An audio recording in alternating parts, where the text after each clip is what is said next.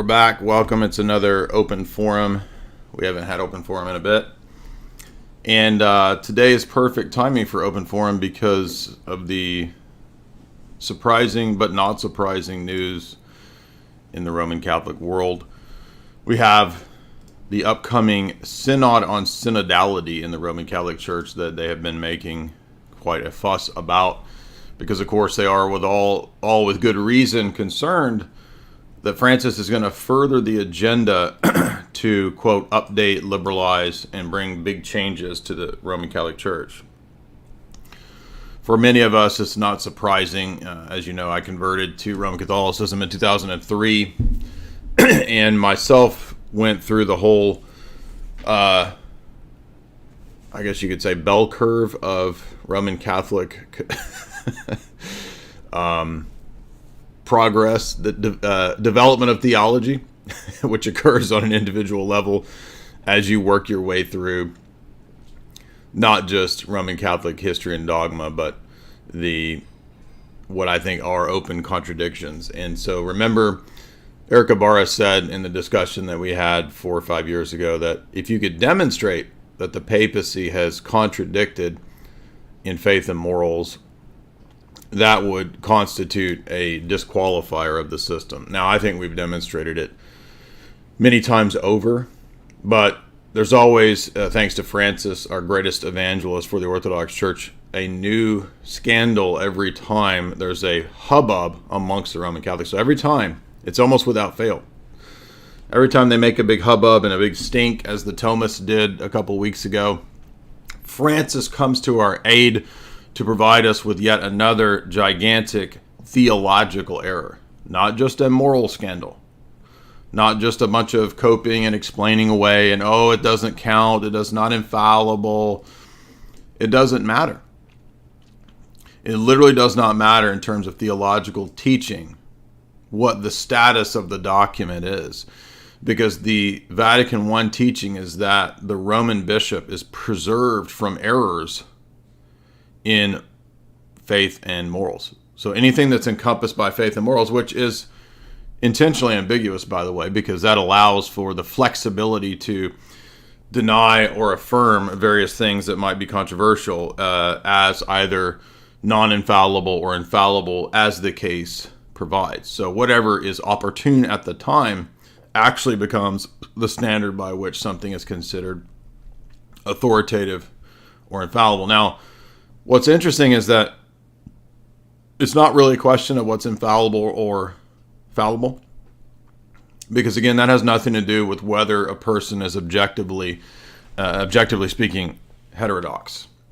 So in other words, the authority behind the document, right, has absolutely nothing to do with the person themselves believing and teaching and promoting heresy. If the authority was necessary to make something heretical, this is what so many Roman, it doesn't count, it's not binding, it's not infallible, I don't have to listen to it, I can discard everything that I don't want because it's not, quote, infallible. The only body within the Roman Catholic Church that can make something infallible or to proclaim it to be of infallible status is ultimately the Roman See. So essentially what that boils down to is that no one could be a heretic except the Pope, and the Pope cannot be a heretic. That's an unfalsifiable system. So via Vatican I, which is very explicit in many places, that the successors to the Roman bishopric will continue. There will be a living magisterial succession to the end of the world, to the return of Christ. That's what Vatican I says, clear as day in many places. That means that while there can be vacancies between successors, sure, there cannot be the loss of successors in an extended period such that, for example, nowadays, all of the cardinals and Roman College and all of the bishops of Vatican II, for example, there are no trad bishops left that could constitute a potential Roman College to elect a traditional pope. So you understand that Francis has already stacked the deck with liberals. And it's not even an issue of liberal and conservative anyway, because all of the people who affirm Vatican II are already part of the revolution anyway, because Vatican II's Nostra Aetate document is precisely the document that prepared the way for things like Pachamama. And if you don't remember, Pachamama was the blessing of this indigenous human sacrifice idol, which according to natural theology could said to be, well, but it's kind of also like Mary. I mean, it's a woman. Mary's a woman. So we could say that all the symbols are the same. Remember, this was Michelle Lofton's argument. No, it doesn't work that way. Did that argument work when Aaron was arguing that the calf could be a symbol of Yahweh? The golden calf could just be a power of God, of Yahweh. That was the argument that Aaron made. And that was not acceptable as an argument for the golden calf. Exact same parallel to Lofton's defense of Pachamama, the human sacrifice idol that Francis blessed, and they did some kind of weird ceremony around it. Again, you understand that it's not a new scandal. Francis has been a consistent pattern of scandals ever since he was elected. And scandals are not just, sexual things or issues relating to corruption in the Vatican. No. I'm talking about theological scandals. I'm talking about open errors on faith and morals. Now, remember, people like Lofton and people like Ibarra, they were very adamant for years that you have no right and no authority to challenge the teaching of the Roman Pontiff. How dare you? And now we have 5 cardinals, the Dubia. 5 cardinals now coming out and saying that, hey, it kind of looks like Francis is a heretic. And the whispers are that they're going to write up a rebuke of Francis as a heretic. Well, number one, it wouldn't matter if they do, because 5 cardinals have no authority to judge the first see anyway. Vatican I upholds the old ancient canon, which is itself from a papal forgery, that no one judges the first see. That means no council, no consistory of cardinals, no group of bishops can form a council to judge the Pope after the decisions of Vatican I. In fact, to say that a council is above a pope is condemned in Roman Catholic dogma. Now, they don't really care about these contradictions, of course, because these contradictions are manifold throughout the second millennium of church history. And thus we have the introduction of the evolution of doctrine, right? Doctrine develops, you see. Doctrine, the morals can change. And this is why Michael Welton correctly points out that the original revolutionary institution in Western civilization was not the dialectical Marxists or the Paris Commune. It was not the Protestants and Calvin and Luther. The original revolution was the 11th century Gregorian reforms, which completely changed the ecclesiastical structure of the church in the West. And that's admitted now by many Roman Catholic historians and scholars. Yves Congar, after 900 years. Francis Dvornik, Phocian Schism. So the revolutions of Western civilization far predate Thomas Müntzer and Martin Luther and John Calvin and the French Revolution and all those goblins. It goes back to the 11th century Gregorian reforms and Dictatus papae. And if you don't recall, what are some of the great claims of Dictatus papae? And we're going to open it up to open forum in a little bit, don't worry.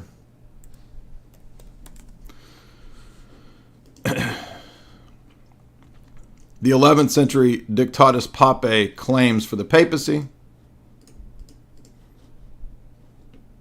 I'll put them up there on the screen, as you can see right here.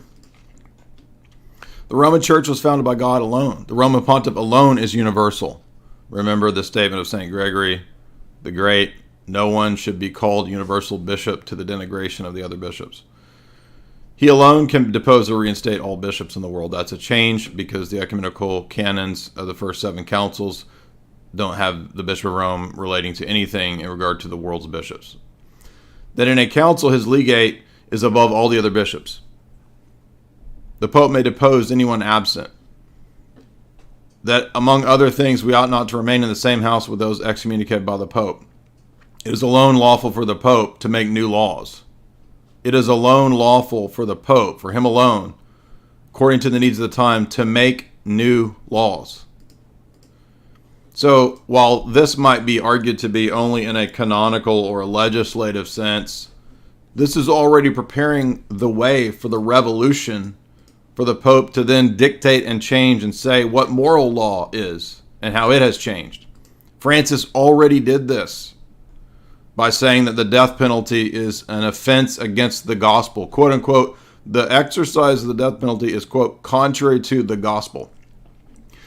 So the Pope can now change and alter natural justice, but the idea that he could change and alter these things does not begin at Vatican II and the liberals of Vatican II like the Tradcats think.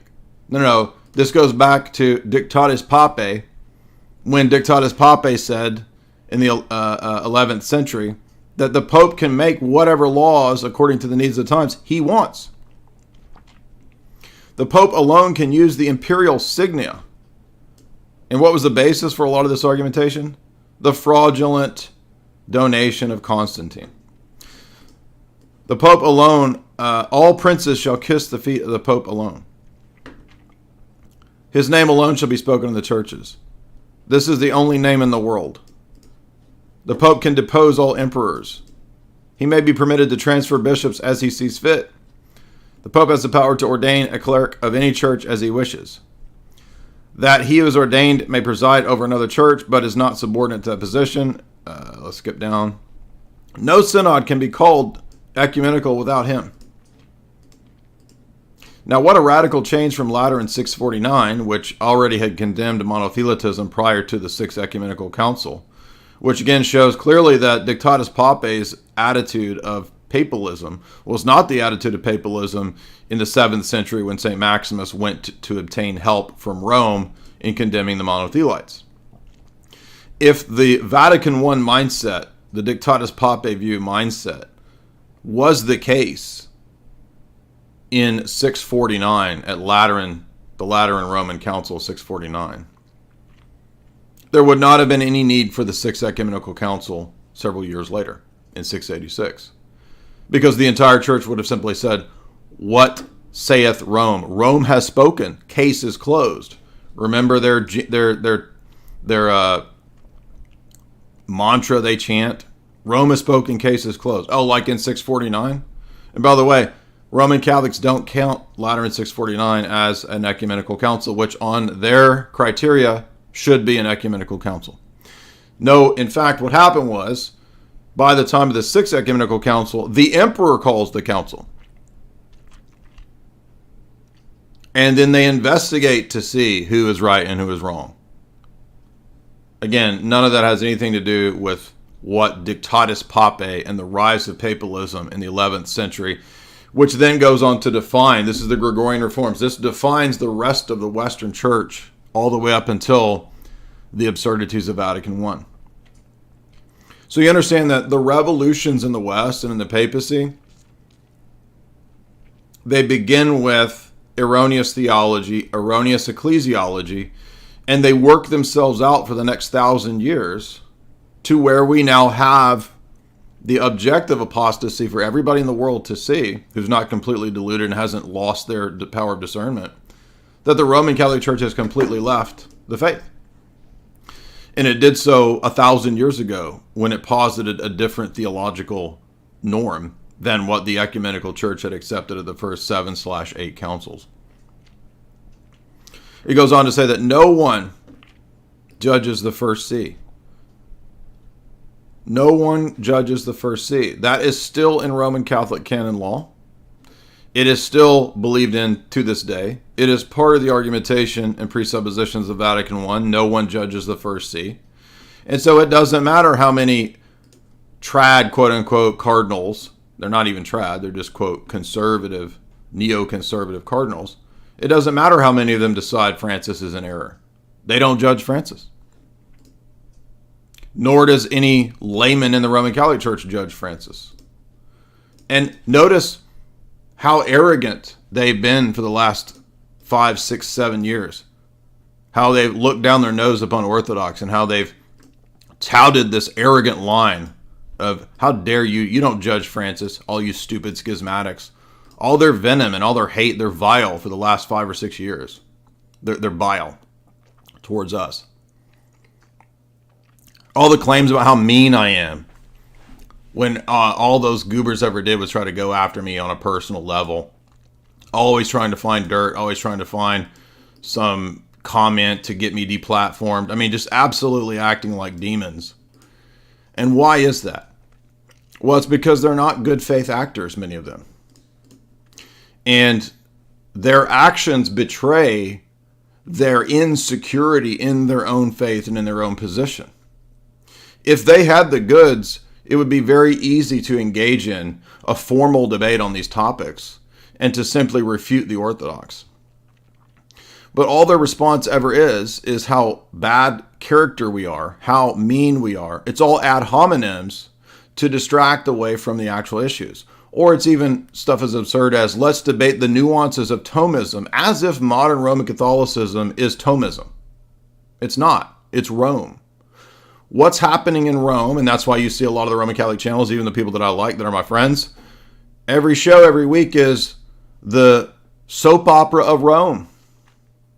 Do you think that, imagine the first 1,000 years of the church, was the praxis and focus of the average laity wondering about the soap opera dramas of what was happening in Rome 1,000 miles away, 500 miles away? Of course not. They had no access to this. It's all silly. It's ridiculous. The church was local.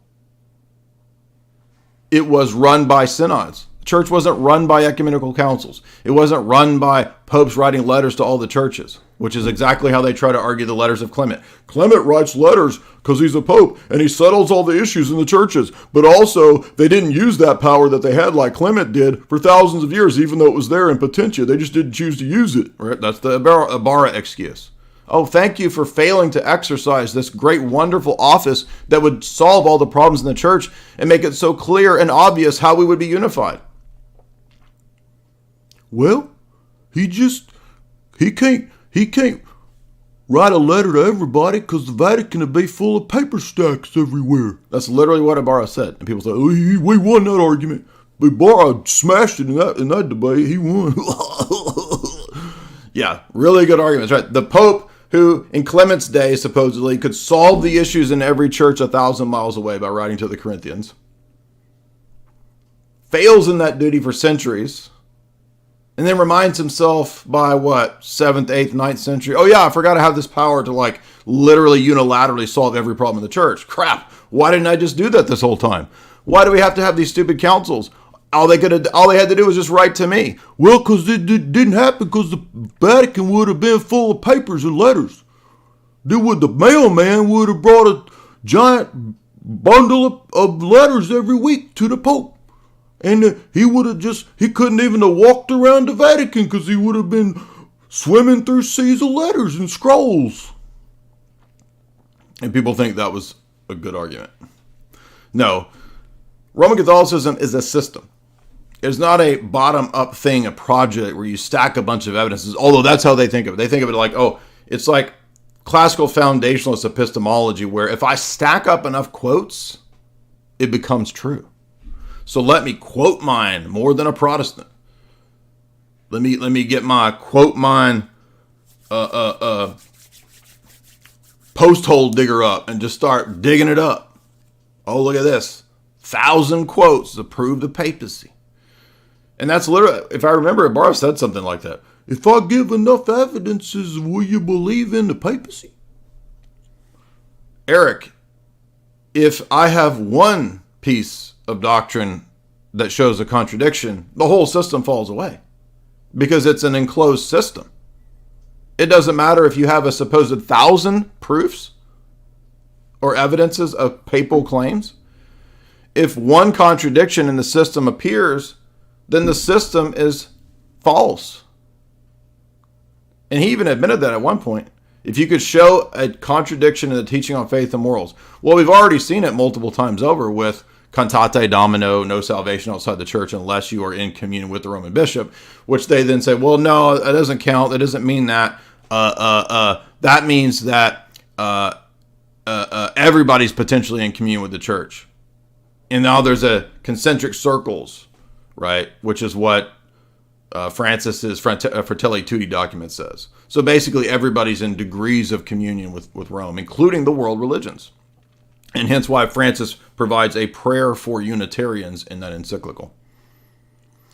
Again, this is all the fruits of natural theology, generic theism, and natural theology coming to its logical conclusions at Vatican II and Nostra Aetate, which says that Hindus worship and love God. What God? No, they don't. They worship demons. And Paul says the gods of the nations. David says the gods of the nations are demons. Paul says the gods of the nations are demons. The church fathers say the gods of the nations are demons. Nobody argues that we're all on a continuum in concentric circles of everybody having degrees of Christianity.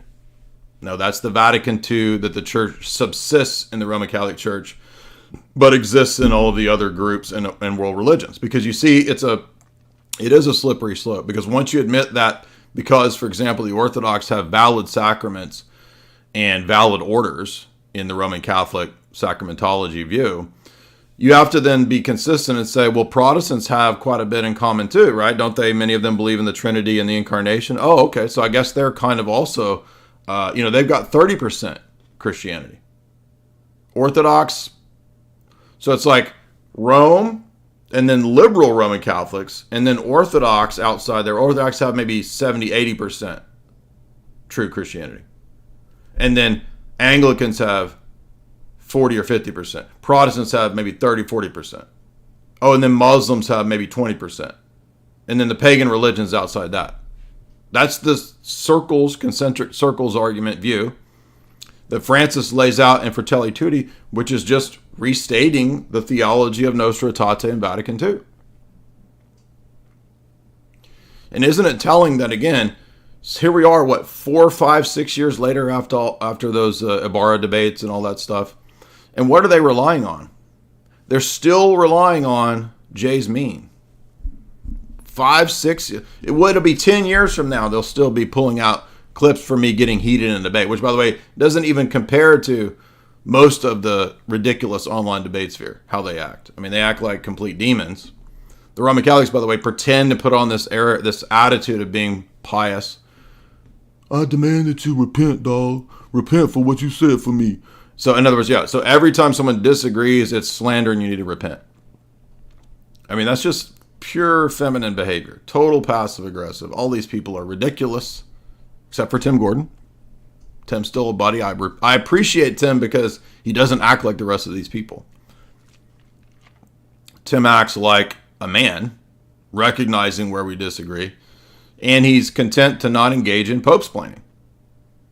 So, look, it's time to just be honest and admit that, as he said in his last live stream, we're screwed. Now, he doesn't mean that he's ready to give up Roman Catholicism, but he's saying that, look, we can't keep engaging in, the Lofton tier, Trent Horn tier of excusing everything that Francis does. Yeah, but it's a lot worse than that because, I mean, the point of all of this is not to just debate people and win arguments. The point is that, and I believe this truly, and that's why I'm not mad at Roman Catholics. I don't hate them because I know what it's like. I know what it's like to be in a religious position, a system, a worldview, to be so devoted to it and dedicated to it, and then to be very afraid that it's wrong. That's the actual source for why they're all so mad and why they lash out in this way. They're not acting as if they're people who are confident in their position.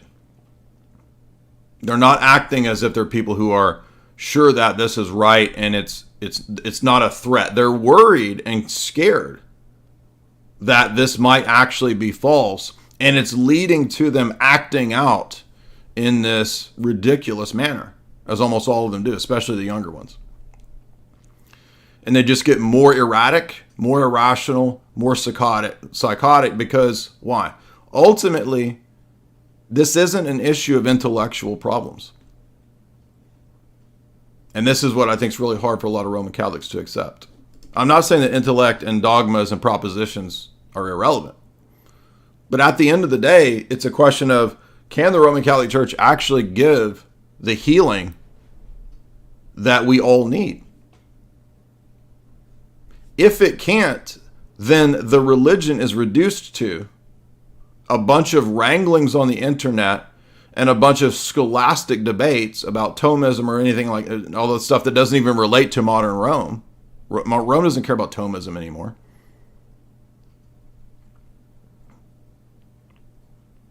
There's no actual healing of the individual. And that means that the Roman Catholic Church is a parachurch. As much as I can appreciate people that say true things there and that are friendly, that we like, that have great insights on philosophy, that have great moral positions, put out great books, sure. But the institution of the Roman Catholic Church cannot be divorced from the city of Rome and the people in Rome. Okay, there's no Nestorian papacy, right? The papacy in the Platonic ideal world that's divorced from the papacy over in Rome that I don't have to listen to.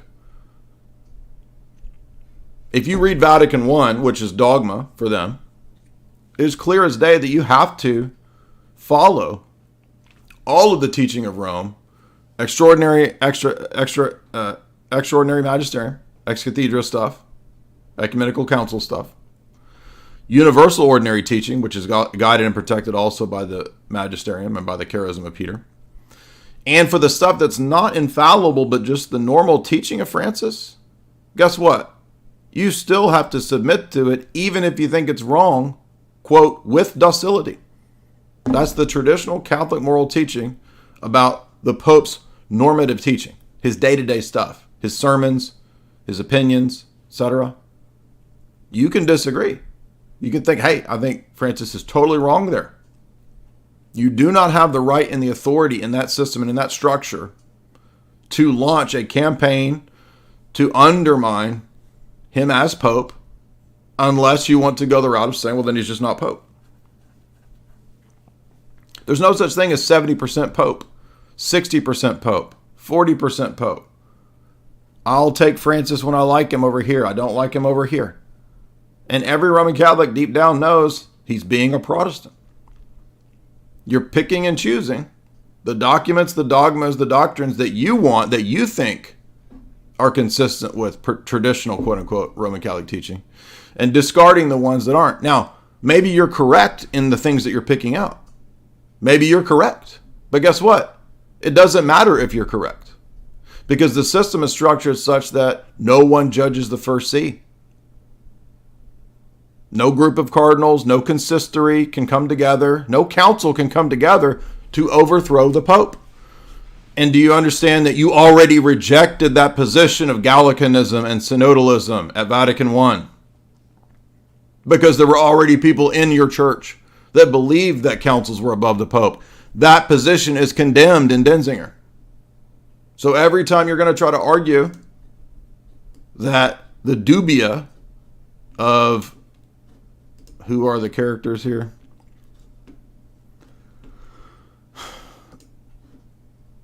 Let's look over here. 1 Peter 5, of course, this propaganda outlet, they put up on Twitter, the new dubia could anathematize Pope Francis. Oh, well then that would put them under the anathema of Vatican I. No one judges the first see. And anyone that says that a council or any bishopric is above the Pope or can judge the Pope is anathema. 1 Peter 5 says, it is possible for the church today to teach doctrines contrary. This is quoting from the Vatican II document, Lumen Gentium. And so the answer is no, the church cannot teach. And then it quotes Vatican I. If anyone asserts to the possibility that a sense is given to doctrines propounded that are different from what the church has always understood, let him be anathema. So 1 Peter 5 is actually trying to use Vatican I's definition that doctrines can't evolve or change, supposedly, or morals, in the sense that the Roman Catholic Church has understood these doctrines, to say that Francis could potentially be anathematized. And who's putting out all this stuff? Why, none other than the apostate from the Orthodox Church, Tim Flanders, who, remember when he was touting all that piety. Oh, I'm so pious because I learned how arrogant and prideful I was judging the church and judging Rome. Now that I'm Roman Catholic, haha, the honeymoon is here. I don't have to worry with those problems. Oh, and now 1 Peter 5 is putting out the very articles potentially talking about judging the Pope. The very thing that 4 or 5 years ago we said Tim Flanders would have to deal with when he found out what Rome was really like. And here we are. 1 Peter 5, the Flanders outfit, pushing the very thing that he said was the root of pride. The root of pride 4 or 5 years ago, according to Tim Flanders, was judging the magisterium, judging the Pope, trying to make judgments on these things. Here he is contradicting himself. Unless he didn't post this and he's going to say, well, that's not my position. I would never. No, you're at a trad site that's literally trying to judge the Pope. Now, look at how deceptive this quote mine is, because it says he's quoting Vatican I and then pairing it with Vatican II, as if Vatican I allows for a pope to be a valid pope to teach errors on faith and morals. So they're all in the dilemma. You see, the reason this is so big is not because, well, it's the first time that Francis has openly taught error and heresy. No, it's not. Francis has been at it for a long time, as have all of the post-Vatican II Roman Catholic popes, by the way. The difference here is that now you have members of the magisterium, the so-called Dubia, the 5 trad and base cardinals, who are writing questions. Whoa, writing questions. Now, wait a minute. Why are they having to ask Dubia questions? We are doubtful. These are dubious. We are doubtful of what you mean, Francis. Francis, tell us what you mean on basic ethics and morals. Wait a minute. I thought the whole argument for all of these years was that the papacy was going to give us clarity on faith and morals. But now we got to have Dubia to interpret the interpretation of the interpretation of the interpretation of the interpretation, not of obscure doctrines and scholasticism, of morals, of basic human biology and sexual ethics. But Pope Francis, the Pope, the office of the Pope will give us certitude and clarity. Remember when Ibarra said that? And then he said he never said that? And people dug up the comments and tweets where he said that. The Orthodox don't got no office that could give them certitude and could give them the doctrines, because they don't know what's true and false. Right, the same low tier argument that Michelle Lofton has relied upon too, right, for so long. Hey, dude, how you gonna get certainty? How you gonna get dogmas when you ain't got the Pope, dude? So the Pope gives us the certainty and the dogmas. Y'all got a bunch of little popes. Oh, really? Is Francis providing clarity and certitude on the death penalty? I guess he has, though, hasn't he? Because he has clearly certified that the death penalty is no longer Roman Catholic teaching and that it has changed, you see. Where do we get ideas that revolutions could occur in law? Oh, you mean the 11th century Gregorian reforms of Dictatus papae. It is for him alone to make laws according to the needs of the time. What does Francis say in his reply to the Dubia? The very thing that Dictatus papae said. But Dictatus papae wasn't about faith and morals. Dictatus papae, that was about temporal power. No, it doesn't matter. Because it's setting the precedent that the Pope is above the natural law. Like when you guys used to teach that death penalty was part of natural law, natural justice. Now Francis can say, no, we don't do that anymore. It's contrary to the gospel. Now Francis can say, Skittles unions are not the same level of marriage, but they can receive a kind of blessing. And I'm literally seeing Roman Catholics coping. Of course, we all know they're going to cope. Like Francis can literally slice up an infant in St. Peter's Square on an altar with a giant Baphomet in front of him and drink the blood, and they'll still cope and say, well, but he was doing the traditional Black Mass right. He wasn't doing the liberal Black Mass right, because in the liberal Black Mass rite, it's woke. But you'll notice when he did the Black Mass in St. Peter's Square, it was in the actual original Latin of the 13th century Black Mass of the Germans' Teutonic Knights. Right? They'll literally say some shit like that. I'm not joking. They'll come up with some just nonsense. And meanwhile, we got Taylor Marshall over here receiving visions of the Virgin Mary squirting milk everywhere. The milkers are engorged, according to the law. Jamie's in there laughing. No, that's not actually what he says. That's actually what he said in his mystical dream that Mary sent him. And you lunatics want to follow these people. I can't fathom the people that follow these people. Like, what is going on in your heads when you follow these people and take them seriously? And let's look at what Tim brings up here, because Tim keeps making the same points. For 7 years, Francis already taught that people who have immoral lifestyles in the Roman Catholic system can now come to communion. Remember, Amoris Laetitia taught that you can come to communion now in the Roman Catholic Church under penalties that formerly forbade you from communion. Now, Tim was making the point that that was setting the precedent for bigger changes down the road in the Roman Catholic Church. And guess what? Oh, Tim was right. Of course he was. Because it's not just about that. It's also about a bunch of other big changes, like deaconesses, which Roman Catholics already have in the Novus Ordo, female acolytes. Female acolytes is the step to deaconesses. Deaconesses is the step to women priests. And everyone knows this. It's a slippery slope. It's a slippery slope. No, it's not. Because look, Francis has already signaled, the whispers are, that the Synod on Synodality will also consider the possibility of women and ordination. Now, I don't know that they're immediately going to jump to, let's have women priests. No. They incrementally do this stuff. It's called Fabianism. It's called the incremental slow kill model. It's an old bureaucratic technique. You don't drop everything all at once. You incrementally do this stuff. And that's why Tim was correct to say that the change in who could receive communion under the morals that were previously would ban you from receiving communion in the Roman Catholic Church, that's the stepping stone to 7 years later will integrate a more radical step. It's that 7 years tiptoe, right? Left, right, left, right. And in the middle of this is a classic bureaucratic technique. When people have their outrage and they scream and fuss, you throw them a trad bone every now and then. Now, Benedict would throw a lot more trad bones, even though he was still a radical. If you read his books, he's absolutely a theological modernist. I've read about 7 of Benedict's books. But when it came to liturgy, he would throw a bone to the trads every night. Oh, we'll give you your Latin Mass. As if the Latin Mass is some magical thing that like preserves the Roman Catholic faith. You could be, do you understand? You could be a heretic and go to the Latin Mass. You can have heretics saying the Latin Mass. The faith is more important than the Mass. The Mass is part of faith, but the doctrines and the beliefs are more important. I mean, if I'm an anti-Trinitarian and I go to the Latin Mass, does it help me in any way if you're a Roman Catholic? Of course not.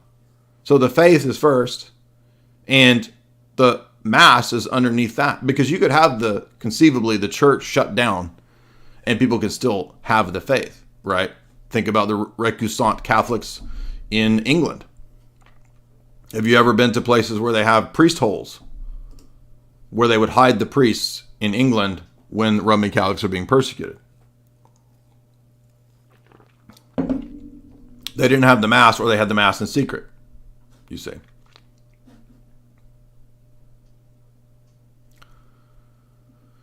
So, I want to remind everybody, too, that it's not just advancement in morals that's a big issue here. Because remember, the Pope is not just guided and preserved from error in theology and dogma. It's also morals. And by the way, natural law in the Roman Catholic system is more obvious and clear than the theological dogmas, right? Your first principles come out of natural principles, come out of Aristotelianism, come out of natural law. That's first principles. And then you build the theology on that in the classical Roman Catholic Thomist view. So natural law about skittle stuff, backdoor stuff, that's more clear than Thomism and the obscure elements of the Trinity or something like that, in their view, right? So, how is it? Just think of the irony of this. The papacy, which is supposed to give us clarity, unity, certitude, preservation of the faith, is not even providing that in the areas that are more clear and more, quote, self-evident, like natural law. We're not talking about, again, obscure theological principles. We're talking about natural law, human relations. What is marriage?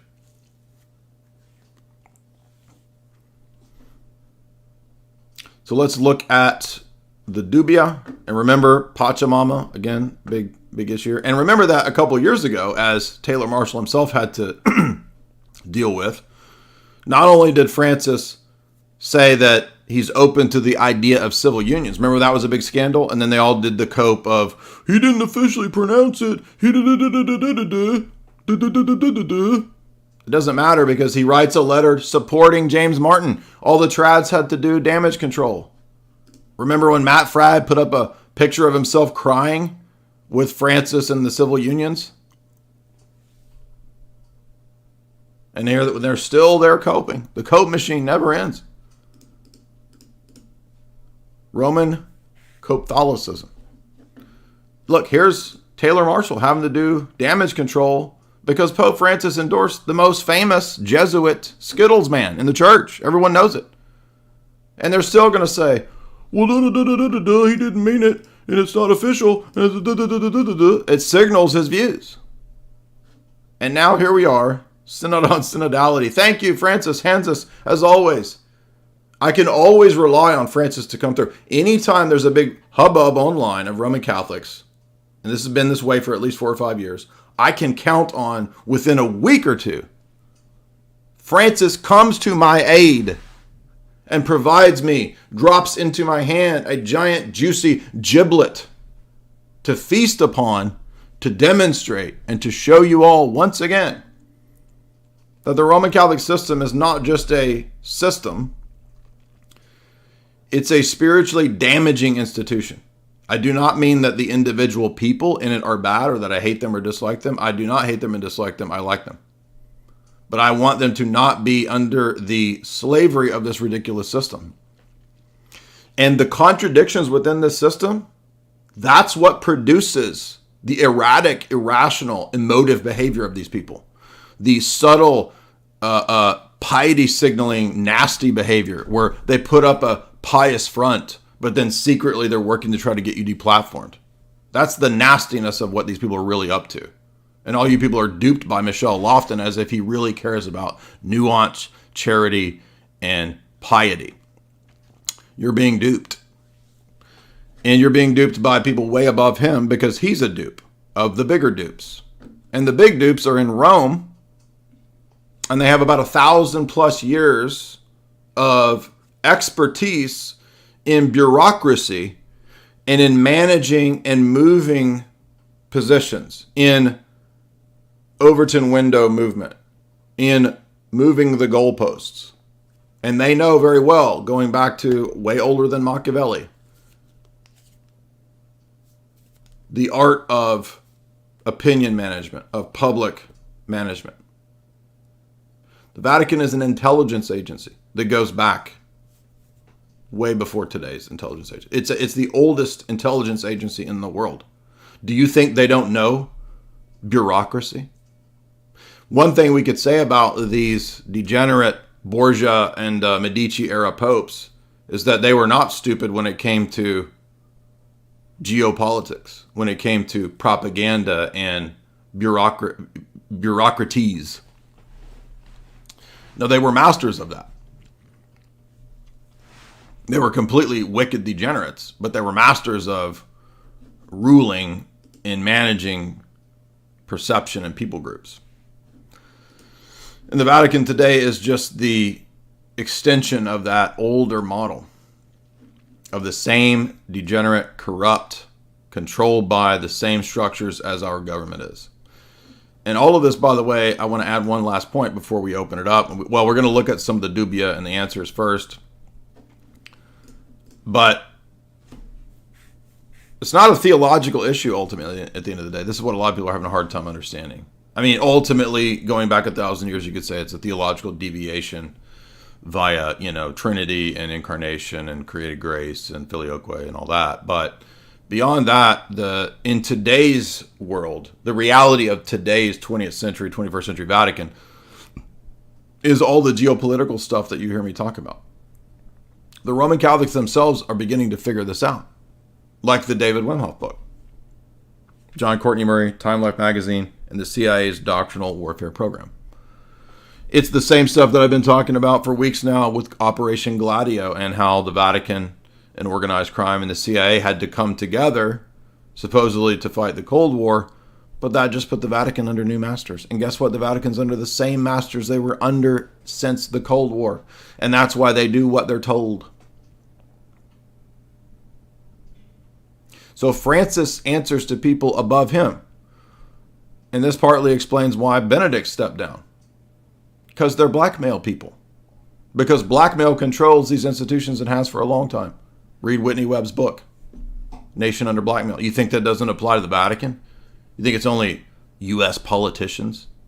You don't think it's patriarchs and cardinals and bishops that are blackmailed? Of course it is.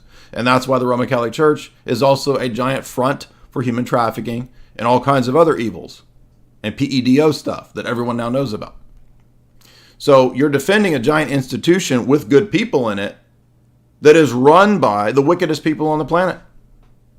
And they throw this in your face, and like good little Stockholm Syndrome children, you eat it up. You love it. And that's why they love throwing it in your face even more. So you want to convince me to come over to Francis's realm when Francis is the champion of the revolution. All you trad cats. And sedevacantism is not going to give you any better answer because guess what? Vatican I says that there will always be living successors to the end of the world, to the coming of Christ. And if you're a sedevacantist, guess what? There's no more trad bishops left who can elect a pope. That's what I'm trying to tell you. First of all, the bishops don't elect a pope. The Roman College elects the pope. And once the Roman College has elected a pope, the entire world receives him, and then he is the pope. You can't say, well, oops, no, he wasn't. Actually, he wasn't. He wasn't really ever the pope. Because you've undermined the canonical law procedures of how the pope is elected and on what basis he is seen to be valid on the basis of the reception by the church. The entire church in the world of Roman Catholicism, the cardinals, the bishops, received Francis as their pope. And if he goes into heresy, then the doctrine of the indefectibility of the Roman See is no longer true. And that is part of Vatican I. So Vatican I is no longer true. If Vatican I is no longer true, the Roman Catholic Church is not the true church. We're not doing right. It gets really complicated, and you're going to get all these documents and 1,000-page books to read. Doesn't matter. Francis is telling you that the morals change.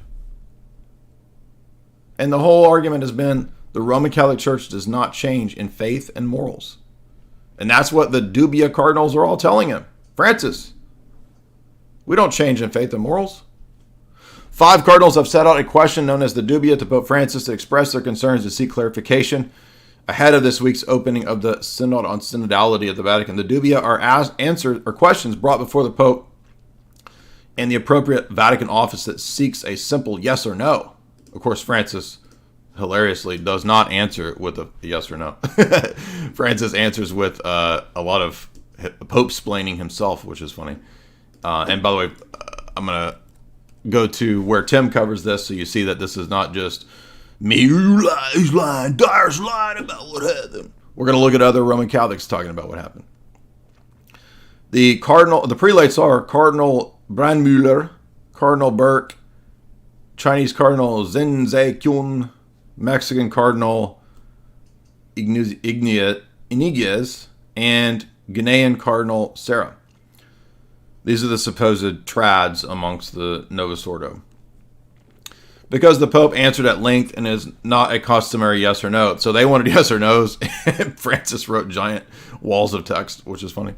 The Pope has not responded to the group resubmitted it. So here's Francis's responses. Should we reinterpret divine revelation according to today's cultural and anthropological changes that are in vogue?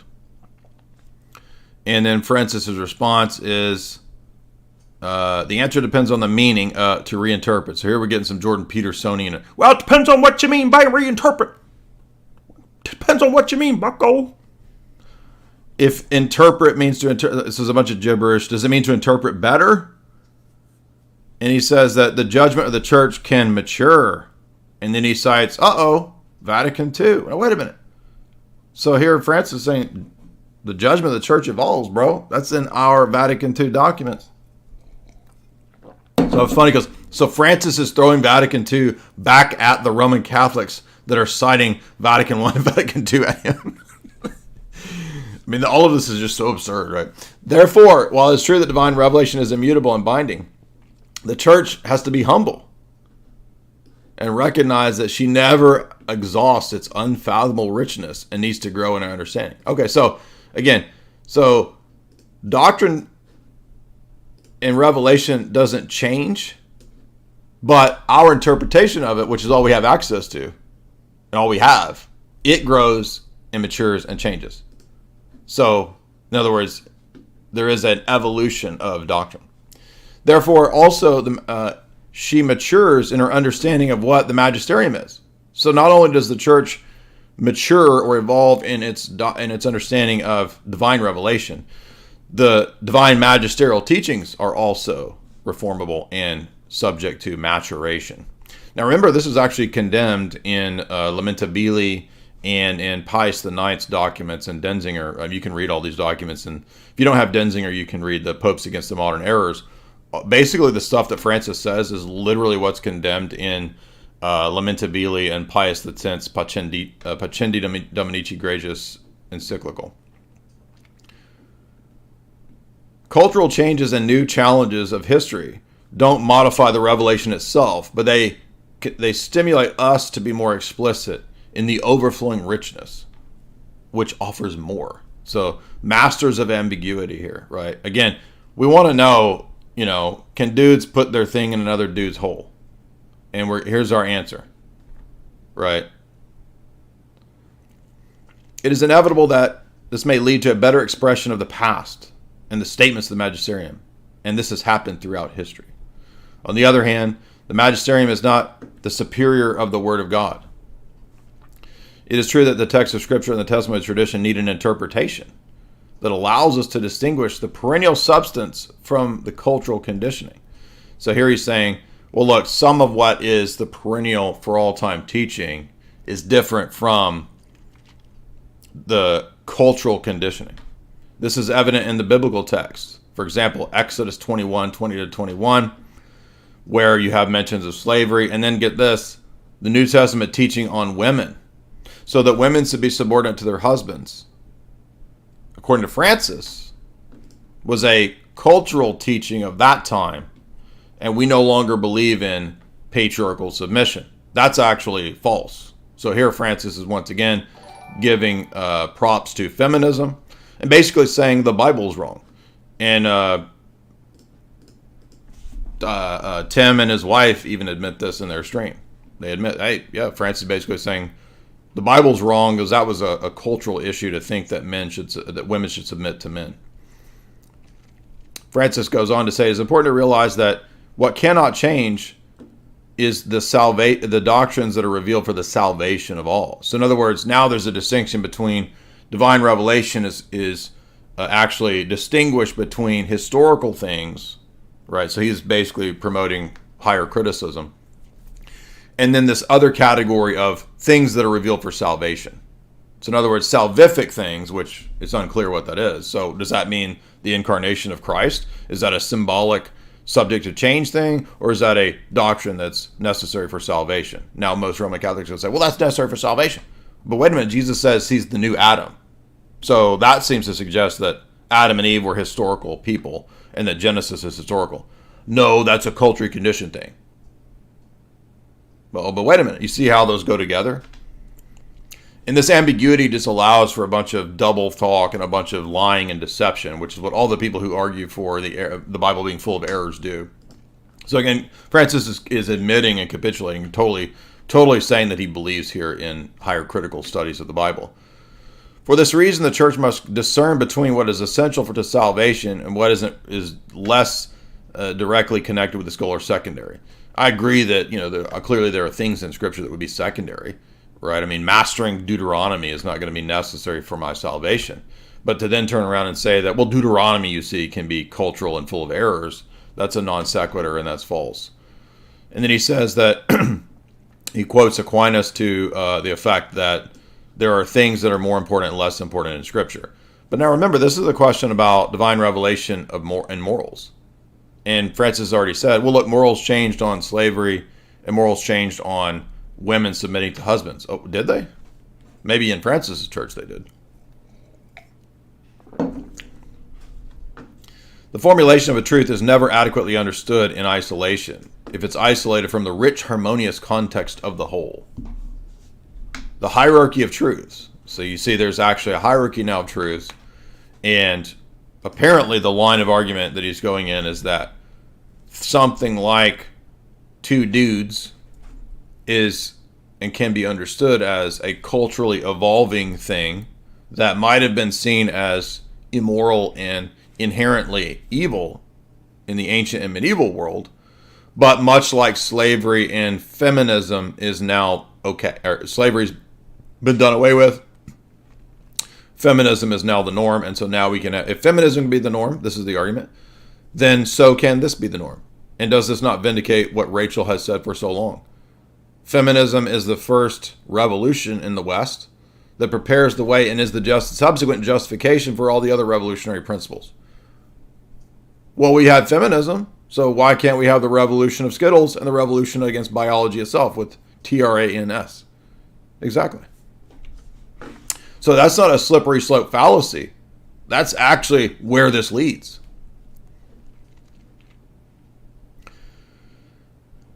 So then Francis goes on. The next dubium is the claim that widespread practice of the blessing of unions, not, quote, Skittles marriage, but a blessing of a kind of union. So this is still the church granting a blessing, right? It's not saying that it's the sacrament of marriage, but it's giving approval to this. Now, wait a minute. Could the church then, as Tim points out, could the church then give blessing to murder? I mean, why can't that moral change? Why can't that moral evolve? I mean, can I have a harem? Can I live with a bunch of thoughts? Why not? By the way, isn't living with a bunch of thoughts less unnatural than what is being proposed here? Yes, it is. In fact, Aquinas argues that. Aquinas even argues that incest is less unnatural and less of a sin than Skittles. Because Skittles is more unnatural because it goes against the purpose. Even if I am with a relative, sister, mom, or whatever, in Aquinas' view and in medieval Catholic views, that is more unnatural. I kid you not. And I'm happy to debate this if it's any idiot Roman Catholic thinks this isn't the case. No. Having a harem or sleeping with your sister is not as bad in medieval and traditional Roman Catholic theology as the Skittles stuff, because it's more unnatural and it's more removed from the telos and the purpose of the act in their system. But where is Francis on tape bro? Well, I'm a tape bro. I want a harem. Can we evolve Roman Catholicism for me to have that? No. You see, the only evolution is in the direction of the most degenerate globalist goals. Now, I'm not saying that it's good to have a harem, but I'm saying that that's against feminism. You're not going to get your Tate harem in an institution that is simultaneously pushing feminism. But what I'm saying is that what he's pushing is far worse than polygamy. Isn't that wild? And even Aquinas admits that polygamy is not as bad as this stuff. What an amazing evolution, and what an amazing time that we live in, that this is now. I would have never dreamed they would go this far, and that Francis would do this kind of stuff. I mean, I left all this stuff a long time ago, but I can't believe that they're that bold to do this. But I guess because they answer to more powerful people than them, I mean, they do what they're told. And if you don't do what you're told, you might meet well, number one, you're probably not gonna get taken out. You might, if you keep persisting. But if you don't do what you're told, then the media is gonna know about what you did in that brothel 5 years ago in Haiti or wherever, right? That's how it works.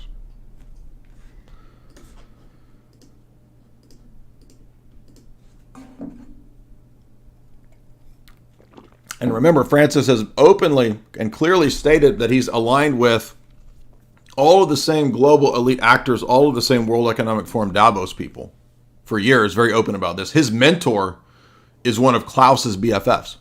His mentor, that dude that was a liberation theology guy, is Klaus's close confidant.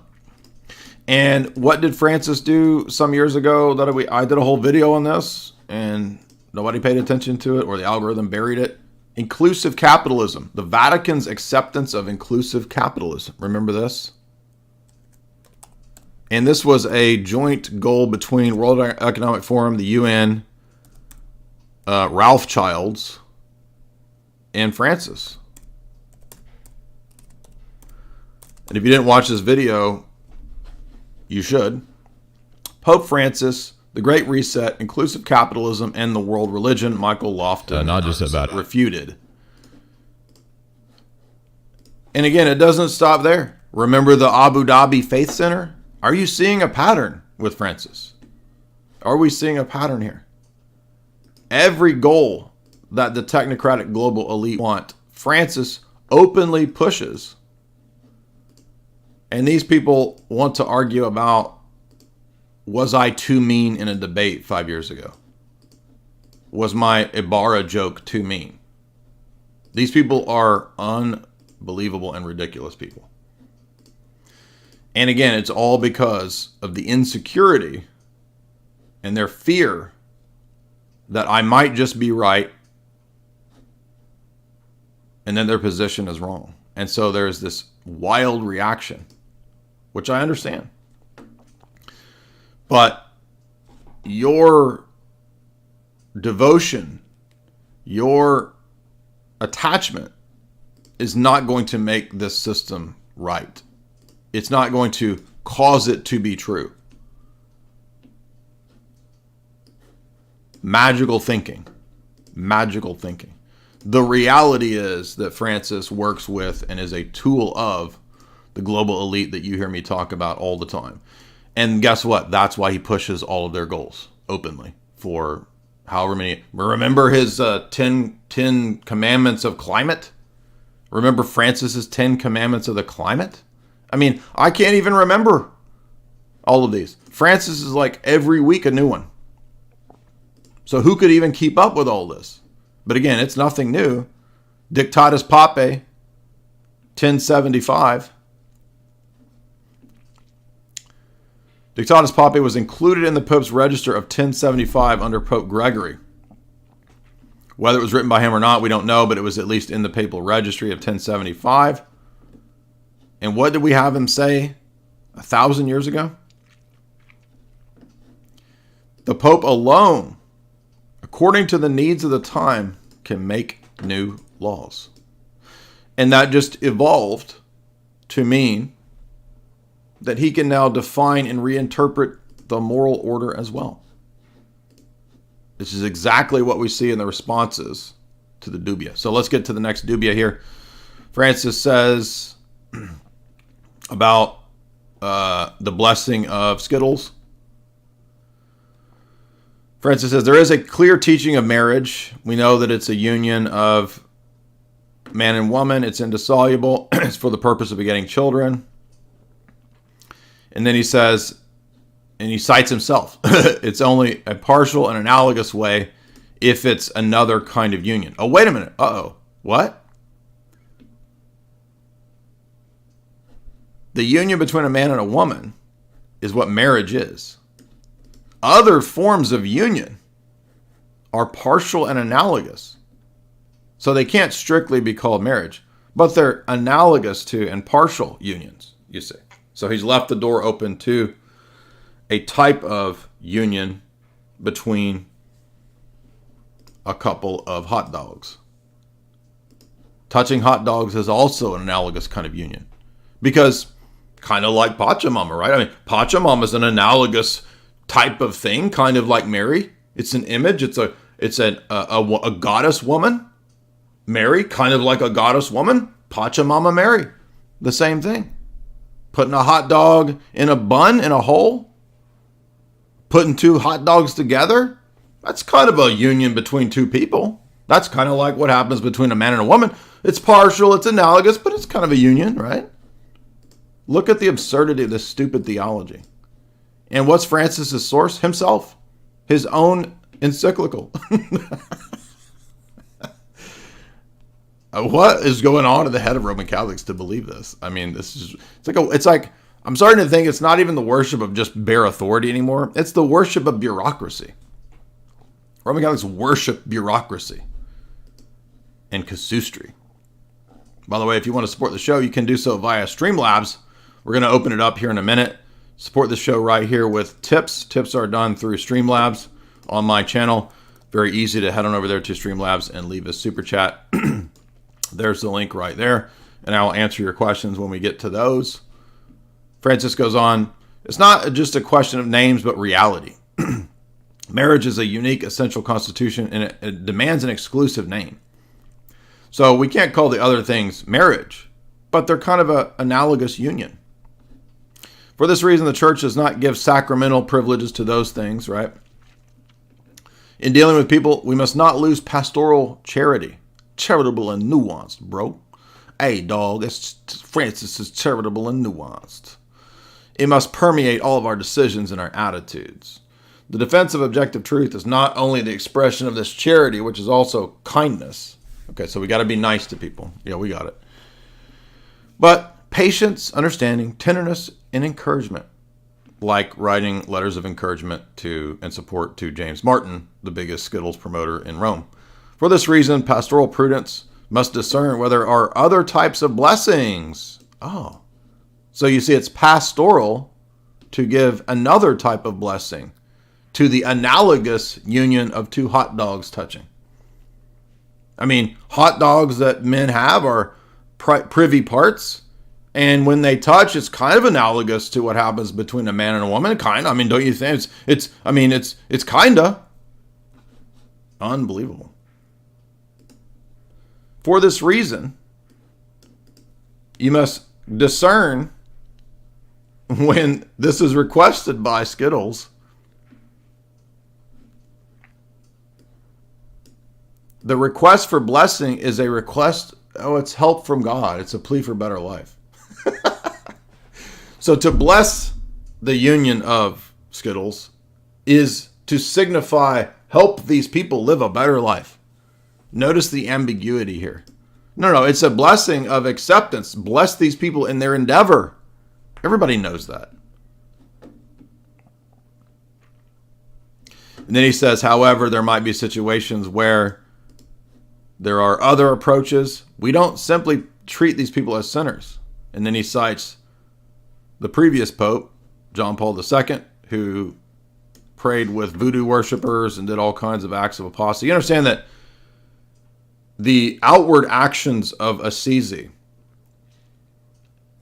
the compromise of public worship to affirm and to promote Pachamama, which is just doing what John Paul and Francis did with Assisi 1 and 2, where they openly prayed together with Buddhists, voodoo worshipers, Shinto, and all the world religions, which is itself an act of apostasy. All this is the moral reflection of their religious apostasy. It's impossible to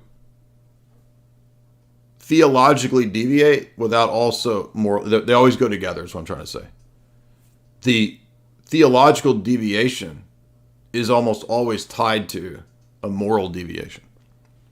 And the two will always go together. And that's what you read. Just go read the book of Numbers. Read about Baal Peor. This is all a repeating of Baal Peor.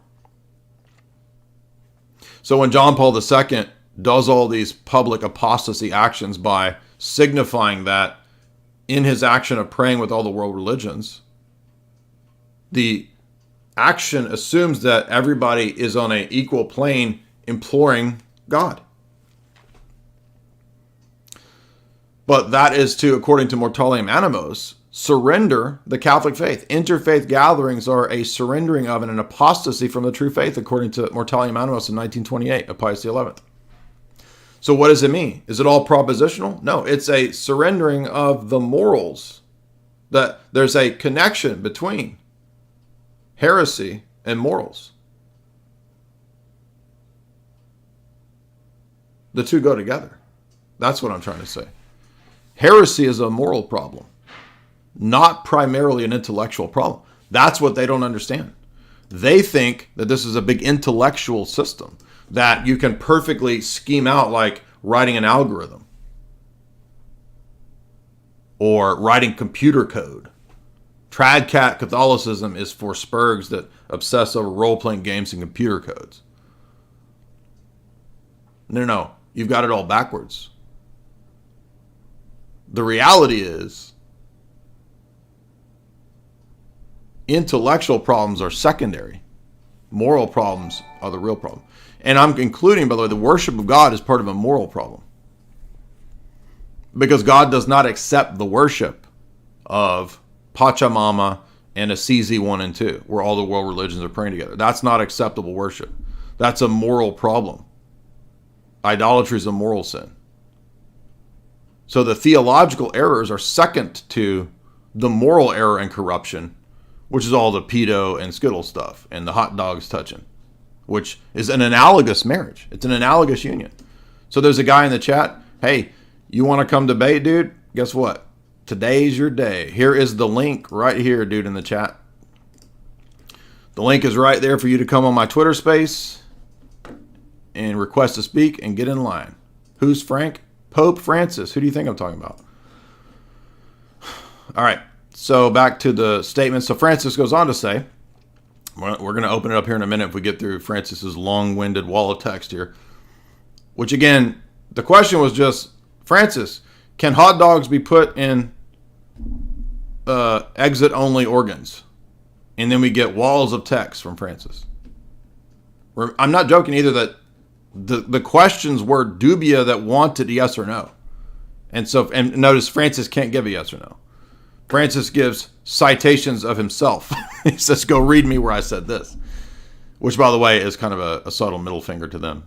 And remember, it doesn't matter how many trad-based, pseudo-based cardinals and prelates come together. No one judges the first see. It doesn't matter if every bishop and cardinal in the world comes together and says, we don't like you, Francis. Francis is above them and no one judges the first see. So none of this even matters in their system. There are situations that might, from an objective perspective, point to a view that's not morally acceptable. So he's basically saying you can't just like bless everything. It's not what we want to do in all cases, but there might be cases where you can. So again, totally ambiguous, totally becoming relativistic. Decisions in certain circumstances can form a pastoral prudence, but they should not become the norm, right? So he's saying that don't bless every single analogous hot dog union.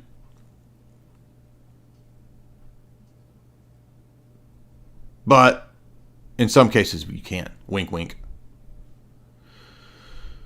That is to say, it's not appropriate for the diocese or the conference to constantly and officially do this all the time. So he's giving you an out, but this is throwing a bone to the pseudo-trads who think that, well, look right here, he says you shouldn't do it in all cases. And Tim is absolutely correct to point out that that's exactly what they said 7 years ago when Francis allowed for the reversal of the communion canons in Rome. The reversal of the communion canons prepared the way for this, as everyone who has any wisdom could see. And guess what? It's the same thing in the Orthodox Church. The same entities that are behind Francis and connected to the push for this stuff in Rome are the exact same entities that are saying that via Bartholomew and the archons, we need to have women deaconesses throughout Orthodoxy. And also, by the way, we should also have some kind of blessing of these unions in Orthodoxy. It always goes together. Why? Because the same entities and geopolitical powers behind Francis, Davos, World Economic Forum, all this stuff. Again, Francis's BFF and mentor was Klaus's BFF, the liberation cardinal dude. They're all in the same club, pushing the same agenda. And this is in anticipation of 2025 and the potentiality of a union with the so-called Orthodox. Why do I say the so-called Orthodox? Because anybody who's under Bartholomew and wants to go back to Rome is certainly not Orthodox. They're Orthodox in name. Because you would have to be under total delusion and you would have to have lost all of your discernment to want to go to this. But I mean, the members of Go Arch or the members of the OCA or of any of the jurisdictions that want to go to this, be my guest. Go. Please leave us alone. Go away and go be with Francis. And to all the people that are coping, what are you coping about? If you want Rome and Francis, go be with Rome and Francis.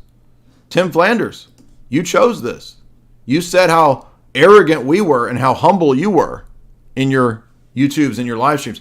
Now you're over here printing texts about how Francis is potentially a heretic, violating your own ideas and claims about how humble you were. Remember, does everybody forget what these people do and how they argued and what they said?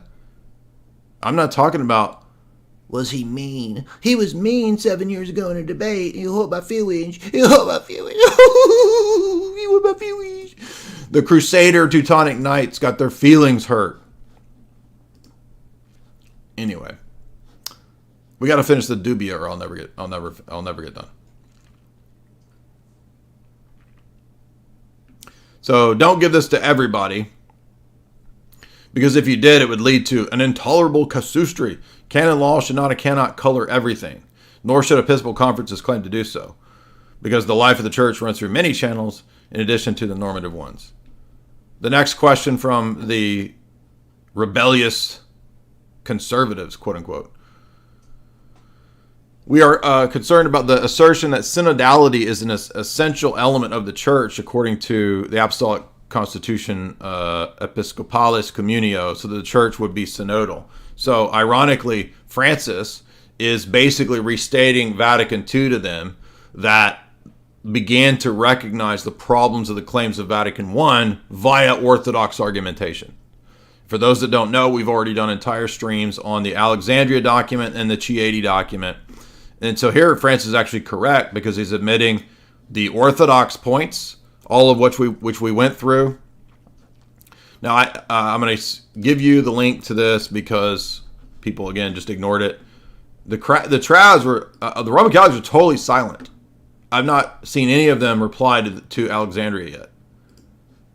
Maybe they will. Maybe one of them did somewhere and I just missed it. But the Alexandria document just happened, and it's the Theological Commission between Orthodox and Roman Catholics on the notion of synodality. That is, synodal church government. Synods, as in not just papal. Papal church government or ecclesiastical synodal church government. Two models. Vatican II, for many reasons, tried to give a balancing move away from the papalism and ultramontanism Vatican I to balance it out with also trying to bring in collegiality in the Roman Catholic structure. And many of the Vatican II documents discuss this. That's their point. So since that time, the quote ecumenical dialogue has been concerned with trying to reach out to the Orthodox, the idea that it's, to us, to bring us back into union under the admissions, first of Vatican II, Then we get this document called the Chieti document. And the Chieti document was important because it admitted at the very end of it that in the first 1,000 years, the Pope did not exercise unilateral universal control and jurisdiction. So that's a tremendous admission. At that time, Roman Catholic apologists were saying this is an admission because this is a papally approved commission. Francis is signing off and approving these documents. This is an admission that Francis and Vatican I are false. Remember that guy for Catholic World Report? That Dr. whatever his name was? Basically saying, how do we deal with this? This is an admission that we contradicted. Well, guess what? Chieti was weak sauce. Chieti was weak sauce compared to Alexandria. Alexandria went almost the full way. 90 to 95% of our arguments are admitted in the Alexandria document, which just happened about a month ago, maybe 2 months ago. We went through the entire document. It's not that long. You need to read it if you haven't. It's crucial to this whole discussion and event because why? Because what's the Synod on? Francis's Synod that they're all up in arms about is Francis's Synod on Synodality. And it's not just about Skittles and women deacons and whatever else. It's also about us Orthodox. Because they want to offer and try to bring us back, supposedly. All they're going to get out of this is the worst elements within our church. Yes, please don't let the royal doors hit you on the way out. Head on it, please. Get out of here as quick as possible. Go to him. Go have your Antichrist union. No one wants you in our church anyway. You're cancer and destructive. All you Fordham people, please go have your hot dog fest with Francis. He's given it to you. Go be with him. So this is great for us. Actually, this is a separating of wheat from chaff. And when I was talking to Tim about this the other day, I was explaining to him, you understand that synodality relates to the document that they just did for the Orthodox. The document is called the on synodality. So Francis is now talking about this very thing in this answer to the dubium, number 3. And Francis is actually correct. He's correct on this point. Don't misunderstand me, because when I said this last time, somebody thought I was saying that now we need to go back to Rome because Francis's stupid document admits 90 to 95% of our positions. I didn't know. I'm not saying that. Of course not. I'm saying that the admission of the document proves we're correct. This is Francis saying the Orthodox were right. This is Rome saying it. It's not an infallible document. It's not an infallible document. It's not an infallible document. It doesn't matter. It doesn't have to be an infallible document. That has nothing to do with whether it's true or false, or whether it's heresy in the Roman Catholic view.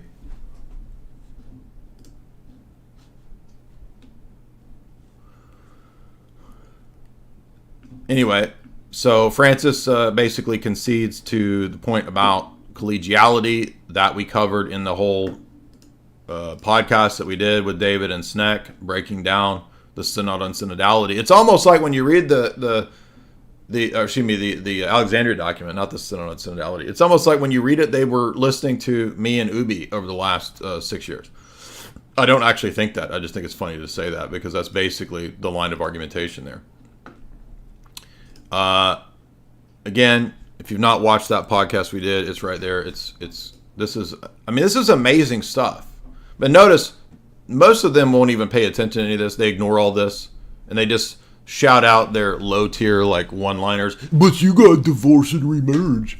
Oh, you mean like the canons of Basil, which your Pope accepted for centuries? Those canons that your church used to accept? Those? Oh, yeah, exactly. Well, but our church could change teaching. Ooh, yeah, exactly. You understand? You changed teaching a long time ago.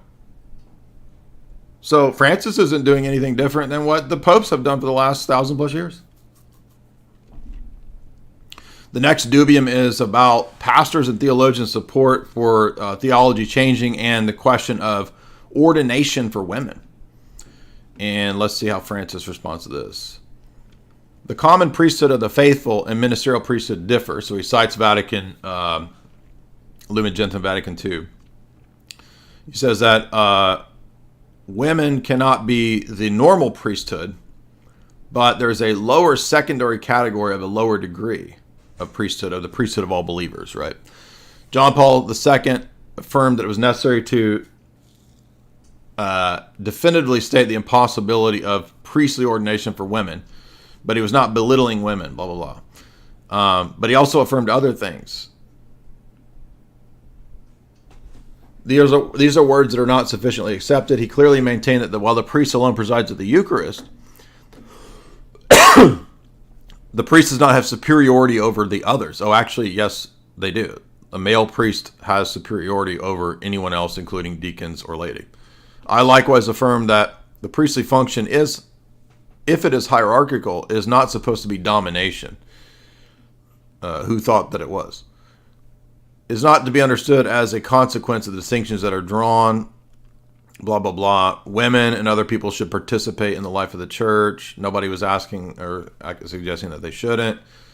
On the other hand, to be rigorous, we should recognize that clear and authoritative doctrine has not been developed about the nature of definitive statements.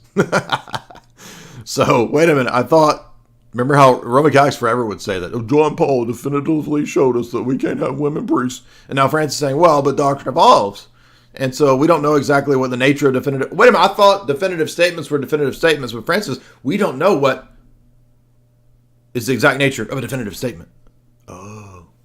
It's not a dogmatic definition. But it must be observed by all. You can't contradict it. Interesting. I thought the Pope was there to give us unity, clarity, guidance, and assurance and preservation of the faith.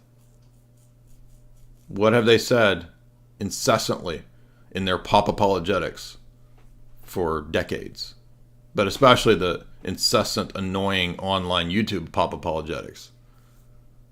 The Orthodox, and by extension they would say Protestants too, don't have doctrinal certainty, unity, clarity, preservation of truth, and the ability to make decisions on faith and morals. And now Francis is telling us that, oh yeah, all those things that you thought were definitive might not actually be definitive, because what does it mean to be definitive? We got a lot of Jordan Petersonianism. Well, what's that? What's it mean to be definitive? Depends on what you mean, bucko. Well, you know, you've got a lot of problems there. Forgiveness is a human right. That one's not that interesting to me. So I guess this relates to divorce, remarriage, and communion or whatever. So that one I don't really care about. But so those are the dubium, and seems like Francis's ambiguous replies are actually pretty clear. So that's at least what Francis is signaling of where he wants to go, and none of this is inconsistent with Francis's previous actions that they previously had to do cope-splaining over, such as the open support for James Martin.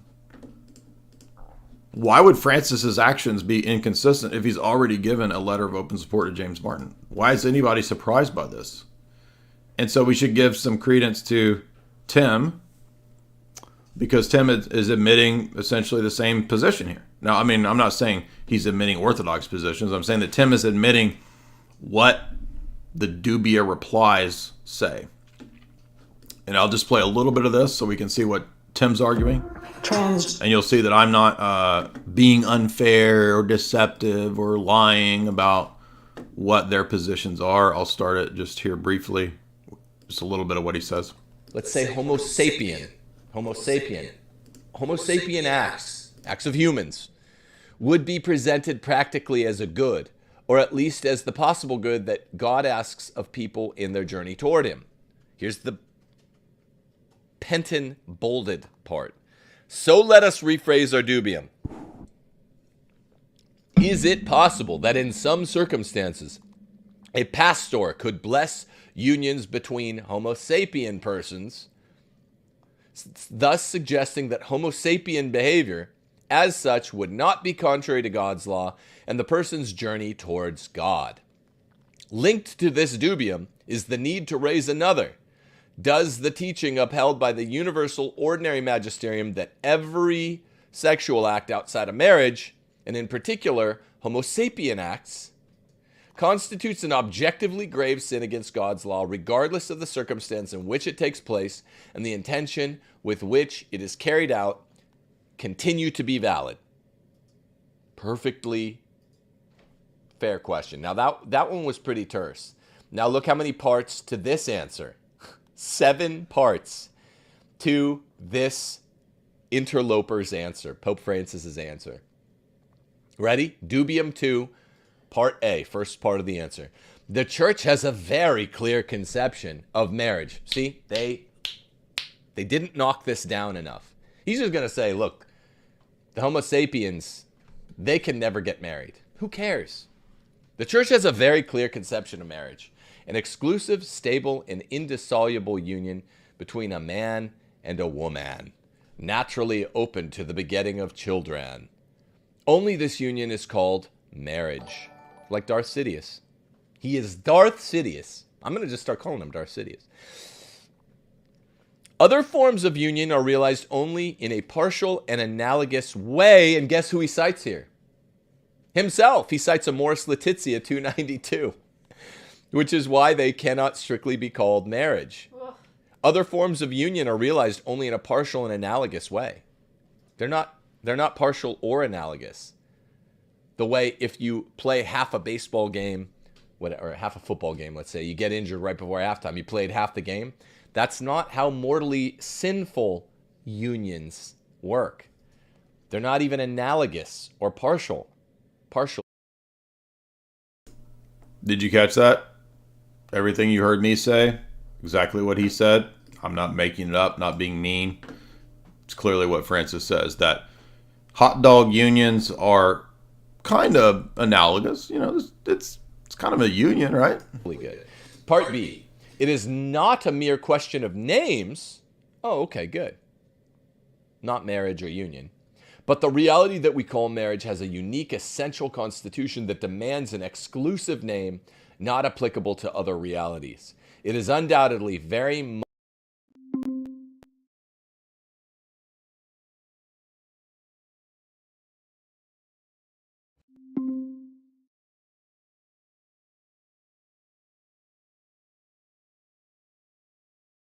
That's not nice. something that is not marriage is recognized as marriage. You see what he did there? That's part 3. He just said that we will avoid any rite or sacramental, which would include a blessing, I believe, if it confuses a union as a marriage. I thought he was off of that. He stipulated out, what lawyers call stipulated out, of answering that question. Because in the second part of his answer to 2, he said it's not a mere question of names. So I thought he stipulated out. With his answer to part 3, he stipulates back in. He's going to sound faithful while, like Darth Sidious, sound faithful while doing evil. This is what he always does. This is Pope Francis.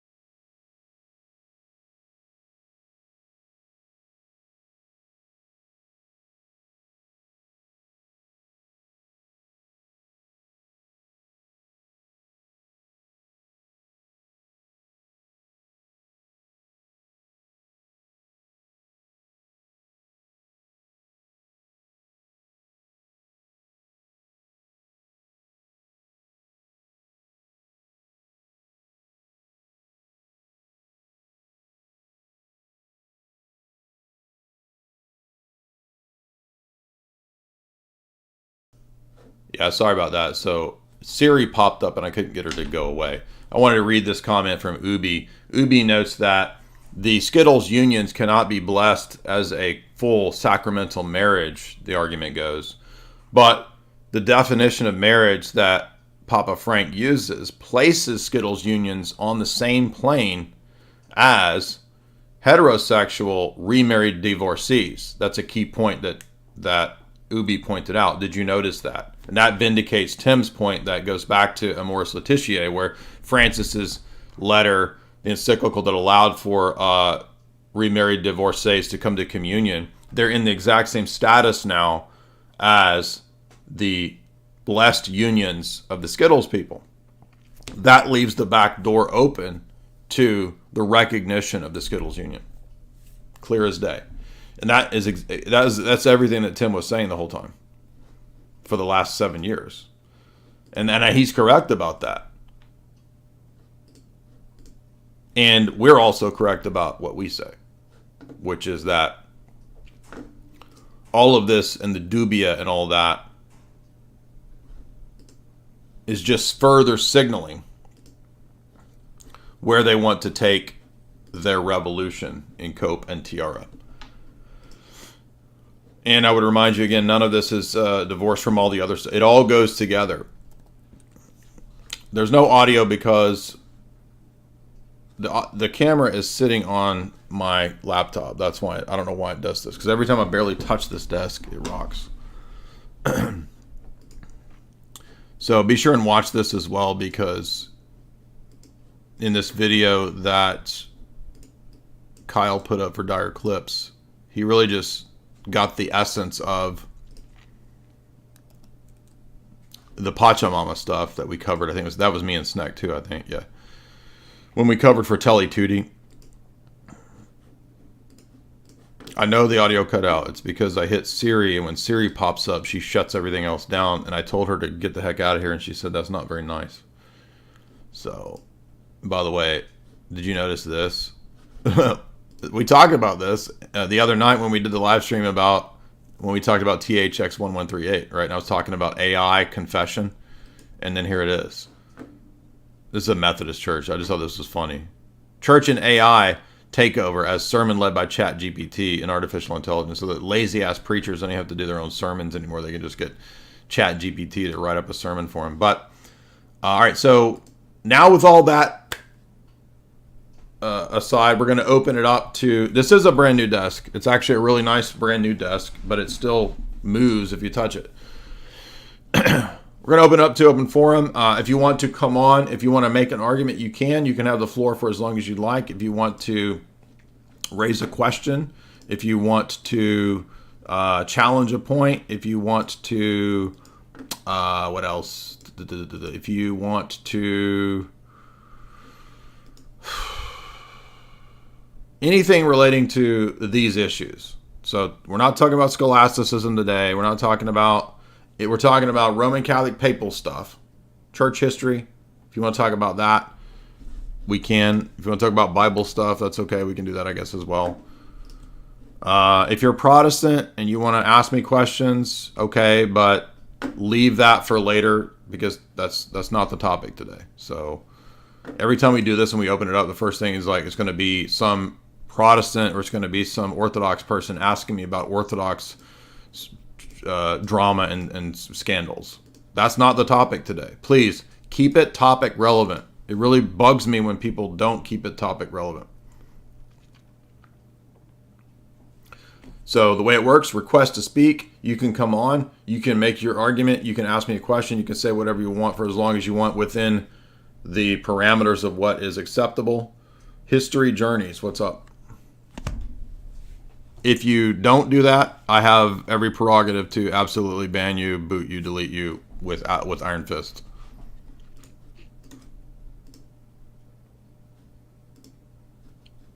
Hey, Jay. Yes, sir. Thanks for letting me speak. I had a theological question. Okay. It was regarding Timothy 2:12.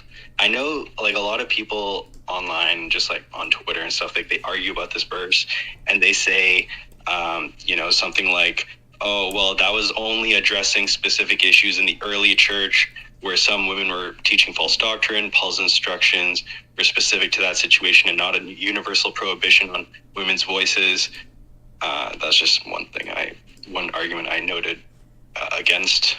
Well, I mean, Paul consistently teaches this not on the basis of anything cultural, but on the basis of the natural order between men and women. So you'll notice that text doesn't say it's properly understood according to the culture and the morals of our time. He says, let a woman learn in all silence with submission.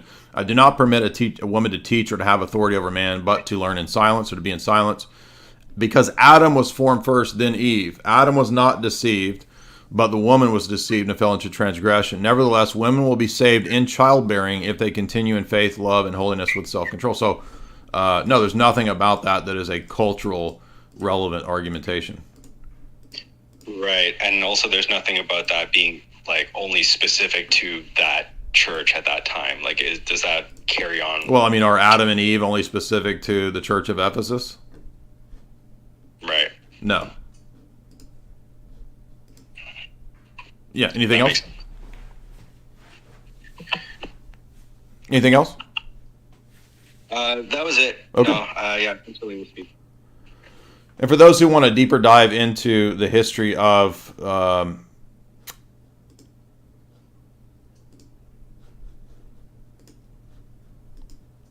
the push for women deacons and then how that's the stepping stone to women priests. By the way, Roman Catholics already have female acolytes, so they're already on the road to that. John Paul allowed that for the Novus Ordo. Let's see. If you want a deeper dive into the means, methodology, and plans of deaconesses and how that's a big scam, we covered that here with Father John Whiteford not too long ago. And he went into great depth and detail refuting this from church history and who's pushing it and the motivations of this for today. All right, next up is Handmade something. I can't read the rest of the name.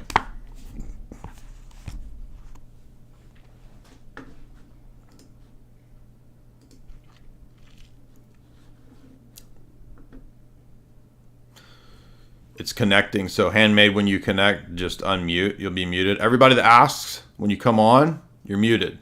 So just unmute yourself. If you request to speak, then when I give you permission to speak, you have to unmute yourself. Otherwise, and we already know I'm going to have to do it, I have to sit here all day long and tell everybody to unmute. All right, so it's having a trouble connecting. So go out and come back in. Handmade. Father Deacon, did you want to speak?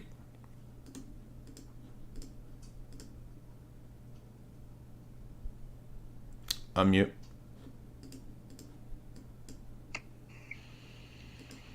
Did you want to speak? Oh, just in case you need me to talk on anything, I'm just here. Okay. Do you have any comments on so far the Dubia and all the big the Roman Catholic world going wild?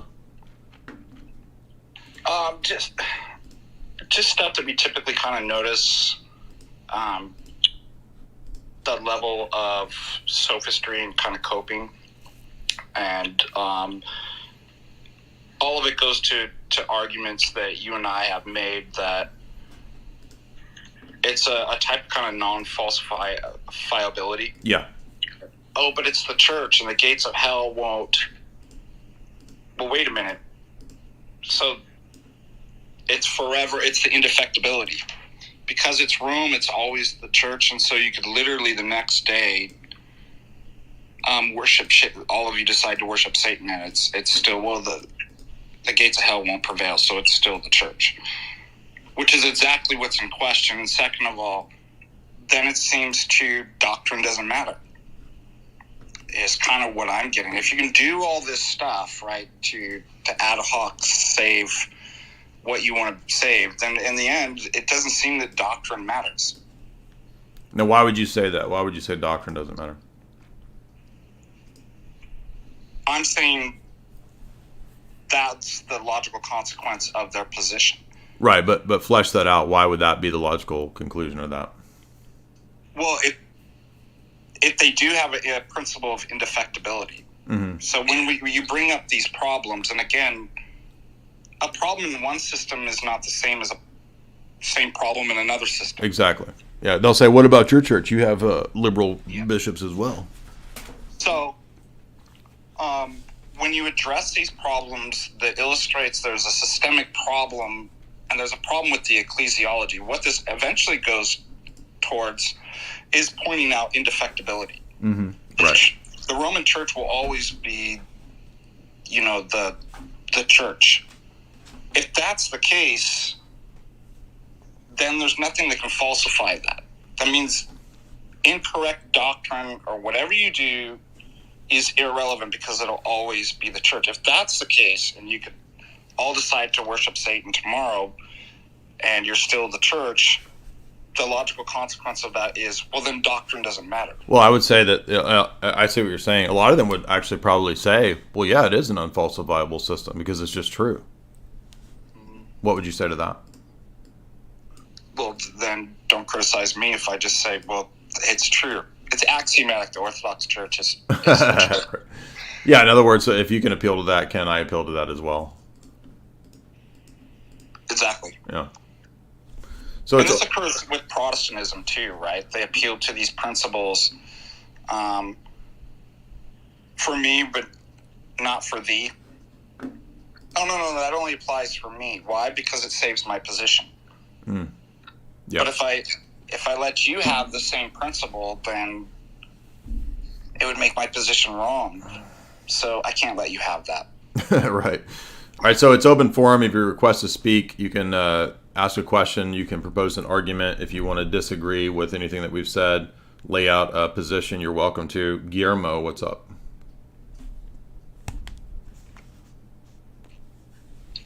Hello. Hey, what's up? Hey, sorry. Thank you for having me. I'm from Venezuela, and Superior General of the Jesuit Order right now is a Venezuelan. I came from a Jesuit-led university here in Caracas, and I'm wondering, because I'm not that familiar with the whole part of the influence that the Jesuit Order, being that Francis is the Pope right now, have in this whole movement towards the left style things. So do you have any comment on that? Or maybe you can...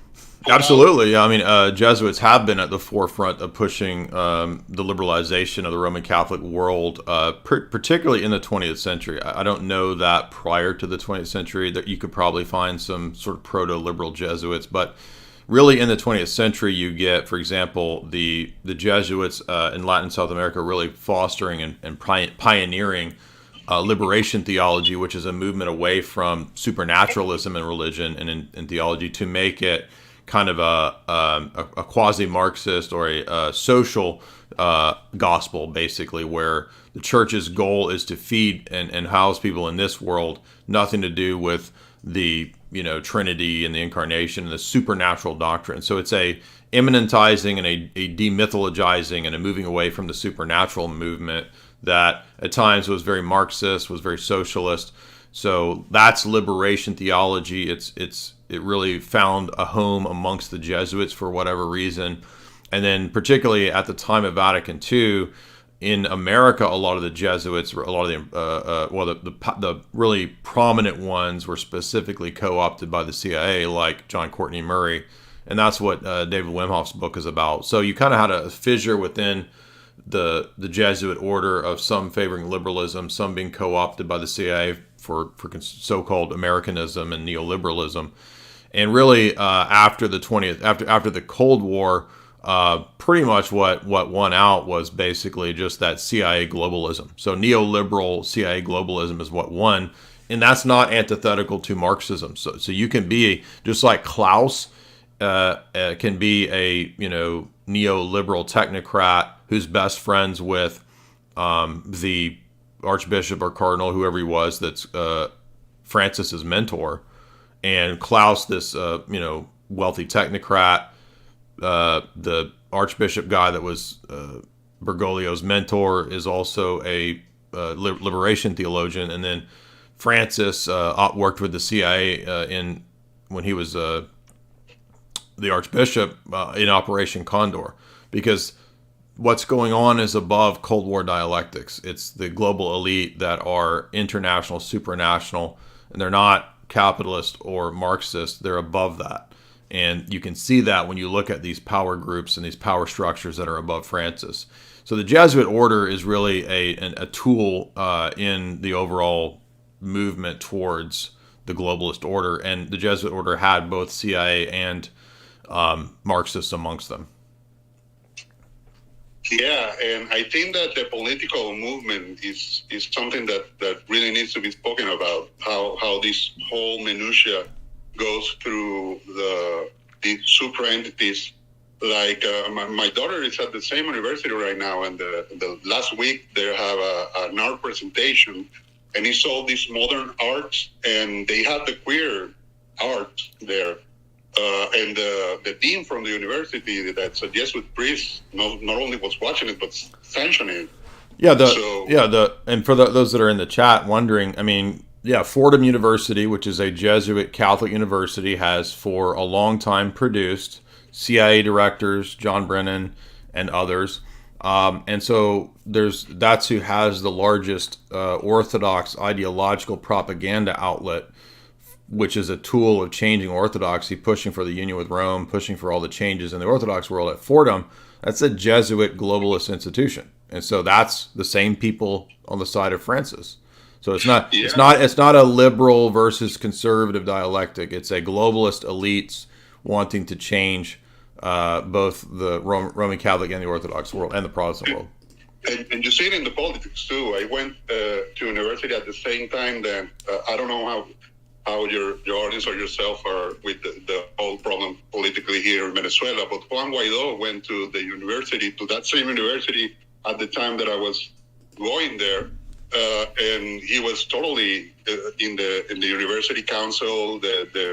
He was totally into it from the university, pushing out this political movement that in the end goes to this whole globalist thing. So I'm thinking about if you think then I'm a Catholic, by the way, so I'm really appreciative of all the information that you brought. And I'm really thinking about, do you think that when Bergoglio dies or finishes the papacy, do you think that the Jesuit thing is going to continue on the next Pope's election? Do you think that that's something? I think that he was just a natural one to use because of his role that he played during the Cold War in Operation Condor with the CIA. I'm talking about Francis. So I think he was just the natural choice. I don't think they're going to have any problem choosing someone to continue and further their goals, because again, the cardinals, the Roman College that elects the Pope, it's already stacked. The deck is stacked with people that are already going to choose somebody like another Francis. So there's not going to be the savior trad Pope elected or something like that. And I heard you before on this stream talking about how this kind of just putting out there the thing on synodality and stuff, that just doing the union, like with Bartholomew, coming closer to Rome, that you see as an opportunity of just weaving out the Orthodox priests that are in cahoots with this whole thing. Right. I know that your position is Orthodox, but don't you think that for the Catholic work also could be that kind of opportunity now that things like Father Martin and the Pope sending letters to him? No, there's no, because you don't have the option in a centralized I mean, that's a different structure. We're a decentralized church, so we don't mind a bunch of people going on. I mean, we don't want that, but at the end of the day, it's good for us to have a bunch of people go away and go to Francis. You can't have different Roman Catholic churches. The only one that exists is the one that's in Rome with Francis. There's no options of like, well, let's have this other Roman Catholic church over here in France or something. No, but just weaving it out. Like, I was listening to the video that you did about The Godfather, and it's really interesting about The Godfather Part 3, that you see that that everyone is like, oh, it's so boring and stuff. And I also see the real important message. If you look, Francis Ford Coppola talking about it on the re-release that they did, he gives an account of he working with Puso, talking about the whole thing about the Vatican stuff. And now it's clearly overt for everyone to see. It's not something like you need to like this secret knowledge that it may be happening. Is it coming? It's obviously here. But in that regard, which Orthodox patriarchs do you see are on the side of this kind of left-leaning stuff, and which ones are on the correct side? Which one would you say? Well, I mean, Bartholomew is the most open for wanting to reunite with Rome, and he's open to women deaconesses. And then Elpidophoros is probably the most liberal, kind of Skittles adjacent person in the Orthodox world. So, but I mean, I'm sure there's more that we could find. Those are good questions, but I don't think that in Orthodoxy there's any equivalence to what you see in the Roman Catholic world. So are there liberals and are there Skittles amongst Orthodox? Yes, and even amongst bishops, I'm sure. But that doesn't mean that, then it's equivalent. No, I think that it's far more prevalent in Rome than it is in our circles. And again, for people that don't know, I mean, Fordham is famous. I mean, Fordham produced John Brennan. I mean, again, people have no idea, totally ignorant of what it is. I mean, it's absolutely a CIA school. I mean, they even named an entire division after John Brennan. Right? Brennan is a key figure there, and it's a Jesuit university that's used by the CIA for a lot of things related to things like Ukraine. For example, a lot of the Ukraine schism was pushed by Fordham-connected individuals in the Ukraine. In fact, Tim Flanders even attended one of those ecumenist universities, I think, in Ukraine. So he had some role in that, which I think you should, keep in mind when Tim Flanders is over there telling you that you need to be humble and submit to Francis, as he tells us that Francis might actually be a heretic. So next up is Dude Guy. What's up, Dude Guy?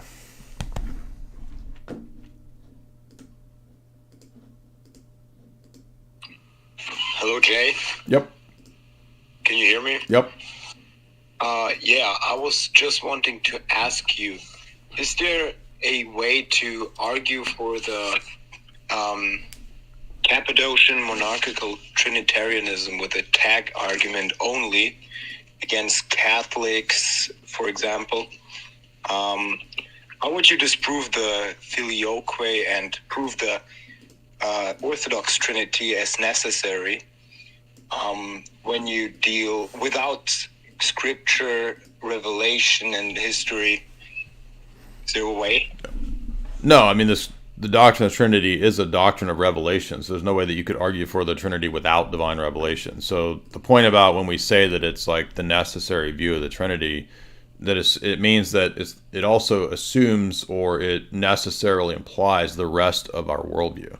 So even though I might not, at the point of arguing the Trinity with a Roman Catholic, immediately be under my argumentation arguing for all the other doctrines of Christianity, they're assumed, because you can't have partial Christianity. You can't have Trinity without incarnation. You can't have incarnation without, church history. So it all goes together, but it's not necessarily immediately under the purview of the immediate argumentation when I'm arguing with an atheist or with a Roman Catholic about the Trinity. So yeah, I think you can argue the philosophical route, but I think that's kind of secondary, and it's not. I mean, you can't really argue the philosophical route of the Trinity without divine revelation. I just don't see how that's possible. Okay, and how would you prove the necessity for argumentation? How would you prove the necessity for divine revelation? Well, to someone who doesn't believe it. Tag. Okay. Let's say I'm an atheist. I say, I'm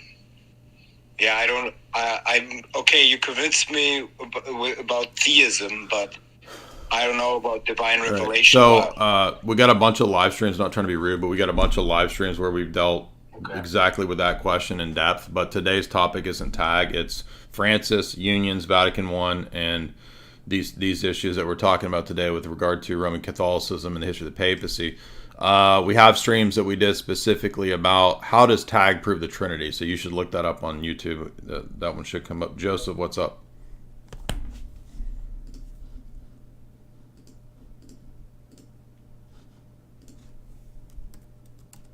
Just unmute. Hey, yeah. Jay. Yeah. Can you hear me? Yes, sir. Hey, are you talking to Orthodox people today? Well, we're talking about Roman Catholicism, Francis, union, Francis's statement on unions, and Vatican stuff. So if you want to comment on that, sure. Yeah, I will. I mean, I've only been Orthodox for about 9 months, but most of my life I've dealt with that gay cabal in the Catholic Church, and it's real, and it's not addressed at all. Well, I think one thing that, for example, Tim and people like that are Catholics, they'll say there's this St. Gallen mafia, this group within the power structure that's really pushing for this stuff within Rome, and so. If we could get rid of this St. Gallen mafia, which I'm not saying, well, I'm not saying there's not that, but it's like, well, do you think that it's just this? It reminds me of the thing that people used to say, like when I became Catholic, and these issues would come up, they would always have this excuse about John Paul, where they would say, well, John Paul's got these liberal advisors whispering in his ear, and if we could just get rid of these liberal advisors, right? It's like, yeah. The problem is it's more dispersed than that. Right. Because I have a million anecdotes and examples, but going back to the 70s, one of my friends, God rest his soul, he was at USF, and he was down at the cashier, and he turned the corner one day, and there's Father spanked me in a leather harness. So it was going on, even then. And they look the other way. Yeah, I mean, it seems like this is a systemic, long-time problem. It doesn't seem like a problem that's limited to a, mafia within the Vatican. No. Correct. Yeah. Correct. And Jay, another thing that's interesting is that when I was at Berkeley, I was studying the Romanesque, and something always fascinated me. There was at Vézelay, is the cathedral of St. Mary Magdalene, and there was a sculpture there of the rape of Ganymede, and that always fascinated me because I was wondering, why is it in a Catholic church? Because it was kind of an anomaly too. They didn't have a lot of Greek mythological, characters there, but they had that rape of Ganymede. And right around that same time, you had Peter Damian writing about sodomy and homosexuality in the Catholic Church. So it was definitely an issue there.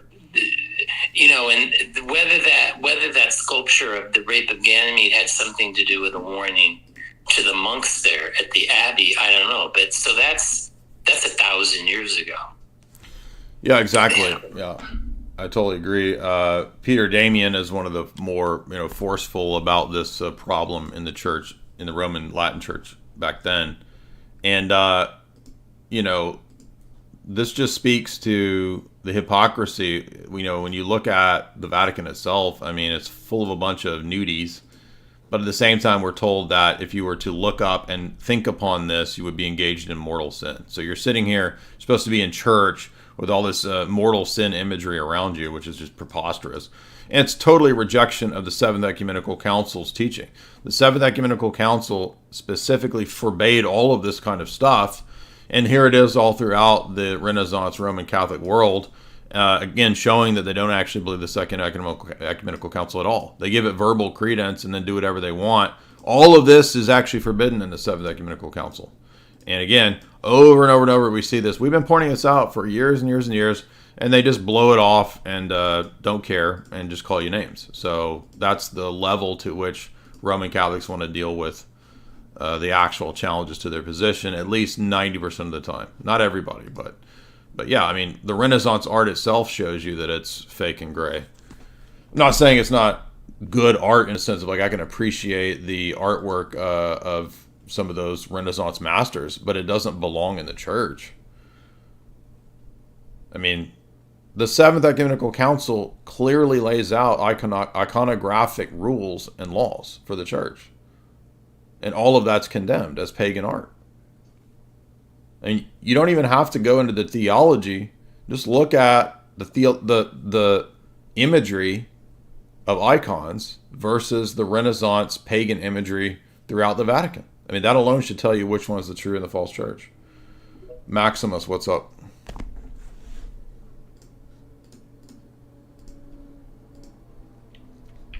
Oh, can you hear me? Yep.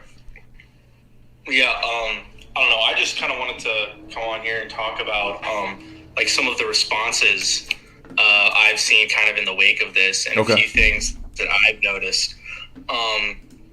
Which is well, there's a couple things. First is the way that Francis, I guess the way that this modernism, I guess, is different than the old modernism, right? Where the old modernism was actually about sort of erasing the fundamental categories of Catholic doctrine, like the immutability of revelation and these sorts of things, right? Well, the old the modernism in the late 1800s and early 20th century, when you read the encyclicals that deal with it, I mean, they actually define it as like what you just said, right? So let's look at Lamentabili, which is one of these, and it defines it as things like truth progressing and evolving over time, right? I'm pulling it up. Okay, because Christian Wagner has a tweet, right, where he basically says, "You look at all the times in these dubia that Francis affirms like our basic categories against modernism, right? Saying that revelation is once given and immutable. He's just that's just the cope and that's the bureaucraties yes. where they yes. I mean, it's the same thing that they do with Aquinas. It's like my argument is that Aquinas contradicts. Their reply is, look over here where he says something true. Mm-hmm. That's this is all they ever do. Yeah, and what now we're seeing is the two other things I found really interesting is, one, the extent to which Francis quotes from the magisterium of the supposedly conservative post-Vatican II people, right? And it's really like, this is your bed, you have to lay in it in this sense, is almost the message it feels like he's sending. Sure. Because, these kind of conservative cardinals from another age were kind of willing to support the previous pontiffs, right? As long as there was this sort of veneer of doctrinal integrity. And Francis is sort of saying, like, this really is the Vatican II Church. And it's going to be interesting to see what conservative Catholics, what their response is, and if it's going to be a consistent response, right? And I think I saw one guy had this video where he basically said, yes, this is making us realize that our doctrine of the papacy is more complicated than previously thought. And he actually cited the stuff about the Synod and Synodality and the sensus fidelum, right? The idea that the laity have this sort of a sensus fidelum, and they've reconceived it to be this sort of we need to listen to the laity type thing, which is not what it was if you read the original Catholic sources on this. But he says, I'm using my sensus fidelum to know that something's wrong here. So it's this weird.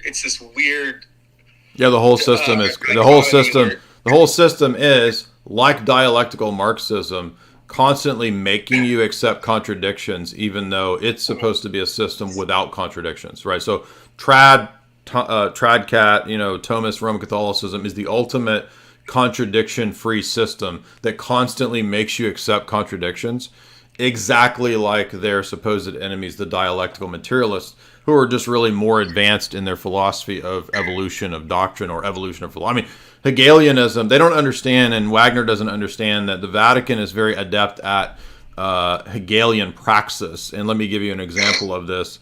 When, Benedict write a book with? Does anybody know? Who's the famous... Name a famous Marxist that Benedict wrote a book with. Anybody? His name's Jürgen Habermas, the most famous of the critical Marxist Frankfurt School critical theorists. Francis wrote the book with him called Dialectics of Secularization, Reason and Religion. So you understand that the neo-Marxist dialectical position is at work with its synthesis with Benedict to produce the outcome. The dialectic here is Habermas versus Benedict to produce the synthesis. And they don't understand that just like their Marxist cousins, the acceptance of contradiction and the acceptance of the synthesis is the very thing that is what underlies doctrinal evolution. Hegelianism underlies doctrinal evolution because it's thesis, antithesis, synthesis, which produces a wholly new truth, right? Which is not the previous two truths, but the synthesis of the elements of truth from the previous two positions and the rejection of supposedly the false in the previous two positions. So it's an acceptance of contradictions to produce a new higher level synthesis, supposedly. But that's exactly the ideology of doctrinal evolution that they have to defend. So when Lamentabili says that the church does not accept evolving doctrine, Lamentabili is the condemned propositions of 1907 under Pius X, the sainted pope for them. Lamentabili-san, the syllabus of errors of the modernists. When you read the errors of the modernists, it's all the stuff that Francis does when he gives you one statement about what the traditional teaching is and then gives you its antithesis, which is the new evolved moved position. Thesis, antithesis, synthesis. And that's why Wagner and none of these people know anything about Marxism and dialectics. And so they don't understand they're being played by people who are masters at dialectics. Yeah, and well, one thing that's interesting about the doctrine doesn't change, right? That's gone from being basically some kind of form, right? The doctrine is, the old phrase is literally truths fallen from heaven, right? That it's like a form in your mind, and it's this one-to-one with what the church is proposing. And obviously, so what Francis is going to do is reject, the super outlandish, clearly modernist proposal. But then you could find these documents from like a Theological Commission that say, yes, doctrines are 100% true and unchanging. But they're historically mediated, right? They throw in these little things, but they're analogous, right? They're historically mediated. They could be unpacked more, right? Is the new way. Exactly. The new way they're saying. But right. How is that not an evolution in the essential form? It is, but right? they believe in evolution of doctrine. So problem solved. Exactly. Yeah, and it goes back to Teilhardism, right? Like the idea, even the more right-wing people in this whole thing, it seems like they just wanted a sort of based perennialism that eventually merges into this sort of one-world moral force. That seems to be what Teilhard wanted, and that seems to be what von Balthasar and de Lubac and all them wanted as well. Yeah, I think at root they are believing in and operating on a principle of dialectical synthesis, even if they don't know it. That's what I'm trying to say. And so the idea that you could find, for example, look how silly this is. Lamentabili is condemning the notion of changing doctrines and doctrines having a new or different sense. That's condemned multiple times in the 65 propositions that are condemned. Now, Francis has already conceded and says that is the case, but he can also affirm that divine revelation itself doesn't change. Our access to an interpretation of that evolves and becomes greater, more rich, right? So he's affirming two contradictory things because for him, truth is the synthesis of two contradictions. I guess this is behind the drive for union, right? For ecumenism as well. Yes, absolutely. Ecumenism is based on dialectical synthesis and process philosophy because what does every ecumenist say? We are in search of the church. We're in search for the union of the church. So the union of the church and the church do not exist. The church is an emergent thing that we discover on the basis of dialogical process and praxis. That's why this book is so important, that Ratzinger wrote a book with Habermas on dialectics and praxis. Yeah, well, the idea being that the true church is somehow a dialectic between Eastern synodality and Western monarchy. Yes. Right? But the truth is actually going to be something that emerges. The truth is what emerges that we discover via our academics and global elite patrons when we have the new union of 2025, 2020-30. Well, and this is also the with intercommunion, right? The idea is, and even with the gay marriage stuff, the idea is we don't necessarily, I mean, obviously they need to have these academics come in and make all the T's and, dot everything so it all lines up. But the real emphasis is on the practice of intercommunion, right? Or in this case, the practice. Correct. Praxis. And then we'll find out what happens. Yes. Right? So in other words, for change to occur, you institute this by revolutionary action. So doing the intercommunion will, in a reciprocal way, change the theology and the doctrine. Correct. Mm-hmm. Yeah. Yeah. Again, if you guys go back and watch the live stream that I just did on dialectical materialism, and instead of materialism, just replace everything that I talked about in that discussion with Hegelian Hegelian synthesis and Frankfurt School stuff, you will get the exact same approach and model for what Francis and the Vatican do.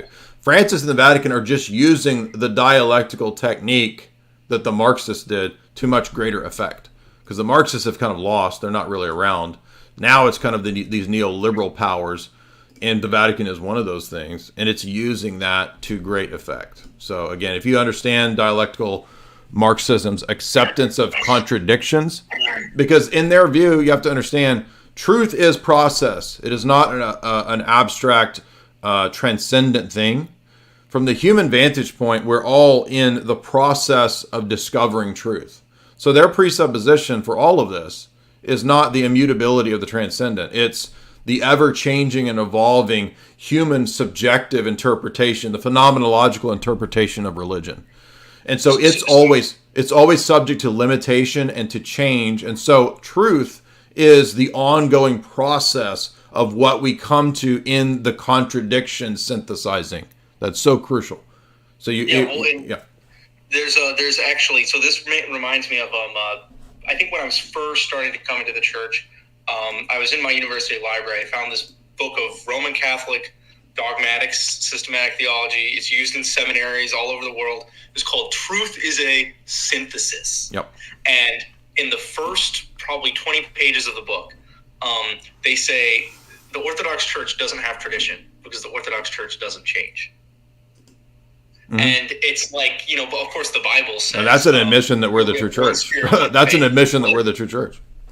Yeah, no, because a lot of the Russian apologetics talk about this, like Homiakov and stuff. Like, the whole point is that the Spirit, it's one Spirit, one faith. It's not supposed to change, right? The body of Christ shouldn't be able to just completely ecclesiastically renovate itself in the year 1000, right? Yeah, exactly. But what do you think, though, is going to be the response of the sort of traditional Roman Catholic camp to this? Because it seems like you either have to say,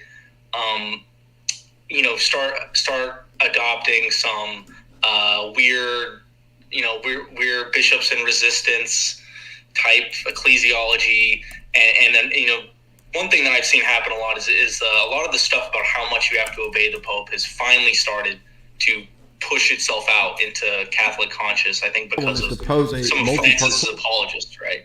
Mm-hmm. But if it's really going to be between the sort of neo-scholastic, let me see how many distinctions I could draw to make this look normal, and the people who are going to have to basically say we have to reevaluate doctrine. I mean, I guess it seems like you could kind of go one of two ways, and I was just curious on what you think is going to happen. I mean, are people just going to keep swallowing the cope, or are they going to do some SSPX thing? All the above.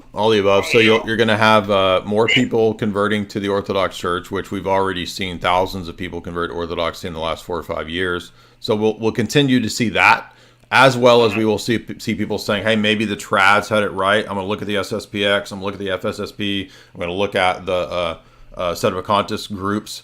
And so they're going to have to probably many of them find out on their own. They'll have to, learn the hard way that these options are not viable, real options. And for those that are considering and toying with the idea of sedevacantism, I would recommend that you watch my stream right here, where I argue that sedevacantism proves orthodoxy. And I argue that on the basis of the book by our friend John Pontrello, who everything that is in his book, I basically just summarized in that 3-hour live stream. But I do recommend getting his book. It's right here.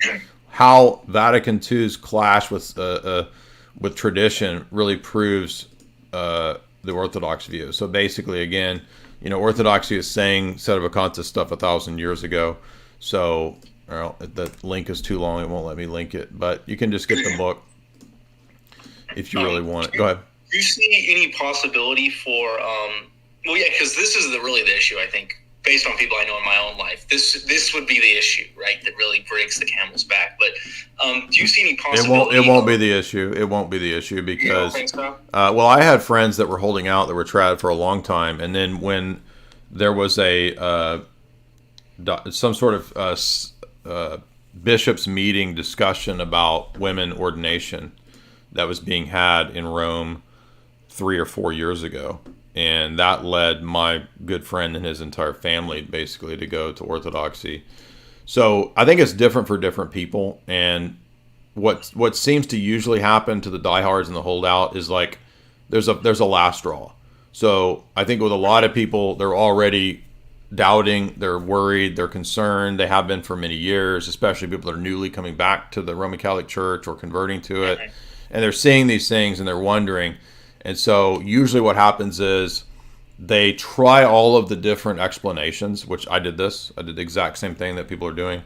I went through we just got to find a Latin Mass to go to. Well, I just got to find a Bays Trad, priest, Bays Trad bishop. And then that eventually led me to SSPX. And then the SSPX spent 7 or 8 years going to Latin Mass there. That's a whole world of madness and insanity on its own. All the corruption, they have all the same, maybe not to the same degree, but that's full of a bunch of SEX scandals as well, a bunch of insane people, weirdos, creeps, literally con men, shady corporation. It's just crazy. And you don't know, and they choose not to believe it until they go and experience it for themselves. So people will test out all the different options. The Seda world is its own world of insanity. There's no church. But again, in the Seda world, there's no way to have another church. And so what usually happens is another pope to save the church, right? What usually happens is that they default to apocalypticism. And when you default to apocalypticism, now you're ripe for like crazy cult stuff. And for the more sane elements amongst them, they won't find that very satisfying or intellectually convincing for very long. They will soon see the insanity of all that. I saw all that firsthand. What's left? Orthodoxy or Protestant? Yeah, because if you look at stuff like Baywatch, right? It's like so obviously prey-list, so obviously demonic. Baywatch, the TV show. Baywatch.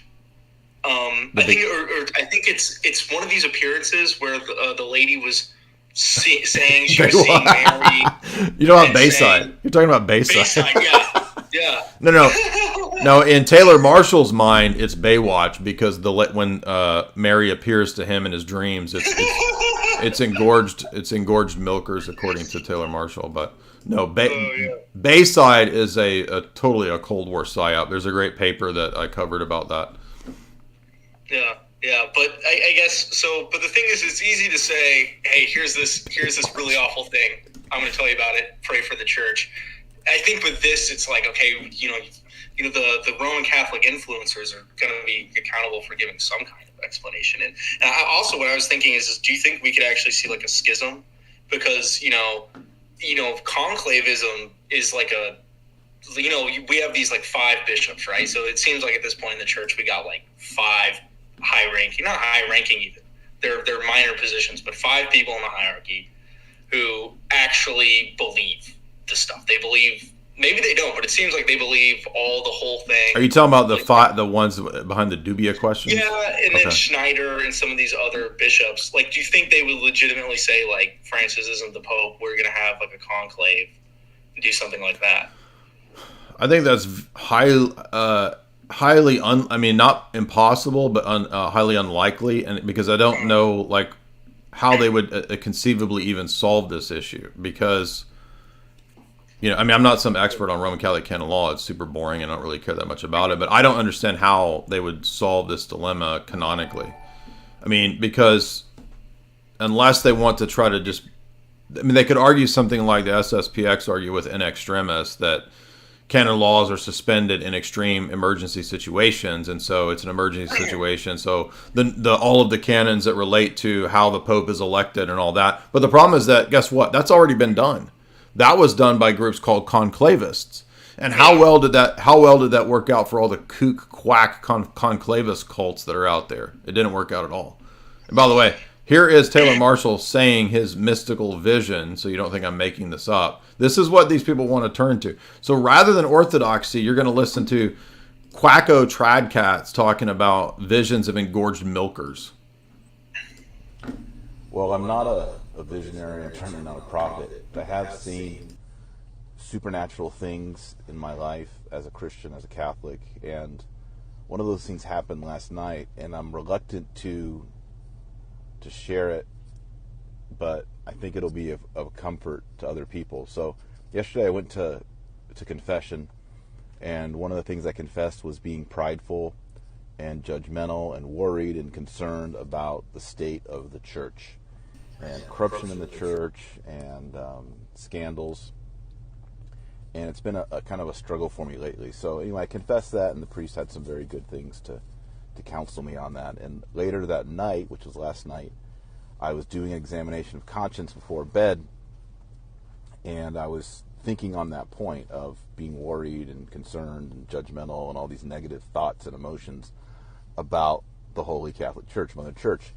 And as I was, suddenly, I saw this beautiful woman. She had blonde hair. She was perfect, no wrinkles, no spots. And I immediately discerned that this was Holy Mother of the Church. And she was writhing in pain. She was in a bed, and there's sheets on her, and she was very sick. And I noticed that her breasts were engorged with milk, tons of milk. And there were babies and children crying out to her that were hungry, and she wanted to feed them, and she was upset. But she was so sick she could hardly sit up from her bed. And then I thought to myself, she's poisoned.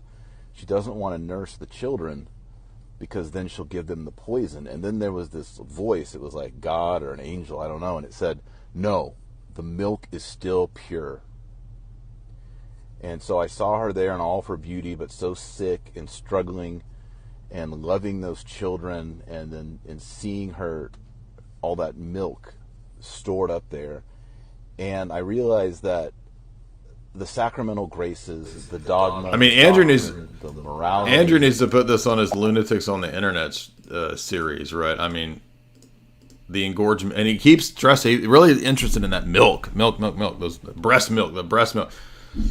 Anyway, but remember, that is good stuff.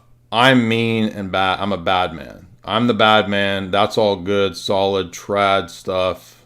Just a bunch of fucking quackery, dude. I'm kind of sick of it. I'm gonna be honest. I'm kind of sick of it. Ranger, what's up?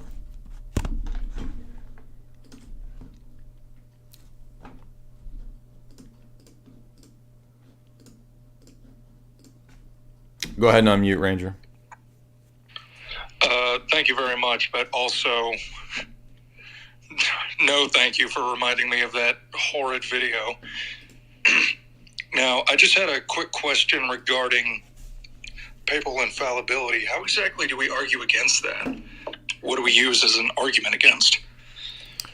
Well, there's a lot of different ways to argue against it. You could argue against it biblically. You could argue against it from, patristic teaching, or you could argue against it from outright, contradictions in Roman Catholic canons and pronouncements. I think the easiest route is to argue that the canons from each of the 7 ecumenical every ecumenical council contains canons which contradict the claims of Vatican I. So I've done multiple streams on that. I just put that stream up on Twitter today. So you go to my Twitter feed and you can find my 2-hour live stream on specifically the canons that contradict the claims of Vatican I. I think that's the strongest because typically their approach is to stack up quote mines from the church fathers. And our approach is, well, the ecumenical councils and the canons actually express the universal collective mind of the church. And that's more powerful and more authoritative than any single church father, as even Roman Catholics admit. Even Roman Catholics think that individual church fathers could err and can err and have erred. And even saints and doctors of the church in the Roman Catholic view have erred and made mistakes, right? Aquinas disagreed with the Immaculate Conception. Every Roman Catholic rejects that view in Aquinas. So the most effective and powerful approach historically, in my view, is the canons of the 7 ecumenical councils. And I have a whole essay on my website where we have all of the ones listed that contradict what Vatican I claims.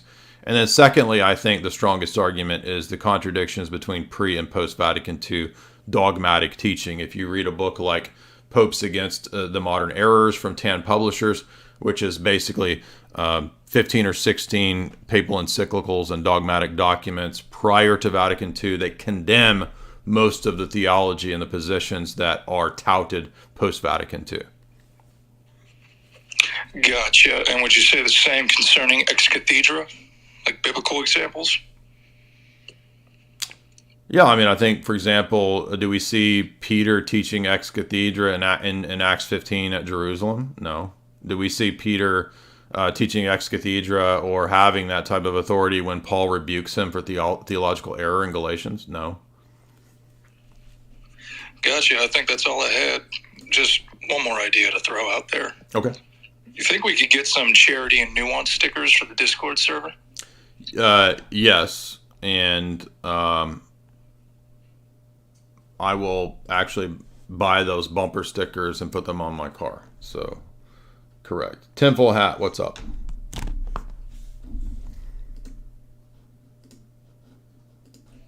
Hi, Jay.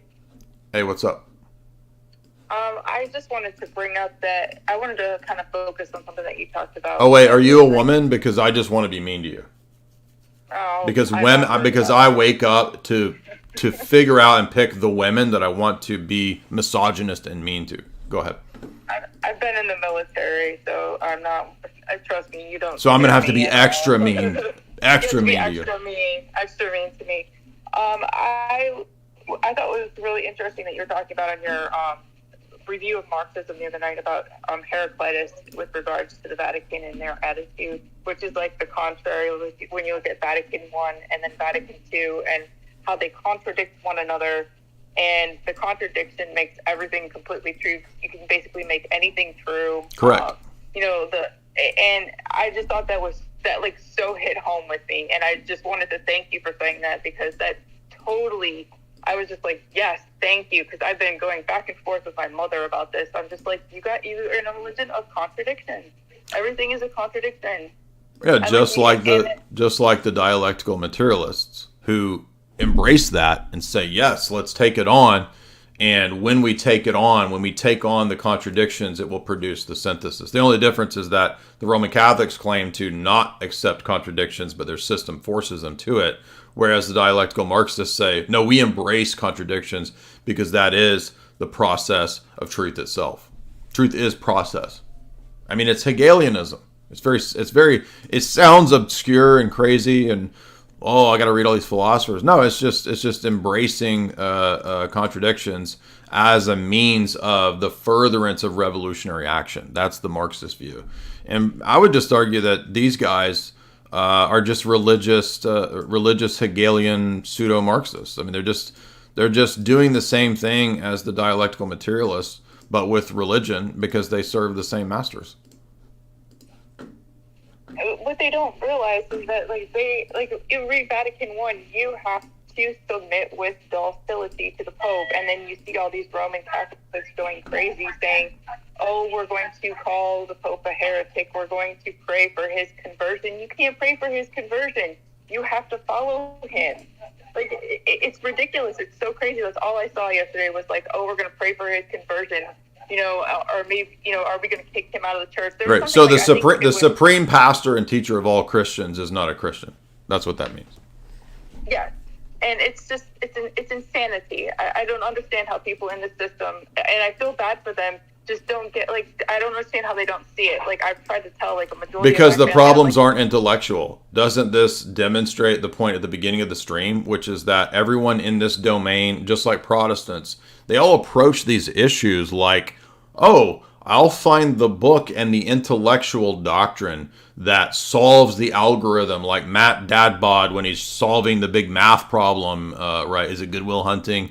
And he walks in from sweeping up vomit when he's a janitor, and he sees this big algorithm, and he's like, "Oh, give me the marker," and he plays with it and solves this super algorithm, right? That's it. They think that it's a big intellectual dilemma. No, it is not an intellectual dilemma. It's a moral problem that all of us have that cannot be solved with new propositions, new statements, new commissions, new documents. Father Deacon, would you comment on that, because you actually make this point quite a bit? And it's important because a lot of people say, oh, Father Deacon Ananias and those people in his circles, they're all intellectual. They think that everything is solved with intellect and philosophy. Are you there? All right, he's not here, but you get the point, right? He can comment on that when he comes back. What I think is so refreshing about Father Deacon is that he is so humble and intelligent. You're cutting out. He brings everything into perspective. Can you repeat that? You cut out. Can you repeat that? You cut out. What is so wonderful about Father Deacon is that he is so humble, and he's incredibly intelligent, and he lays his message out there, and it's so easy to take, and he doesn't put up pretenses. He's not a controversial person, and I find him to be like one of the best writers and one of the best minds that I've come across. That's just been my perspective. Well, God bless you. By the way, I'll send you the check. I do. No, I do appreciate. Yeah.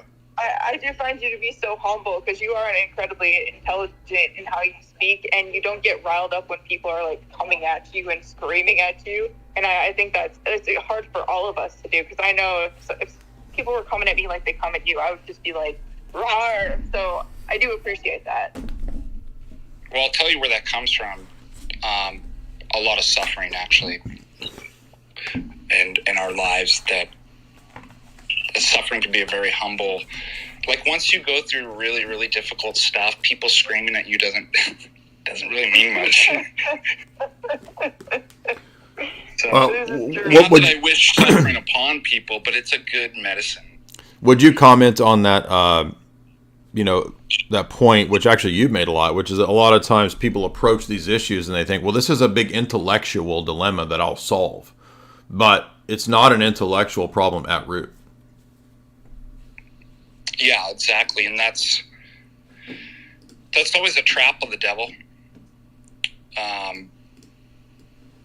You just have to understand that orthodoxy is a life. And first and foremost, it's a life with Christ. It's a person. Truth's a person. It's incarnational, and we worship a Trinitarian God of community. To invert that and think that you start with the realm of ideas and facts, that is contrary to Christ and his kingdom. And so the demons are very good at this, because their domain is the noetic realm. And so what do? They always use the same kind of tricks. Pride. Oh, you're smart enough to figure this out. And ideas. They're messengers. Here's this idea. And what they're trying to do, they're masters of distraction. That's why we pray in the liturgy, and when we sing this, lay aside all earthly cares. Lay aside all the distractions, and have an encounter with the living God. So demons have to distract us, and one of the ways they do that is with messages and ideas. Oh, we'll just solve this intellectual problem. We'll just build this system. And you'll notice that, especially at the turn of when we're turning into modernity and the Enlightenment, what is it that we notice about all these anti-Christian ideologies, these secular ideologies? They're system builders. Yes. I'll build the system. I'll build my own Tower of Babel. And by the way, system building itself is part of the dialectical that's a self-dialectical project. It's saying that, okay, there's all these guys that came before. I can take the true and the false out of them, and I'll construct a new system. That's not the same thing as church fathers looking at this philosopher, that philosopher, and saying, okay, this was true, that was false. Because it's not a system building project. The church's role is to comment on and explain the immutable truths of divine revelation that have been revealed. It is not a dialectical, dialogical, historical process philosophy, of which all of these people are doing, because it all comes out of Hegelianism and the Hermetic tradition. Hegelianism is process philosophy. We've taken out the doctrine of the nous. It's your heart. Like, I think that was the biggest problem with Rome, is they removed the doctrine of the nous, because man does not. We have so many facts that we can build upon, and we have infinite knowledge. But if your heart is not linked with your mind, it doesn't really matter at all. Right. The very rejection of the nous is presupposing that man's problem is intellectual. Correct. And man does have intellectual errors and problems, but those are an effect, not the cause. The cause is the lack of correct heart orientation and relation.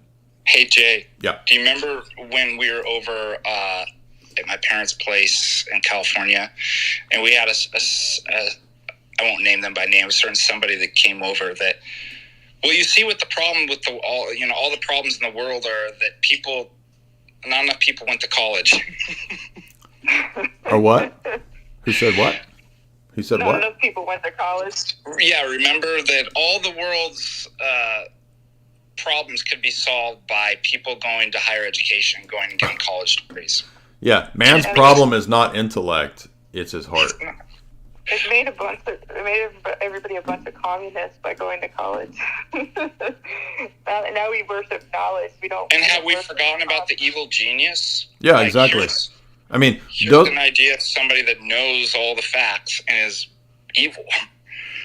Yeah, I mean, think about Dostoevsky's Notes from the Underground. I mean, the point of Notes from the Underground is that evil is a moral thing. It's not. Oh well, if we could just better educate people, right? This underlies all modern progressivism, right? Social programs. Oh, if people were just educated, they would never choose. This goes back to the Greeks. The Greeks had that proto-Pelagian idea that if you just give man more education, he would never knowingly choose vice over virtue. But that assumes that man's not fallen, and that all man needs is more education. If man is fallen, then he will not always choose vice over virtue simply by being given more facts. Good points there, Tinfoil. Let's move on to... Absolutely. God bless. Next is Tradig Ormond. Tradig Ormond.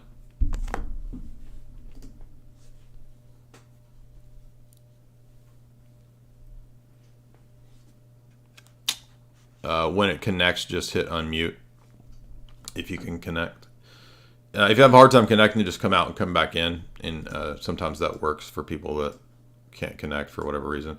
While he's trying to connect, here is the live stream that I did about the canons that contradict Vatican I. And you can find that newly posted on my Twitter feed right there. Go ahead and subscribe to me on X. I don't care. To me, it's still Twitter. To me, it's always Twitter. To me, it's always Twitter. It always was. It always will be. Or I'm like the people who think that Benedict is still Pope, right? It's like, it's always Twitter to me. The guy that's crying about wrestling being real, right? All right, the connection didn't work for him. Following Jasmy, what's up? Are you following the cryptocurrency, Jasmy? Yes. Okay, go ahead. Yes. So I was calling because I'm new to learning about Orthodoxy. I've been attending an inquirer's class, and I really thank you for, bringing up the subjects you do, because a lot of this for me is new, and I'm definitely ignorant to a lot of this stuff. But my question is in regards to the four marks of the Church, and if this relates to the current situation with the Pope, because I understand that Orthodoxy, or the Orthodox in communion, and I guess the main reason I'm asking is because you're cutting out. The Catholic Church sorry, I had a call come in. Is the Catholic Church part of the true church, or meaning are they like a church in error, or are they not the church at all? They're a parachurch. They're a parachurch, and so it's true that they have some of the key issues kind of in union with us, the Trinity and the Incarnation. But strictly speaking, after the Council of Florence, St. Mark and everybody called them a parachurch, so they are not the church. Gotcha. So they would not have the four marks of the church then? No. And would that have started with the schism, or is that something that goes even prior to that, or? I think that the definitive, 1054 is the communal severance, and then the official dogmatic severance would be at Lyons in 1274. And so really for us, 1274, the Palamite Synods, and then Florence is the key point of departure. But you certainly had tendencies towards, the filioque as would be defined at Lyons in 1274 prior to 1274. Gotcha. And do any of the videos that you already have up on addressing Catholicism, do any of them address like the four marks of the church specifically, where I could go and or do you have any further reading that you would recommend in regards to that? Are you Roman Catholic? No, I'm actually Protestant, but I'm going to Orthodox Church. I have been attending the Orthodox Church for several months now, and I would say read something like Rock and Sand from Father Josiah Trenum, or read Dr. Clark Carlton has a 3-part series addressing Roman Catholicism and Protestantism. Okay, all right. Thanks so much, Jay. I appreciate it. Good questions. Let's see who's next. Joseph.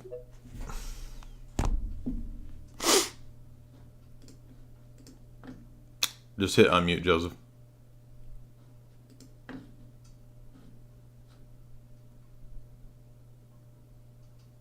Unmute.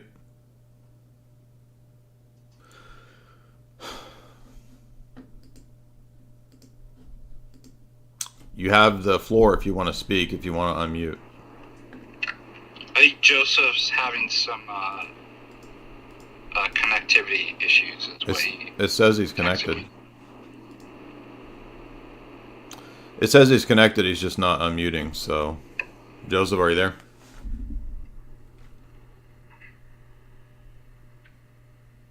All right. Reception or something.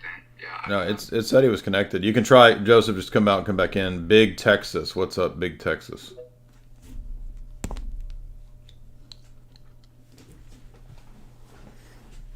Just hit unmute.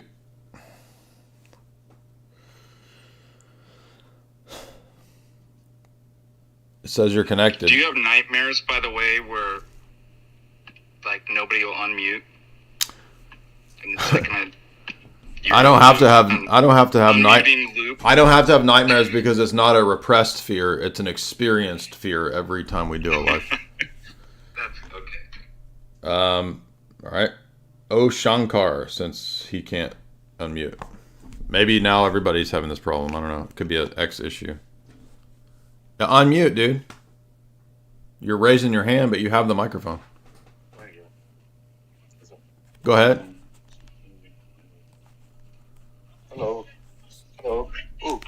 Pause. Dude, what are you talking about? Come on. Big Texas, unmute. You're raising your hand. Unmute. Okay. Just come out and come back in, man. Try again.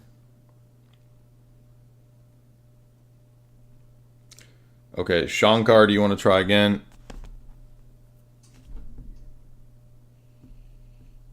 Hello. Yes, sir. How are you? Jay. What's up, man? What's on your mind? How's it going? What time is it where you are? Why do we need to know that? Because why not really? But Catholic. I can't hear Jesus, what time is it, Jesus? It's 3 p.m. It's 3 in the afternoon. All right. So not a sane person. All right. Let's move on to Mr. Christo. What's up?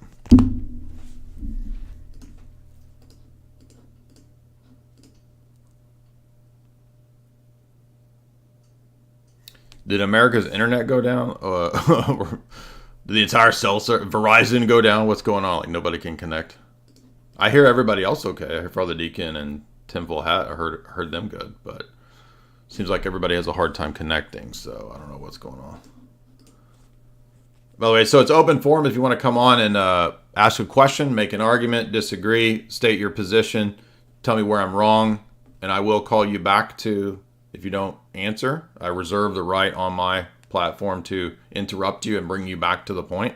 So you don't get to just ramble off forever on red herrings and rabbit trails. I will bring you back to the point. That's how we do it around here. If you have a problem with that, probably not the place for you. So again, come back out, come back in, Mr. Whatever. Lee, what's up? Boomer Jokes. That's a nice handle.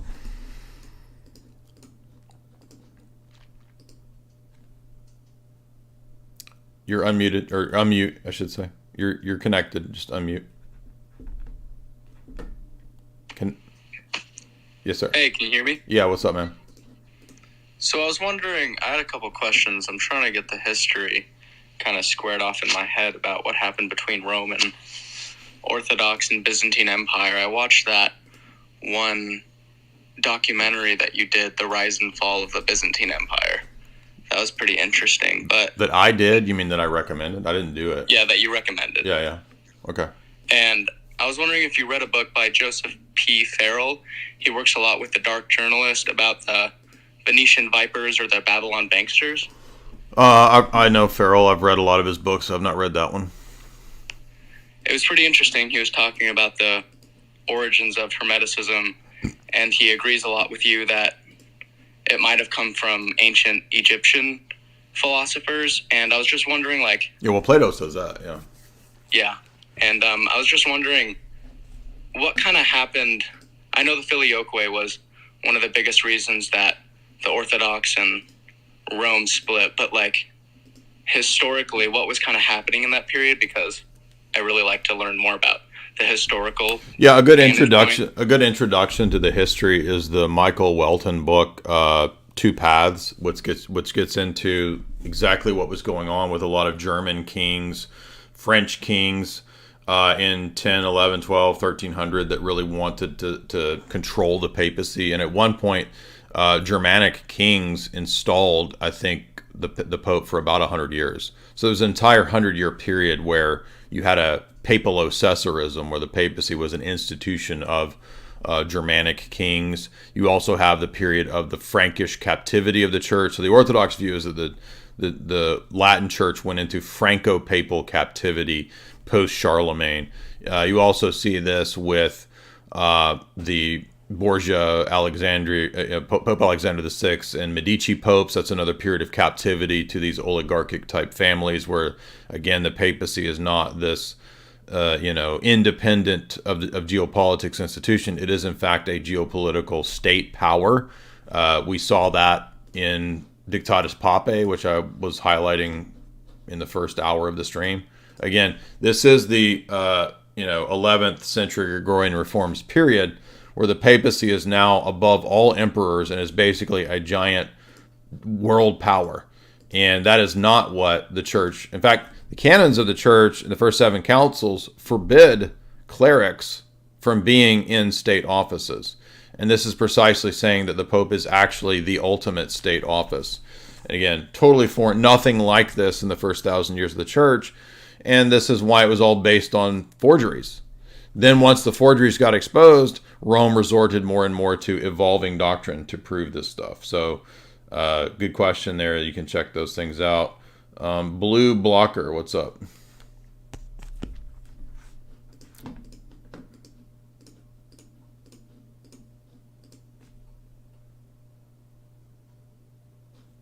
By the way, you can support the stream via the Super Chats function. You can send Super Chats via Streamlabs right here.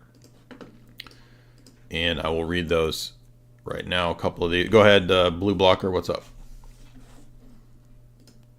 Unmute. Yeah, can you hear me? Yes, sir. Hey, thanks for allowing me, giving me your time. Uh-huh. I had a question about the Bible, if you wouldn't mind. Sure. I mean, is it relevant to the topics today or what?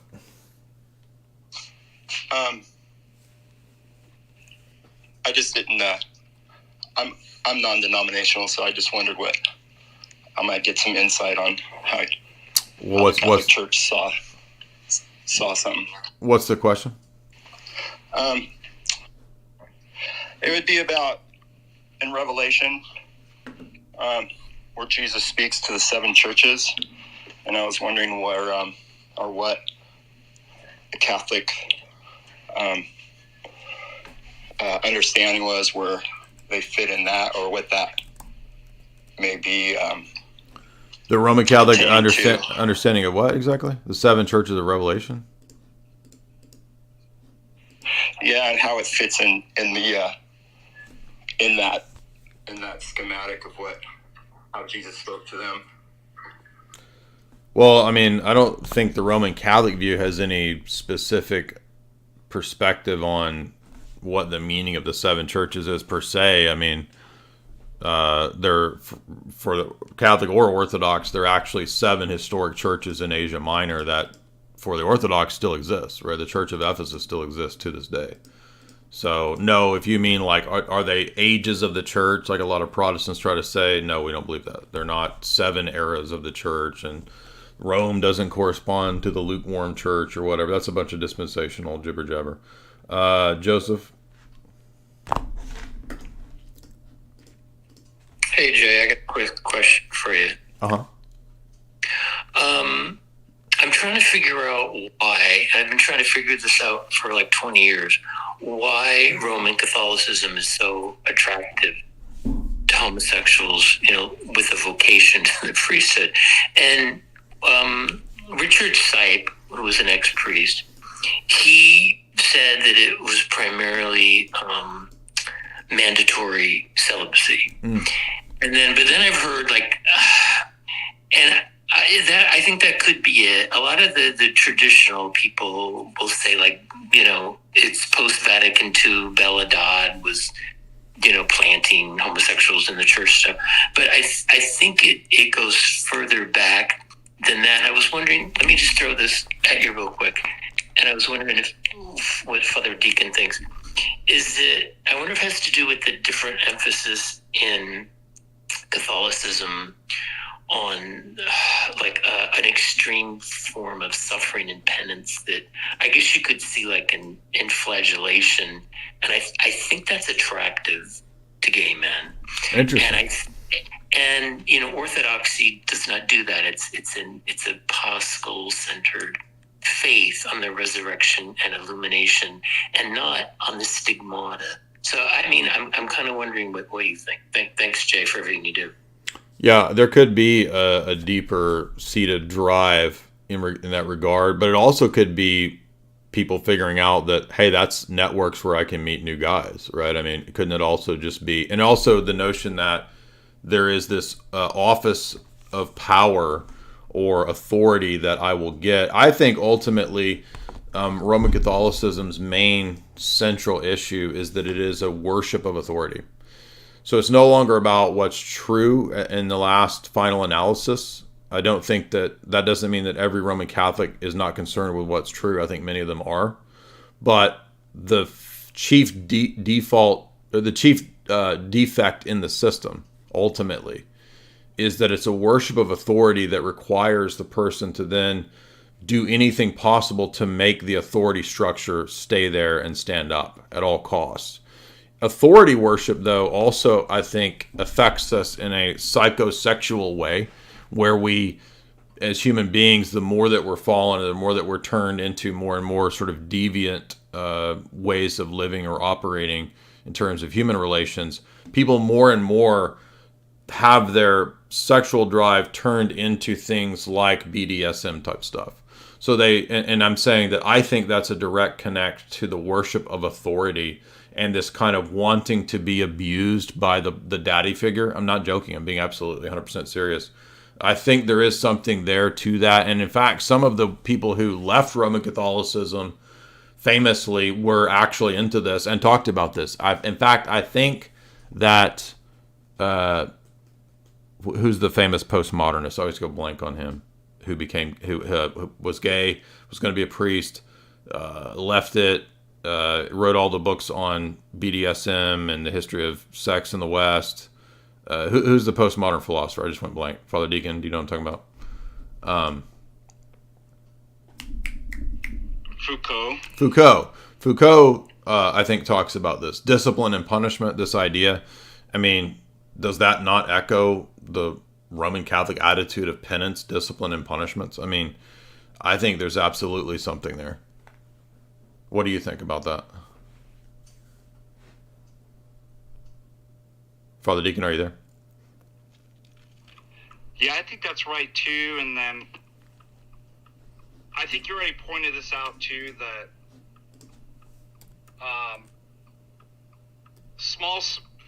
Aquinas says small mistakes in the beginning become large mistakes in the end.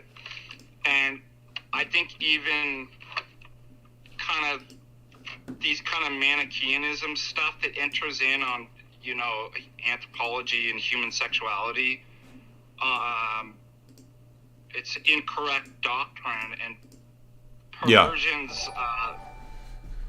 they fester. They become, you see them in other areas too. So I imagine there's several points. I do think that there's something with the kind of incorrect notions of the human sexual relation, and this kind of Augustinian Manichaeanism that creeps in. Right. The notions of supremacy in terms of authority and stuff like that, all of that probably makes it very ripe for these perversions to come in. And also, too, the very ecclesiology. When bad things come in, if it's all centralized power, then it's nearly impossible to remove errors and perversions when they come in. And I think that all kind of coalesce and you get what you get. So it's not an issue, we just got a lavender mafia and bad guys and we could just get rid of them. It's like, no, you have a systemic issue is what we've always been arguing. Well, somebody was talking about self-loathing. I agree with that. In fact, yeah, self-loathing could be due to the desires that people are experiencing and consenting to and whatnot, the guilt becomes very heavy and they have this sort of self-loathing, and that creates this perpetual cycle where there's never healing.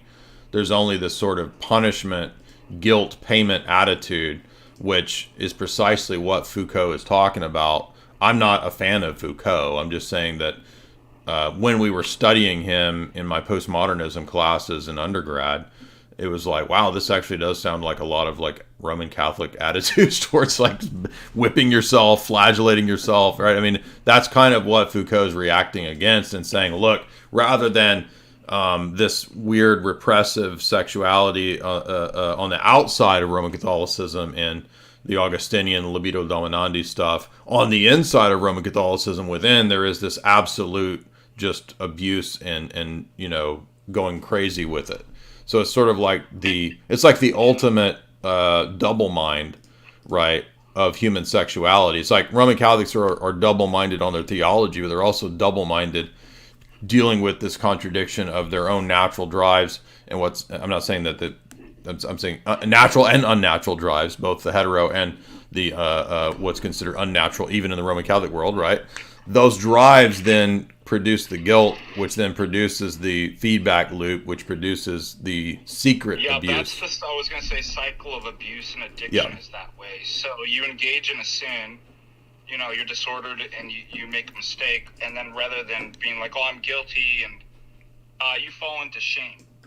And shame is where you lose, you take your eyes off of Christ and forgiveness, and you punish yourself. Yes. And you shame yourself, and then what that does is it weakens you so that the only comfort is to then re-engage in the sin. Well, remember... So all addiction and abuse is like this. Yes. You can't get out of the cycle. And remember, Augustine very clearly laid down the principles that would be the normative until very recently in Roman Catholic teaching, which was that you cannot have sexual relations in marriage without at least venial sin, right? That's Augustine's position. We critiqued it. We've shown it. We've demonstrated it many times. It's part and parcel of his dialectical view of man and willing. He believes that you're either willing towards God or towards creatures. And if you're willing towards creatures, then you are in some way involved in willing sin. So it's an either or. It's a dialectical, right? He doesn't conceive of the possibility of many goods or willing many goods. And this goes back to his Neoplatonic presuppositions. So if there's not the possibility of willing different goods, then marriage can't be a good and sex can't be a created good without sin. It's a sacrament. So he has this weird position of it's a sacrament in the church, but it's also necessarily involving some degree of sin. Why is that? Because of man's fallen libido dominandi instinct. Libido dominandi, the will to dominate, is also connected in him to sexuality. So it's only natural that in a church that accepted this for 1,000+ years, that they would have a master-slave weird view of sexuality, right? I mean, it's exactly what is in Libido Dominandi. And I haven't read Foucault at length. We only read him in various sections. But I guarantee you he probably goes into this in his history of sex and punishment or whatever his whole series is. I'm not going to read 4 volumes of this creep. Next up is Adam. What's up?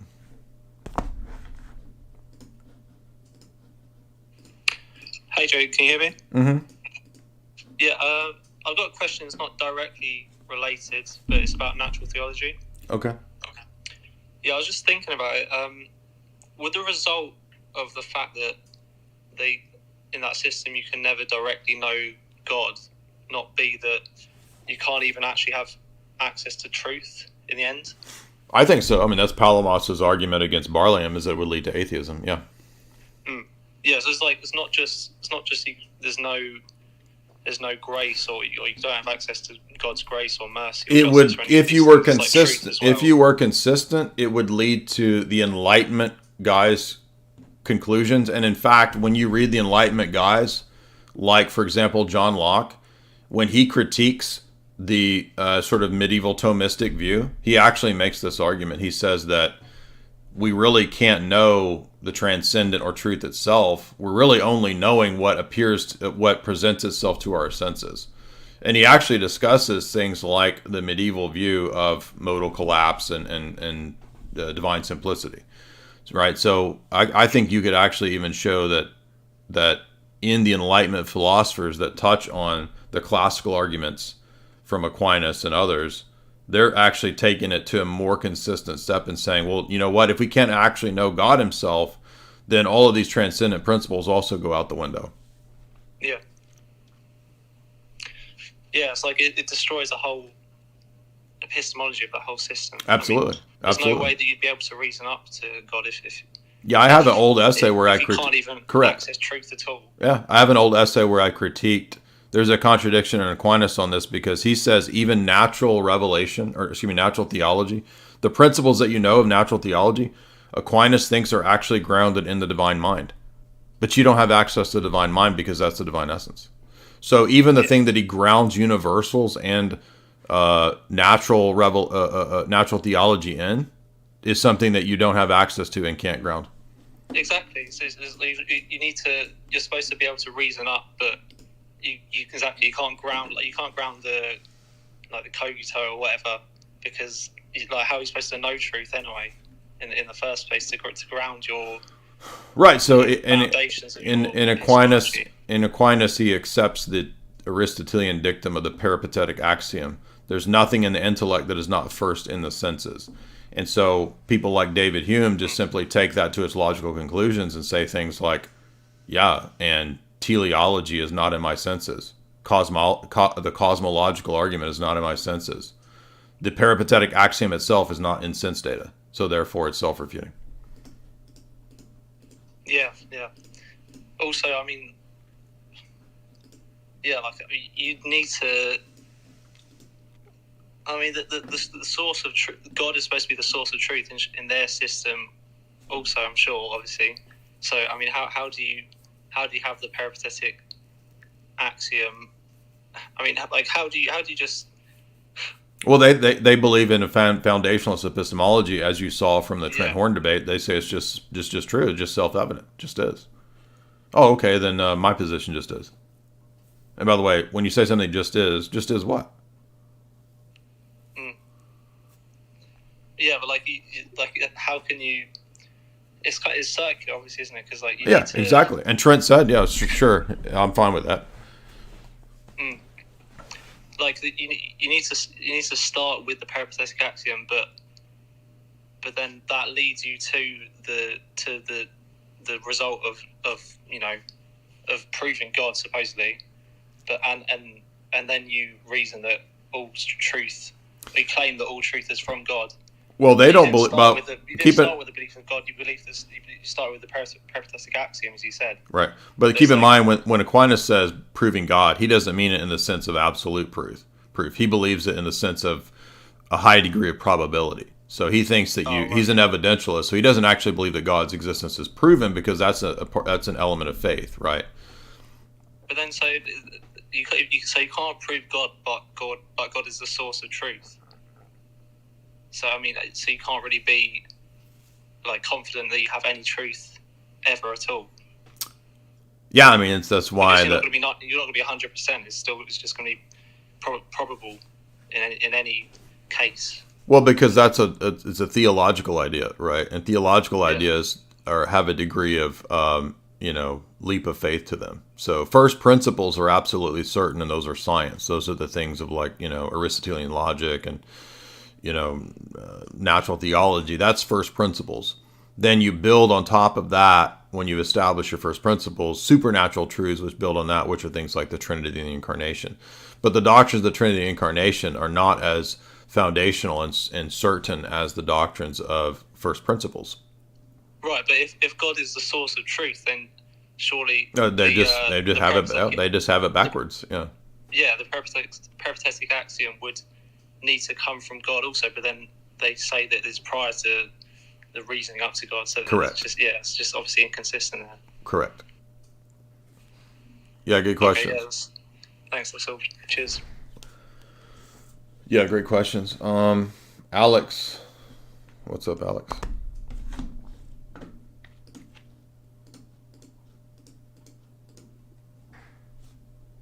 All right, my neck's starting to hurt. So if anybody's got a disagreement, Alex, you got to unmute, man.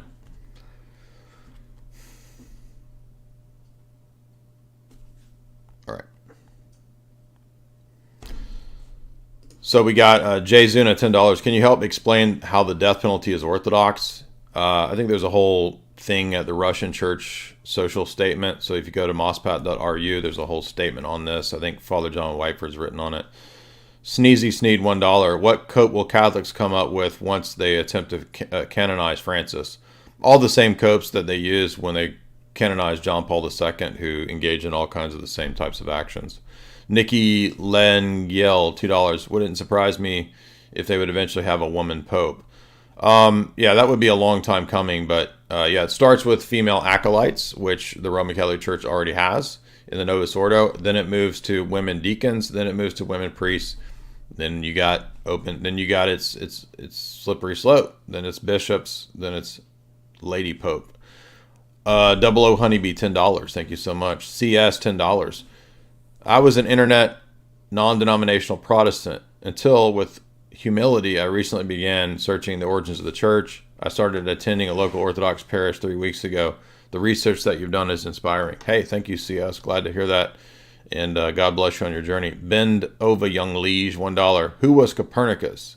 What were his ties and his beliefs? Why should we accept his model? I don't really get into Copernicus. So I know he had a lot of Neoplatonic and alchemical influences. But I don't really care if a person questions Copernicus. CH, $5. Can you respond to the argument of Irenaeus that every church has to be in union with Rome? Yeah, so in fact, what he says is that Rome is preeminent because it's the church of Peter and Paul. So he gives it a doubly apostolic status, which is the Orthodox view of Rome. St. Irenaeus did not believe that Rome had unilateral infallible authority because he openly wrote against and rejected the teaching of Pope Victor. So you can find that if you read Denny's book, Papalism. There's a whole chapter that deals with Irenaeus. And you'll also keep in mind that Vatican I says that you cannot accept the interpretation of Rome's status because of anything to do with Peter and Paul. So it explicitly rejects the Orthodox and Irenaean understanding of Rome being doubly apostolic because of Peter and Paul. So the very reasoning that Irenaeus gives as to why Rome is preeminent is rejected by Rome and Vatican I. Net infection, $5. Jay, I wondered if there was local restrictions missing Orthodox churches in certain areas. Can Orthodox churches hold a liturgy in a Catholic church? I don't think so. I've never heard of this. Father Deacon, do you know about any canonical permission to have an Orthodox liturgy in a Catholic church?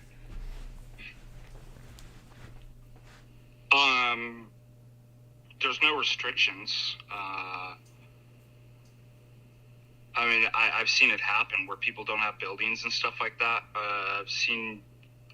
So it's probably better just to think about it in terms of I'm using a building rather than some type of ecumenical... Well, my only not an ecumenist reasons, but my only question would be about the requirements for like the altar and the relic. Like, what if a Roman Catholic altar doesn't have a relic or something? Yeah, I mean, I'm renting from Roman Catholics, and there's the church isn't consecrated yet, so we had to. Now the Roman Catholics aren't using that. It's a mission parish that Bishop Maxim started, but it's not consecrated yet, and we basically had to kind of redo the altar and make it look more Orthodox. But you might have, and I know of people who are not in the same position. They're kind of renting from Protestants or Roman Catholics, so you can't move anything. You can't put relics in or anything like that. So they just got to make do. Okay. Yeah. I mean, you can serve anywhere you have the intimates. Okay. Yeah, I didn't know. Basically, I didn't know. Rules. Yeah. BMX 1966, $20. Great, awesome video and intro. Thank you. Thank you, BMX. Much appreciated. SL Web 72, $10. And with your spirit. Thank you so much, SL Web, and with your spirit as well. Yak Yak, $3. Is there any chance of an influx of Skittles that will bolster the number to stem the tides of those that are leaving? I don't think typically Skittles hot dog people want to come to the Orthodox Church for the most part. So I don't anticipate an influx of them. Tragedy, $5. What about Satan taking over the Vatican and the Pope? Well, even the trads themselves have this legend and this story going back to the accounts that I've covered when I covered Malachi Martin's books, that the story of the smoke of Satan has entered the Church of Rome, right, under Paul VI and all of that, right? So they have their own kind of stories and rumors of this. I do think there have been actual Satanists in Rome. Father Gabriel Amorth, their famous exorcist, said the same thing. So, there are these networks, there are these cults within the cult in Rome. There's the St. Gallen Mafia that does exist. So I would say, yeah, but it's not like this is like this new thing. I think we've really reached like the apex of the revolution in Rome nowadays, but the revolution has existed. You can go back to the Renaissance papacy, and they had all the same stuff going on. So, and by the way, the Renaissance papacy was doing ecumenist stuff. They were super mega perennialists at the time of Pico della Mirandola and the Medicis, and they were all into this ecumenist stuff and perennialism. And you can read about this in Hoffman's Occult Renaissance Church of Rome. So yeah, I think, quote, Satan took over a long time ago. That doesn't mean that everybody has been completely demonically possessed, but it means that the institution has been subverted a long time ago, and that's really what the Orthodox position has said for the whole time. Catholic man, what's up, Catholic man?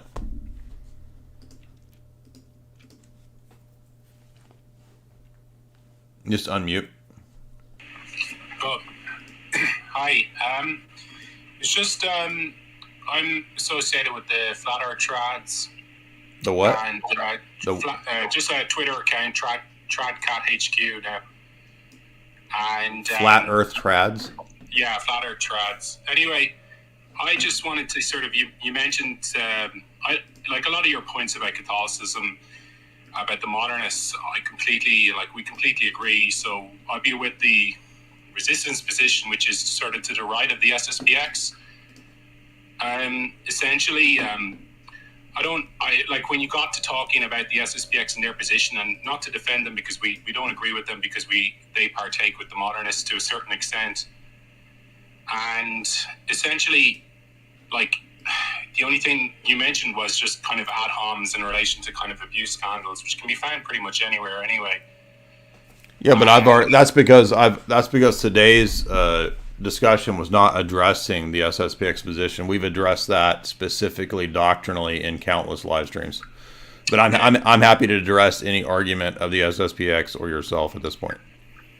Okay, yeah, no, I totally accept that. I mean, you wanted to get on people from, who are going to defend Pope Francis, and that's fine. I agree with you. It's completely you can't defend Pope Francis. So, and for us, neo-modernism, like the SSPX, would sort of agree at this point. Maybe still, neo-modernism began at Vatican II when it defined explicit heresy. I just wanted to also point out your kind of position, because a lot of people mistake us with sedevacantists, and we don't agree with sedevacantists. Hey, let me let you know something. So I went to the SSPX for 7 or 8 years, so I'm very familiar. Okay, all right. Okay, sorry, I did not know that. It's okay. And so okay, well then. So the chief issue here is that the SSPX position is a rejection of Vatican I in the 4 places where it says that you must accept the ordinary teaching, both magisterial and non-magisterial ordinary teaching from Rome. Yeah, so for us, because your crucial point is, because it ties in with what you're saying about the papacy is judged by no one. Okay, so well, hold on. Did you hear what I just said though? Yeah. So for us, there is a distinction between the ordinary and the extraordinary magisterium. I mean, hold on. What does Vatican I say about the ordinary magisterium? Okay, so the papacy, the Vatican I just sets out to define simply that there is such thing as extraordinary, as such thing as infallibility. But no, it was later on. No, they go on. No, go on. False. Okay, go ahead. I have it pulled up right here. It is not just saying that there's infallible teaching. It explicitly says that you must submit to the extraordinary magisterium and the ordinary magisterial teaching of the Pope and the bishops. Sure, but it doesn't define the ordinary magisterium. Yes, it does. Infallible. As what? As infallible, and that's yes, it does. Yes, it does. Because if that's why you're in schism. Do you want me to read it to you? See, the question, right? So here's the thing. No, it's okay. I mean, we have these debates set of. No. So wait, you don't want to hear what Vatican I actually says? You want me to not do that? I mean, it's not that I don't want to. I know, I say. I don't think you know what it says. Okay, but I do. But what does it say? Yeah. What does it say? Well, I don't have it right in front of me. Listen, I have it in front of me. I have it. What does it say? Okay, well then you're going to read it out, obviously. No, you tell me what it says. You said you know what it says. Not off by heart, but yeah. Oh no, wait a minute. So does it teach that the ordinary magisterium is protected by the charism of Peter or not? Yeah, but it's not in the same sense as it's not in the same sense as Protect. It doesn't matter if of course, it's not the same thing. It is protected in the exact same sense. Yeah, that's false. So that's fine. Do you want me to read it? Let's just read it. Yeah. Whereby divine and Catholic faith, all things are to be believed, which are contained in the Word of God as found in Scripture and tradition, and which is proposed by the Church as matters to be divinely relieved, whether by solemn ordinary judgment or by the universal ordinary magisterium. Now, that's not the only statement. Okay, so the main issue for us is that the majority of theologians, and this is where a set of canons run in against us. And so it was interesting that you did remark how orthodoxy is similar to set of Catholicism, and I actually kind of agree. There is a lot of tendencies there. The issue is fundamentally, as we can see, the majority of theologians have clearly shown that there is a possibility of a heretical pope. No, that doesn't matter because that's prior to Vatican I. And well, I know that's the common response. Is the Roman Catholic Church defined by the majority of Catholic opinions or by the papal dogmas? So there, for us, there has never been correct. Have you read Vatican? I don't think you've actually read Vatican I. I have. So, okay, hold on. So what does it say about successors until the end of the world? I don't have a photographic memory. I have it in front of me. It's not that long. I can tell you what it says about successors to the... So does it teach that there's successors to the end of the world? I have no issue in letting you speak, but I just want to make it really simple point. I'm trying to be quick because I understand it's your platform. You're about to get booted because you're not going to answer the questions. This is what... So people say, you're just interrupting. No. I want you to answer the questions. Does Vatican I teach that there will... So you're not going to... So you just interrupted. You're not going to answer these questions. You say, I don't have it in front of me, but I got it right in front of me to read it for you. Would you like me to read it for you? Yeah, go ahead. But I was about to make a point, but anyway, I'll hold on. You make yours. Go ahead. Okay, so the point is very simple. Is that I was responding to what you just said. Okay, what you said. Here we go. So yeah, not going to talk about the issues. Going off into this, that you said this, that. What does Vatican I teach? Is it not clear? Before Vatican I. Okay, I said the majority of theologians. You said that was before Vatican I. Right. So in order to understand exactly what the Council of Vatican I actually means in a lot of its things, one has to accept that an ecumenical council is not going to define something that goes against the majority position. Of course it can. The majority has nothing to do with whether... This is a ridiculous argument. The authority, the infallible trumps the fallible. You don't believe in it. It's not a democratic church where it's determined by the majority opinion. Of course it can define something contrary to the majority. It can, but generally speaking, essence. All right, this is retarded. I don't have the patience for this stupid shit anymore. Flat Earth trads. Good luck. No, in fact, the Roman Catholic Church is very clear at Vatican I that there are successors unto the end of the world to the office of Peter.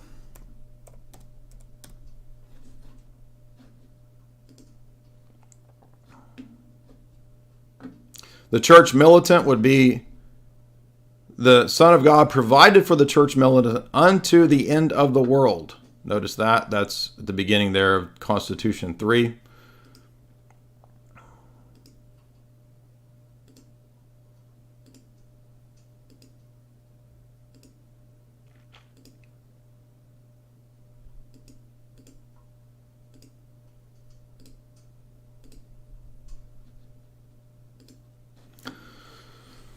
The Roman Pontiff has a worldwide primacy that succeeds the office of Peter. That Peter is given to govern the entire church throughout the entire world, throughout the whole world, the fullness of the whole world, scattered throughout the world. Where's the statement until the end of the world? Let's see.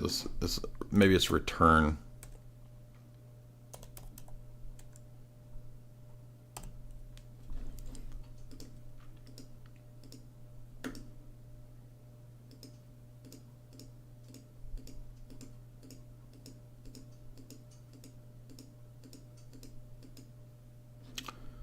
Where's the statement about, is it return of Christ or the end of the ages? That's it. end of the ages. Got to remember the phraseology of it. No, that's not it. Where's the statement where he says that the Roman pontiff would have successors in the seat in the chair of Rome to the end of the age or to the return of our Lord? It's something like that, right?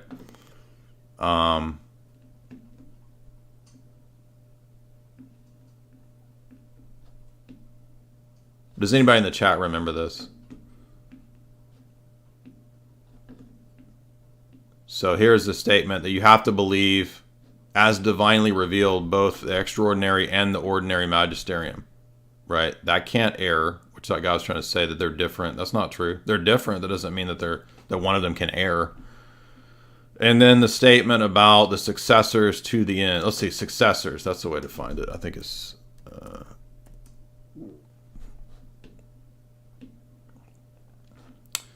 let's see. We'll read this. Our Lord Jesus Christ, Prince of the Shepherds, established Peter, the continual salvation, the permanent benefit of the church. The office of Peter is of temporary or permanent benefit. It must of necessity, here it is, remain forever until the end of time. That's what I was looking for. So, chapter 2, table of contents, chapter 2 right here. The permanence of Peter. This is what ultimately destroys the SSPX and Sedevacanist positions. Because number one, the Sedevacanist position is destroyed by the argument that you can reject the ordinary teaching of the church.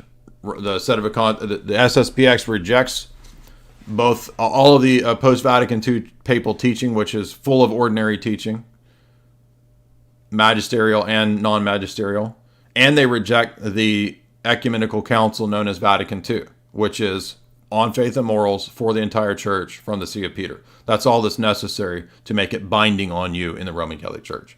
And they reject that. Therefore, their position is fundamentally schismatic. They reject also canonized saints like John Paul II. You can't reject canonized saints in the Roman Catholic system. Because if you can now conceivably reject all of them. But let's read this key point. Vatican I is very clear. The Prince of Shepherds has provided shepherds until the end of time. This is for the permanent benefit of the church, and it must of necessity remain in the church. No 70, 80 year, 100 year vacancy. Sorry, Sedevacantists. Doesn't exist in Vatican I. No one can be in doubt that in every age, Peter was the head and had the keys and was the foundation of the Catholic Church. Therefore, whoever succeeds Peter has this office over the whole church. That means Francis has that office. There's no such thing anymore as a heretical pope. Prior to Vatican I, there's all kinds of Roman Catholic positions that doubted whether you could have a heretical pope. Sorry, not after Vatican I. So when you cite visions like La Salette is prior to Vatican I. So when La Salette says that Rome will apostatize and become the seat of Antichrist, that is trumped by Vatican I, which says that Rome will forever be the chair of Peter. It will ever preserve in the rock-like strength which is had, and will never apostatize to the end of the world, to the return of Christ. And all the people who say that it can reject their own council. They reject Vatican I right here. In fact, it's an essential element of the church. So for one holy Catholic and apostolic, the four marks of the church, as per Vatican I, to deny Francis and Rome that position would be to deny the marks of the church in your church's view, in your church's dogma of what the marks of the church are, as per Vatican I. Roman Catholics, go read Vatican I. And don't sit there and lie to me and tell me that it's not actually saying that there will be successors to the end of the world, or that I actually have to follow the ordinary teaching. Everybody in the Roman Catholic world that goes to a Novus Ordo church is told that you have to accept Vatican II. That alone tells you that it's the universal teaching of the Roman Catholic Church. Everyone in communion with Francis, which is what defines Roman Catholicism, tells you you have to accept Vatican II. There are no Roman Catholic in communion with Francis churches except the SSPX, which are in a schismatic, contradictory position.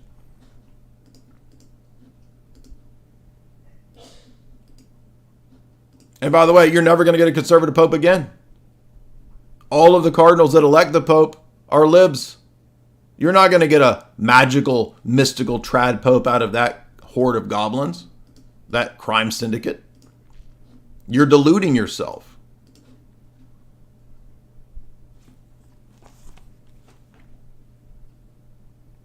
Dan, what's up, Dan?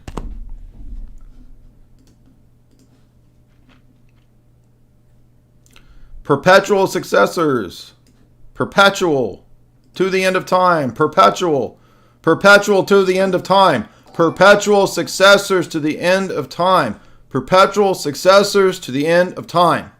Vatican I. Perpetual successors to the end of time. Vatican I. Perpetual successors to the end of time. Vatican I. Perpetual successors to the end of time. Vatican I. Do you blockheads hear me? Did you want to talk? Why is he so mean? No, I get heated over this stuff. And I just can't tolerate the casuistry and the deflections and the lying, and it just gets old. Especially, I've dealt with this for so many years. Branimir, $1. In the Diocese of Serbia, they have kissed the Pope's hand. Yeah, I don't have a problem saying that they're all wrong. That's wrong. That's a scandal. AC, $10. Thank you so much, AC. Did you want to talk, dude? Unmute. What's up? Hey, Jay, can you hear me? Yes, sir. Been listening to you for a while. Listened to a couple videos last night. I'm a Protestant, by the way, so sorry about that. But dragging my feet on becoming a catechumen. But the church nearest to me, which I actually like, is Antiochian.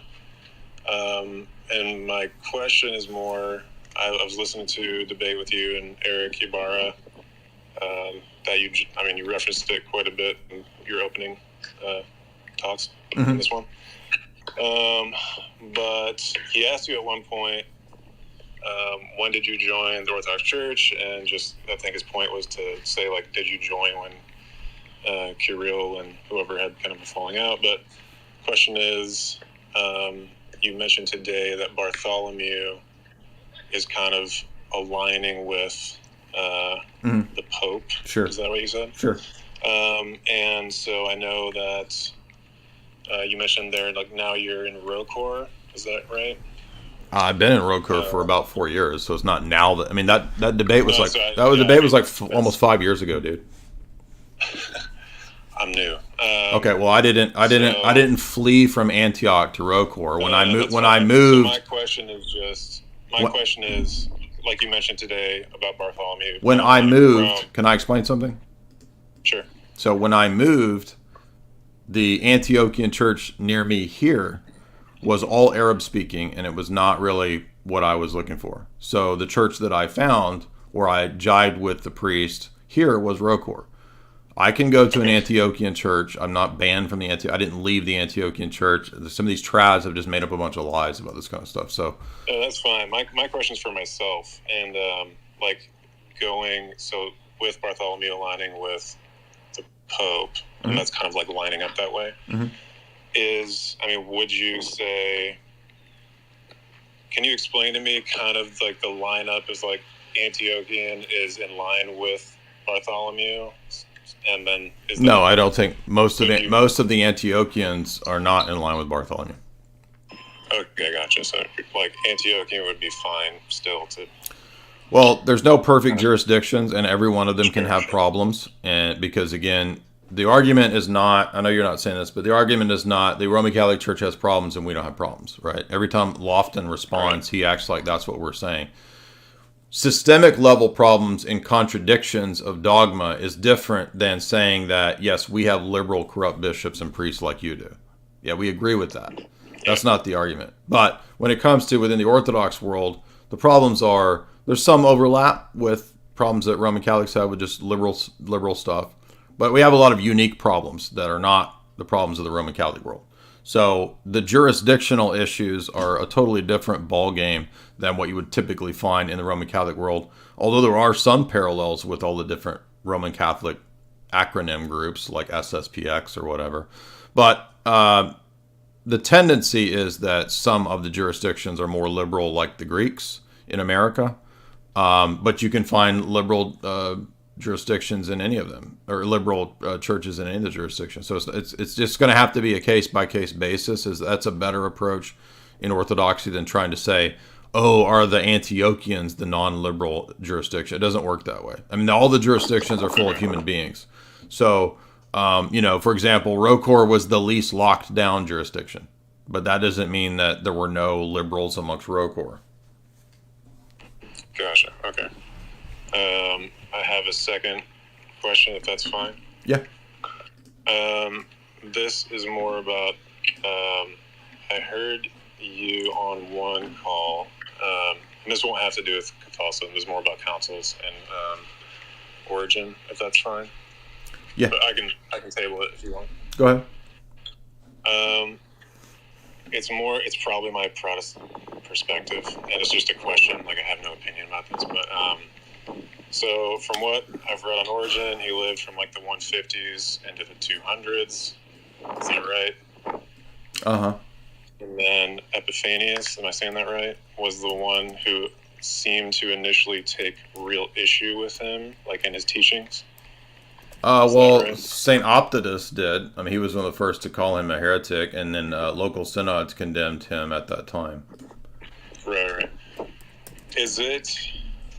I mean, I guess I'm wondering, and this is all opinion, but was it heavy-handed to, because I read something like Origen was condemned as a heretic after he had already died, and like that was weird or something. Well, he was condemned. He was condemned by some synods when he was alive as a heretic, and he was subsequently condemned after he died as a heretic multiple times over by 3 ecumenical councils.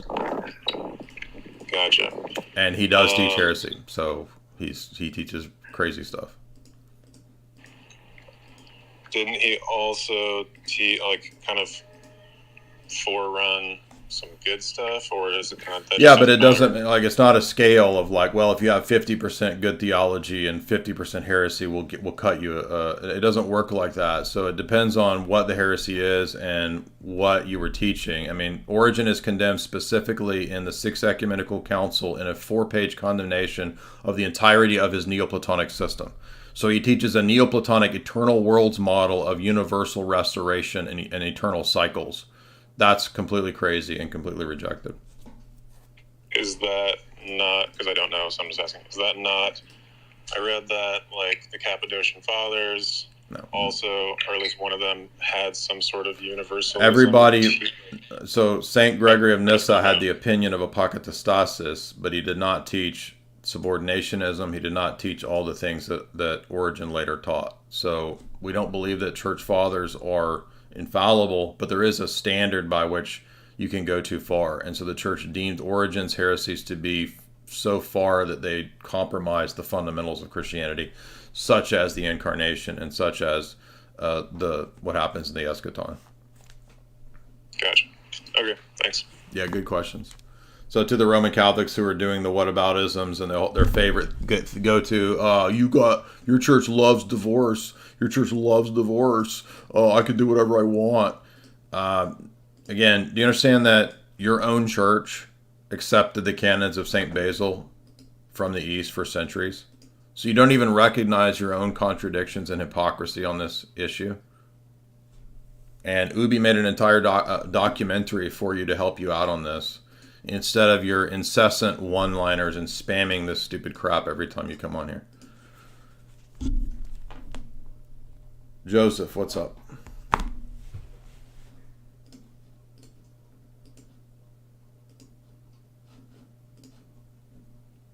Joseph, unmute.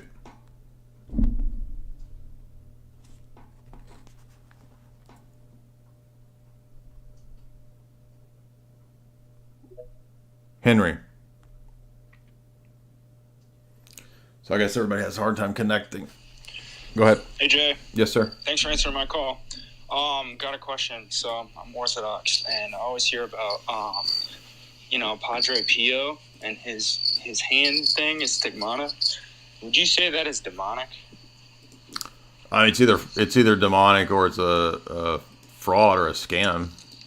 Yeah, that's what I was thinking, a fraud. But also, what's up with the Catholic? Why is roses like a holy thing?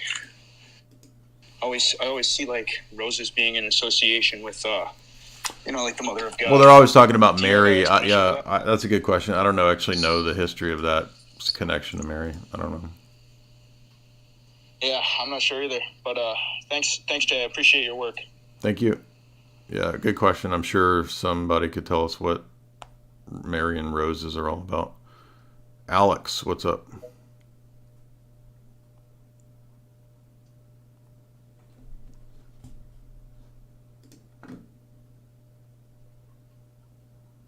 Alex?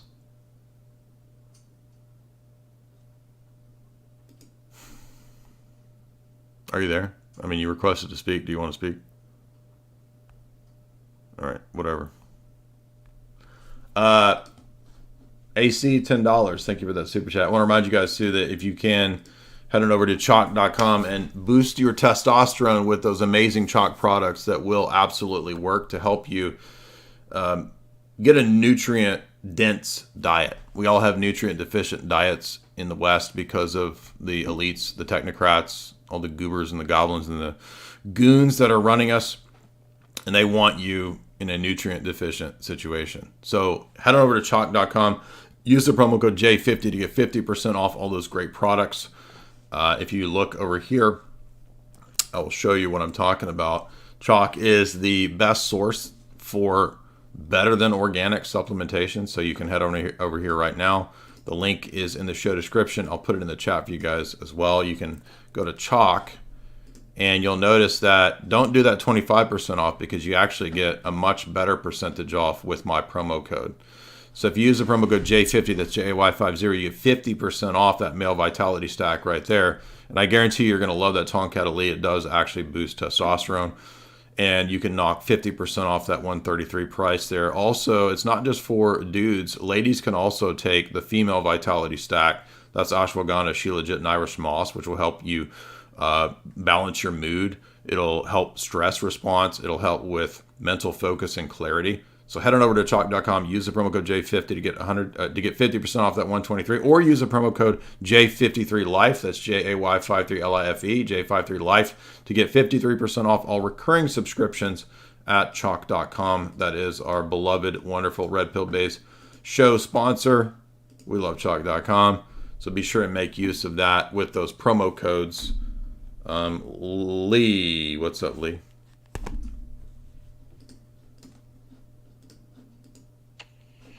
Did you accept me? Mm-hmm. Hello? Yep. All right. There's a little bit of a pause, so I think the deal with the muting thing is you don't need to tell people to unmute. So, I had another question. Okay. About, let me get it. You talk a lot about how the Vatican has a really big spy network, especially in the Middle Ages. They were probably one of the biggest spy networks, including the Freemasons. And Alex, Lord Voldemort, talks a lot about how the George Washington and a lot of the founding fathers were also Freemasons. Do you think that the people who set up America had bad intentions? Because there's good ideals in the Constitution, but, like you said, the Orthodox shouldn't get involved in political matters. What do you think is a good way of setting up a better world then?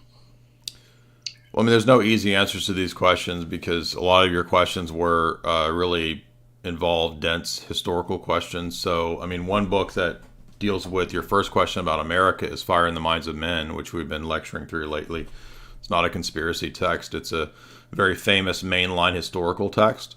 So that's relevant for the specific question about the origins of America. America's not totally a Freemason country. It's a mix of Christian ideas, Roman common law, ancient Roman law, English common law, biblical law, Mosaic law.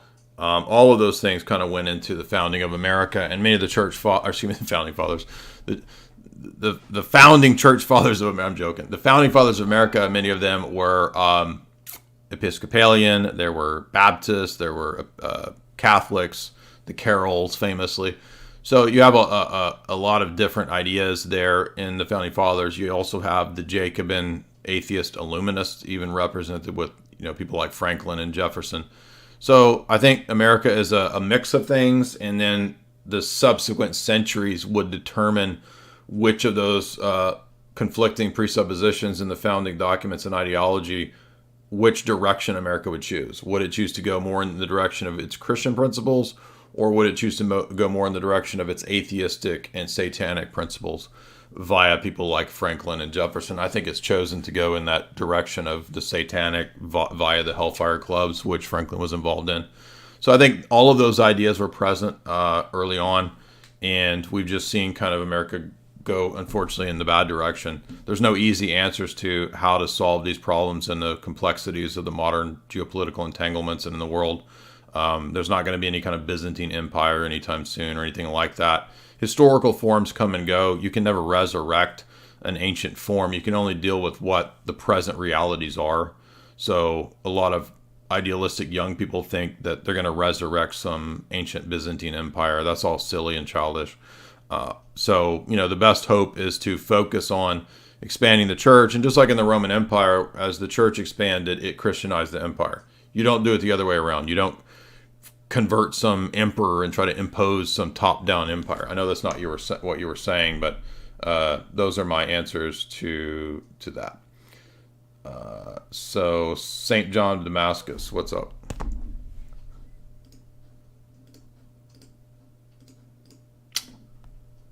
I actually kind of think you shouldn't name yourself as a saint on a profile, but go ahead, unmute.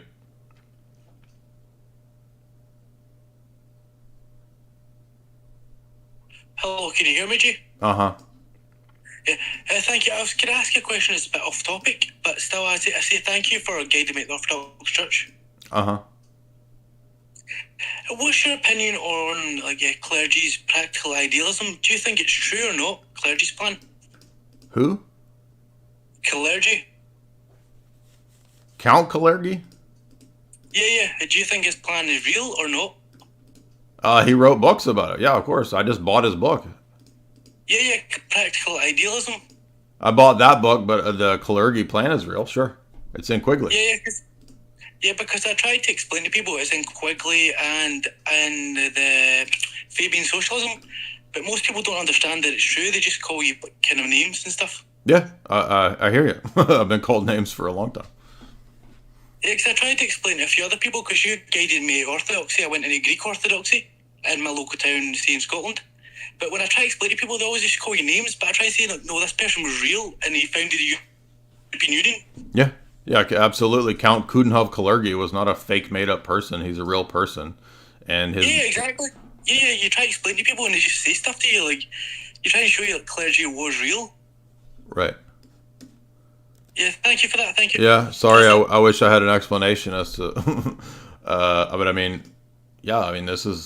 he's a real guy. It's a real book. So this is somebody translating the book, but as far as I know, that's the only copy that you can get. There might be PDFs of it floating around somewhere, but I don't know. It's really just people are ignorant and they're prideful and they're stupid and they cling to their ignorance and their stupidity. Bosch Blanders, what's up?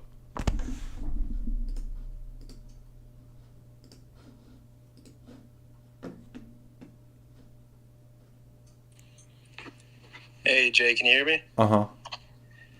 Hey, I wanted to ask about, me and a Roman Catholic friend were having a discussion about the ranking system of the patriarchal sees in the early councils.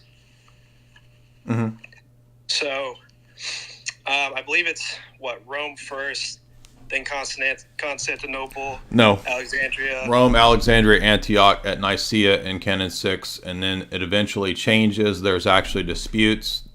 Leo rejects the canon from Constantinople I when it's repeated at Chalcedon that New Rome is next to Old Rome. Leo rejects it not because of papalism, but because he thinks it does an injustice to the canonical rankings in Canon 6 of Nicaea. However, eventually Rome, a couple centuries after Leo, accepts that ranking and accepts Constantinople as second. Okay, gotcha. Well, my friend's question was, if, in our view, these rankings are more honorific, if these bishops don't have any authority over one another, what is kind of the point of the ranking system? Canonical privilege and jurisdictional privileges. This still exists in the Orthodox Church today. So Kirill as a patriarch has privileges that not every bishop in the Russian church has. So autocephalous churches have patriarchs, and within the jurisdiction of that autocephalous church, the patriarch has canonical privileges, synodal privileges that not every bishop has. That's it. It has nothing to do with some super special charism from Peter. Okay, and that goes for the same as far as like the 5 patriarchs being ranked? What do you mean? Yes, it does. As far, because his point was like, well, why is Rome ranked number 1 if they have no real authority over the other patriarchal sees? They're equivocating on the word authority because they're assuming that authority must mean that it's universal jurisdiction, which the Chieti document and the Alexandria document admit was not the case in the first 1,000 years. So Rome has already admitted that it was not a cross-jurisdictional unilateral authority that the Bishop of Rome had. It's canonical and privileges within synods and councils, but that doesn't equate to unilateral authority without the collegiality of all the other bishops speaking and giving their opinions. And when you look at the councils, that's how they operate. They don't just take the authority of Leo de facto. They investigate to see if Leo's encyclicals are in accord with what St. Cyril taught. The standard of orthodoxy at Chalcedon is not Leo, it's Cyril. Okay. And the same thing happens at the Sixth Council. They investigate to see if what Agatho taught was in line with what the other patriarchs and what the rest of the church taught. Right. Okay. That's sense. not just saying Rome has spoken, case is closed. You see how deceptive they are with these quote mines. Right. I've recently been studying Vatican I myself, and you see it contradicted all over the place in the canons of the early councils. Exactly. Correct. That's the strongest argument. And that's why they say, okay, yes, it's an evolving thing. Right. Because I one thing I've noticed is Canon 30 of Chalcedon explains why the Church of Alexandria can't receive, or they haven't received Leo's tomb, not because they're unorthodox, but because their patriarch was deposed and they need to select a new one. Where Pastor Turnus, which I've read recently, says that the Pope has always had direct and immediate jurisdiction over the whole church. Yep. So there's no need, you don't need a new bishop if you just have to take whatever the Pope says. Exactly. Well, if you go to my website, we have a collection that one of our old mods, Seraphim, put together of all of the canons in all of the 7 ecumenical councils that contradict the claims of Vatican I. So if you want, there's an entire list of these, and I'll put it in the chat for those on YouTube right now, and I'll share it underneath. What's your name? I'll send you this link if you want it. Like my Twitter name? Yeah. It's at Blanderson Blosh. Okay, so actually, if you want it, just go to my website and type in ecumenical canons, or the article is called "The Ecumenical Canons Refute Papal Supremacy." And you'll get this list of all the canons from the first 7 ecumenical councils that are absolutely contrary to Vatican I. So we've already kind of helped you out. We've got that whole list already for you right there. Okay, appreciate it. Yeah, and show him that. And then when they see this and when they read this, their default then is to always say, well, it evolves. So, yeah, they didn't think of it that way in the first 1,000 years. It evolves, and that's why we have the justification for it post-schism, post first 1,000 years in the Gregorian reforms. But what did the Gregorian reforms say? All of the stuff that prepares the way for the revolution of today's Roman Catholic Church. The Pope is above all the emperors. The Pope can depose anyone he wants. The Pope is in charge of all the bishops in the world. He must sign off on every bishop in the world. The Pope can according to any need of the time, make new laws. And for him alone is it lawful to do this. So all of the stuff that the Roman Catholics think is an innovative revolution was already done in 1075/1090 by Gregory VII in the Gregorian Reforms. Right.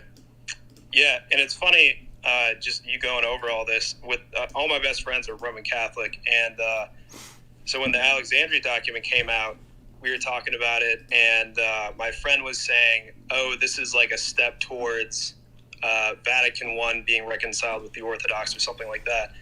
And I was It's like, an admission of Vatican I being wrong. It's not a step towards union. Right, I mean, exactly. they want union practically, but it's an admission Vatican I's wrong. Right, and I was like, "Have you read Vatican I?" And he was like, "No." Of course. When have they ever read Vatican I, right? Just like the guy that was on here, the trad cat that was on here a minute ago, saying that he knows what's in Vatican I, but he doesn't have it in front of him, so he doesn't know what's actually in it. Let's move on. Thank you for that. Jacob, what's up, Jacob?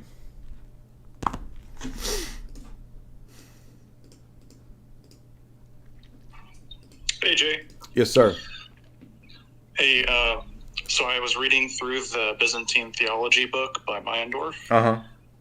and just kind of piggybacking off of the last guy's question, I thought it was interesting that Meyendorff said that in Canon 6 of Nicaea 1, when it gives the ordering of Rome, Alexandria, and then Antioch, the determining of the primacy was not because of Petrine primacy. Right. It was because of Custom. the imperial status within the Roman Empire. Correct. And that's why. So Canon 6 of Nicaea says custom. It says nothing to do with divine status. It says custom. And then that's why when the Second Ecumenical Council at Constantinople I, when it says in its canons that New Rome should be considered next to Old Rome, right? It doesn't see any problem doing that because they viewed it as custom. And when Leo rejects that, because that same canon of Constantinople I is repeated as Canon 28 of Chalcedon, Leo rejects it. And all the Roman Catholics say, aha, you see, papalism, because he's above the canons. He doesn't reject it because of papalism. He rejects it because it's not fair to, in his view, Alexandria and Antioch to be displaced by what Canon 6 of Nicaea had already given to them. Who gave it to them? Nicaea, not the Pope. Nicaea gave it to them. The councils grant, via custom and tradition, these synodal and canonical privileges. Nothing to do in Canon 6 of Nicaea of any special thing directly from Peter. Right, exactly. And also, Meyendorff makes the point that if Rome's primacy was because of its Petrine status, it would make no sense to put Antioch after Alexandria. Yes. And that, I thought that was like, well, I didn't think about that before. Well, another reason that it's Rome, Alexandria, and Antioch is that these are three Petrine sees. And all the way up to Gregory the Great, Gregory has the letter where he says, when he's writing to Alexandria and Antioch, he says, we are the chair of Peter. Right. So Peter is not limited to Rome, even in as late as St. Gregory the Great. It wouldn't, if Petrine primacy is true, wouldn't Mark be under Peter? And since Mark was the one that was appointed bishop over Alexandria? It would seem that, yeah, it seemed like you'd have to say that, yeah. But that's all I wanted to say. Yeah, great point. And just wanted to shout out also your Philosophy 101 course. Thank you. Really great. Yeah, we had a lot of good chats in there. I remember our conversations, you and I and everybody else. That course is still available, so if anybody's interested, you can get the philosophy course that I did over here at the Autonomy Agora Marketplace. We did 12 lectures through the history of Western philosophy. It comes out to about 30-ish, 36-ish hours with all the Q&A on top of the lectures. There's that link. Also, Richard is doing another course this year called Autonomy. He does it every year. It's Richard's course on becoming self-sufficient, becoming an entrepreneur, being your own businessman, being independent, self-sovereign, all of that. Don't fall into the grind of thinking that you're going to work for some corporation and climb the ladder and all that. Start thinking about how you can be your own boss and be independent. And that's what Richard tries to teach you in his course right there. You can sign up at the Autonomy Agora or the University of Reason Marketplace. The link will take you to an obstacle course, which you have to complete. And that really just shows that you're serious about completing the course. And then they'll talk to you about, pricing and that kind of stuff. So I might take one or two more. I'm getting kind of tired here. Alex Tremo. What's up, Alex?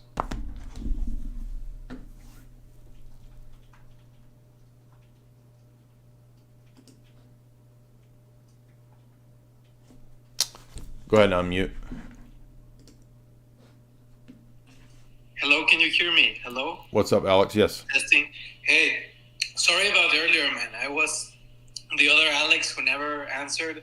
My computer is just dumb, right? I'm going to blame it on the computer. Oh, it's okay. Okay, so just a quick few things because I heard that your neck is hurting. So first of all, I was raised Catholic. I live in Mexico. This is like the third time I'm on your stream. Okay. I just wanted to say that anytime that I hear about this discussion about all of the abominations that Bergoglio is involved with, my blood boils because there's so much information that is only available in Spanish about about all of the nonsense that he does. That I'm just like so frustrated that so many people don't have access to it because they don't speak Spanish. Let me give you an example. Okay. He used to be bishop in Buenos Aires, the capital city of Argentina, right? So this is what I'm going to tell you is 100% public information. You can find it on YouTube. These are videos that have been up for over 5 years, in some cases 6 years. So back then, when he was bishop, he instructed the clerics that were under his authority to give baptism to the quote-unquote adopted children of Skittles couples. So this is like, I don't know how long ago, but how long has he been Pope? Like 10 years or something? So this has been in public knowledge for over a decade, right? Yeah, that's a great point. Yeah, this is an interview that was given by this quote-unquote nun. I don't know how she can be called a nun. Her name is Sor Lucia Caram.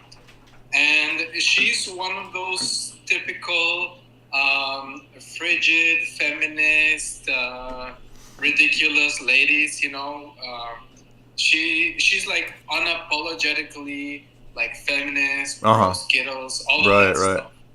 Yeah, so she was on this leftist media news outlet from Spain called La Sexta, which is, I don't know, to the left of... It would be kind of like the Young Turks here kind of thing in terms of how lefty they are. Okay. So, yeah, she was interviewed there and she said, yes, Skittles should be accepted in the church, but it's a long process. Yeah. So it's going to take time, but I hope we get there. And guess what? Now that this whole thing just happened a few days ago, she spoke to the media again. And her attitude was like, I told you guys. Yep. And she was like so happy. Yeah. All of this. Yeah. Exactly. Yeah. Yeah. I'm looking for the old clip, which is actually suppressed on YouTube. You can't find it anywhere. I've almost found it. Francis's puppet mass. Yeah. Here we go. So here's Francis himself doing a puppet mass because people think that this doesn't exist. Here's Pinocchio. Pinocchio at the puppet mass. En la cabeza, en el pelo, bien lo embadurnaba, le metía el pie para que se cayeran. ¿Es un corazón bueno ese? ¿Cómo se sintió el ciego ese que Jesús le devolvió la vista? ¿Bien o mal?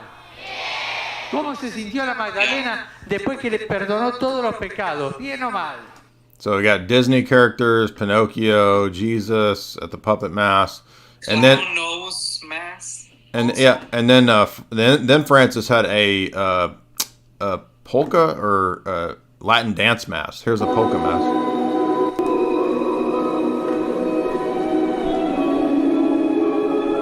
Tango mass. It's a tango mass. It gets worse.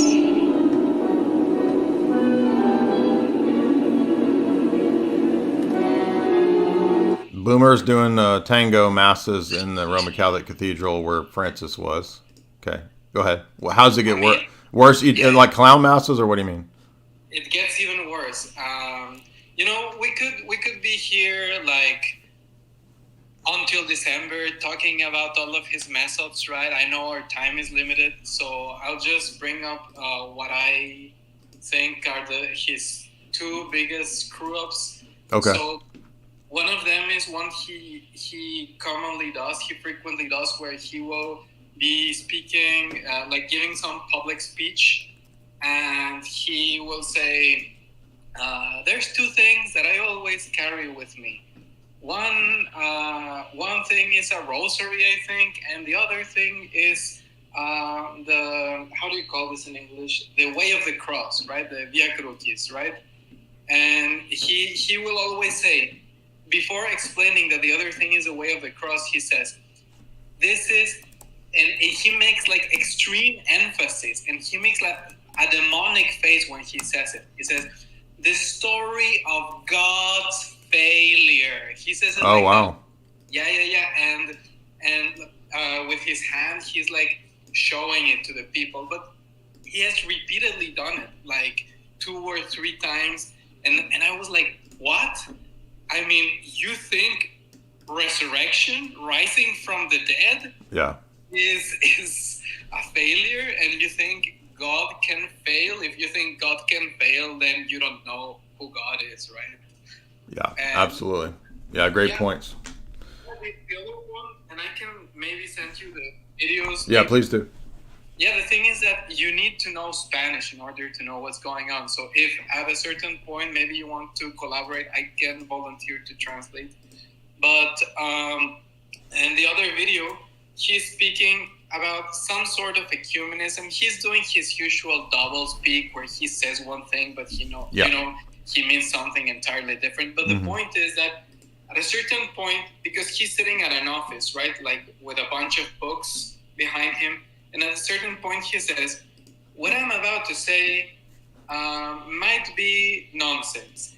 It might even be a heresy. I don't know. And I'm like, what? You're supposed to be the dude who Catholics go to in order to know what is and isn't heresy, what is and isn't valid, and you're gonna tell me that you don't know if what you're. That's like, you're flying, you're on a plane, and suddenly the pilot says, okay, ladies and gentlemen, truth is, I don't really know if I'm doing this right. You get what I mean? Yeah, absolutely. Yeah, hit me up on DMs, dude. Appreciate that. Slangero is our last one, and I'm super tired. Yeah, just real quick. Also the experience with Catholic University. Man, like it was full of Skittles, and I tried to battle it and everything. Never worked, and it didn't you mean you went to what, Catholic University in DC? No, dude. I live in Mexico. Well, I mean, I didn't. Yeah, but in America, when we hear Catholic University, we think about the one in DC. But you're saying there's a different one in Mexico. Yeah, no, it's like a small town in Mexico, but yeah, in less than 60 seconds, when I know you're in a hurry. Okay. But yeah, the thing is that I went there, and like all of the heads of departments, Skittles. I leave college. 2 years I check because I'm thinking about maybe getting a job with them, and it's even more Skittles. And I said, no way I'm doing it. And it gets worse, but I know that your time is limited. They say, show us your hot dog. Dude. What kind of a hot dog do you have if you want to join us? I'm just joking. No, that actually did happen. That was not a Skittles teacher per se, but we did have a religious studies subject, and the teacher did give us an assignment to undress ourselves, put a mirror between our legs, and write down what we see. Yeah, that's what I'm talking about. That's some serious Catholic theology right there. Dude, yeah. I confronted the teacher, and she was just like, "Dude, don't make a fuss of," because she was actually attractive, right? So she got away with. Oh, so you wanted to do it now? Now you? No, not even being. I'm just joking. I'm just joking. No, but a lot of dudes were like, "Oh man, this is gonna be lit," you know, like, yeah, sure, I would love to. And I was like, hell no, I don't care. You should have just wrote that when you looked down, you saw engorged milkers, and then you could say you were citing Taylor Marshall. I consider saying that I saw her, but too much of a bother, right? In any case, maybe you could tell us a little bit about chalk. I would just like to say that it does work. And that's all for now. I'm going to follow you, and I'm going to send you the videos. And if at a later point you want me to translate, we can arrange something. Yeah, thanks, man. I appreciate that. Yeah, really good comments. Really good comments. Cheers. Slangarino, what's up, man? Last one. Hi, Jay. Yes, sir. Can you hear me? Uh-huh. Yeah. Okay, so I'm from Greece. We have a lot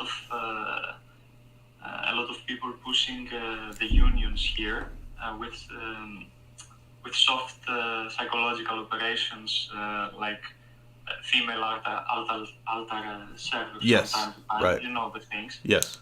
And there's a lot of discussion in parallel to that, and there seem to be a lot of people that actually want to learn what's going on in the church. And I inquire about something you have previously said, that heresy requires heresy is a sin of will, or requires prior will. So when I engage these people in discussions, I usually end up with them feeling like they are heretics, and I try to say to them that this heresy requires will, the very thing that you say. Yeah, like obstinacy, right? So not being wrong is part of it, but just being wrong doesn't make you a formal heretic, right? What makes a person a heretic is when they persist in not receiving any correction or any information that, you know, helps to show that, no, actually we can't have women priests, right? Oh, I don't care, I'm still attached to this, and you're an evil rigorist, right? They're moving into becoming a heretic. Yeah, first of all, there's a lot of ignorance, but aside from the ignorance, there's a part of them that does want to learn, but we have, here in Greece, we have Christianity a lot as tradition, right? Not as, it seems that through time it has lost its theological meaning. Yep. I do not know how to express it. My English is not that well. Maybe through this, it instantly connects on a deeper level as, I'm being a heretic now. And it usually ends up like me being a big meanie, as you usually say. So is there a quick way to overcome that and actually talk about the issues? Yes. Thump them on their nose and distract them, and then bring in the true theology. Just kidding. No, I don't know of any easy ways. I'm sorry. I wish there was an easy way. But I appreciate those questions. I mean, really, we're just dealing with it's a mix of things. It's people not knowing what's going on. It's people ignorant, being prideful, all kinds of confluence of things, powerful interests trying to push all this crazy stuff everywhere. So there's no easy solutions to it. I wish there was. You just got to keep, hammering away at trying to be nice and patient. I have a hard time with that. I'm not the most patient person. So yeah, I just keep trying to be more patient. And, if they're not open to listening to reason, don't keep arguing. There's no point. So try to affect them in other ways. Temple Hat Girl, $10. Padre Pio was involved in an SEX scandal in that church. He paid an alchemist with money to get carbonic acid to make the stigmata wounds. I have heard about the SEX scandal, but I didn't know about the chemist. I think he meant chemist. Storm the Cat, $10. When W.V.O. Quine admitted that it's not possible for a materialist atheist to epistemologically justify knowledge, this is true, but doesn't this mean that he can't justify that claim itself? Yeah, absolutely. I think for Quine, he would be okay with just sort of capitulating to those contradictions and those inabilities. I think absolutely. So, Quine's not right because he's just showing that the end result of empiricism is still a dead end. And that's why he's useful. It doesn't mean he has some answer. He doesn't have an answer. He's bringing the empiricist tradition back to its roots and saying, guys, we can't answer this stuff. That's the only use he has in that regard on that question. Head on over to the website, Jay's Analysis. You can subscribe and buy my books there, signed copies, the red books there, the giant 600 pages if you want. Also, go listen to the Dialectical Materialism stream.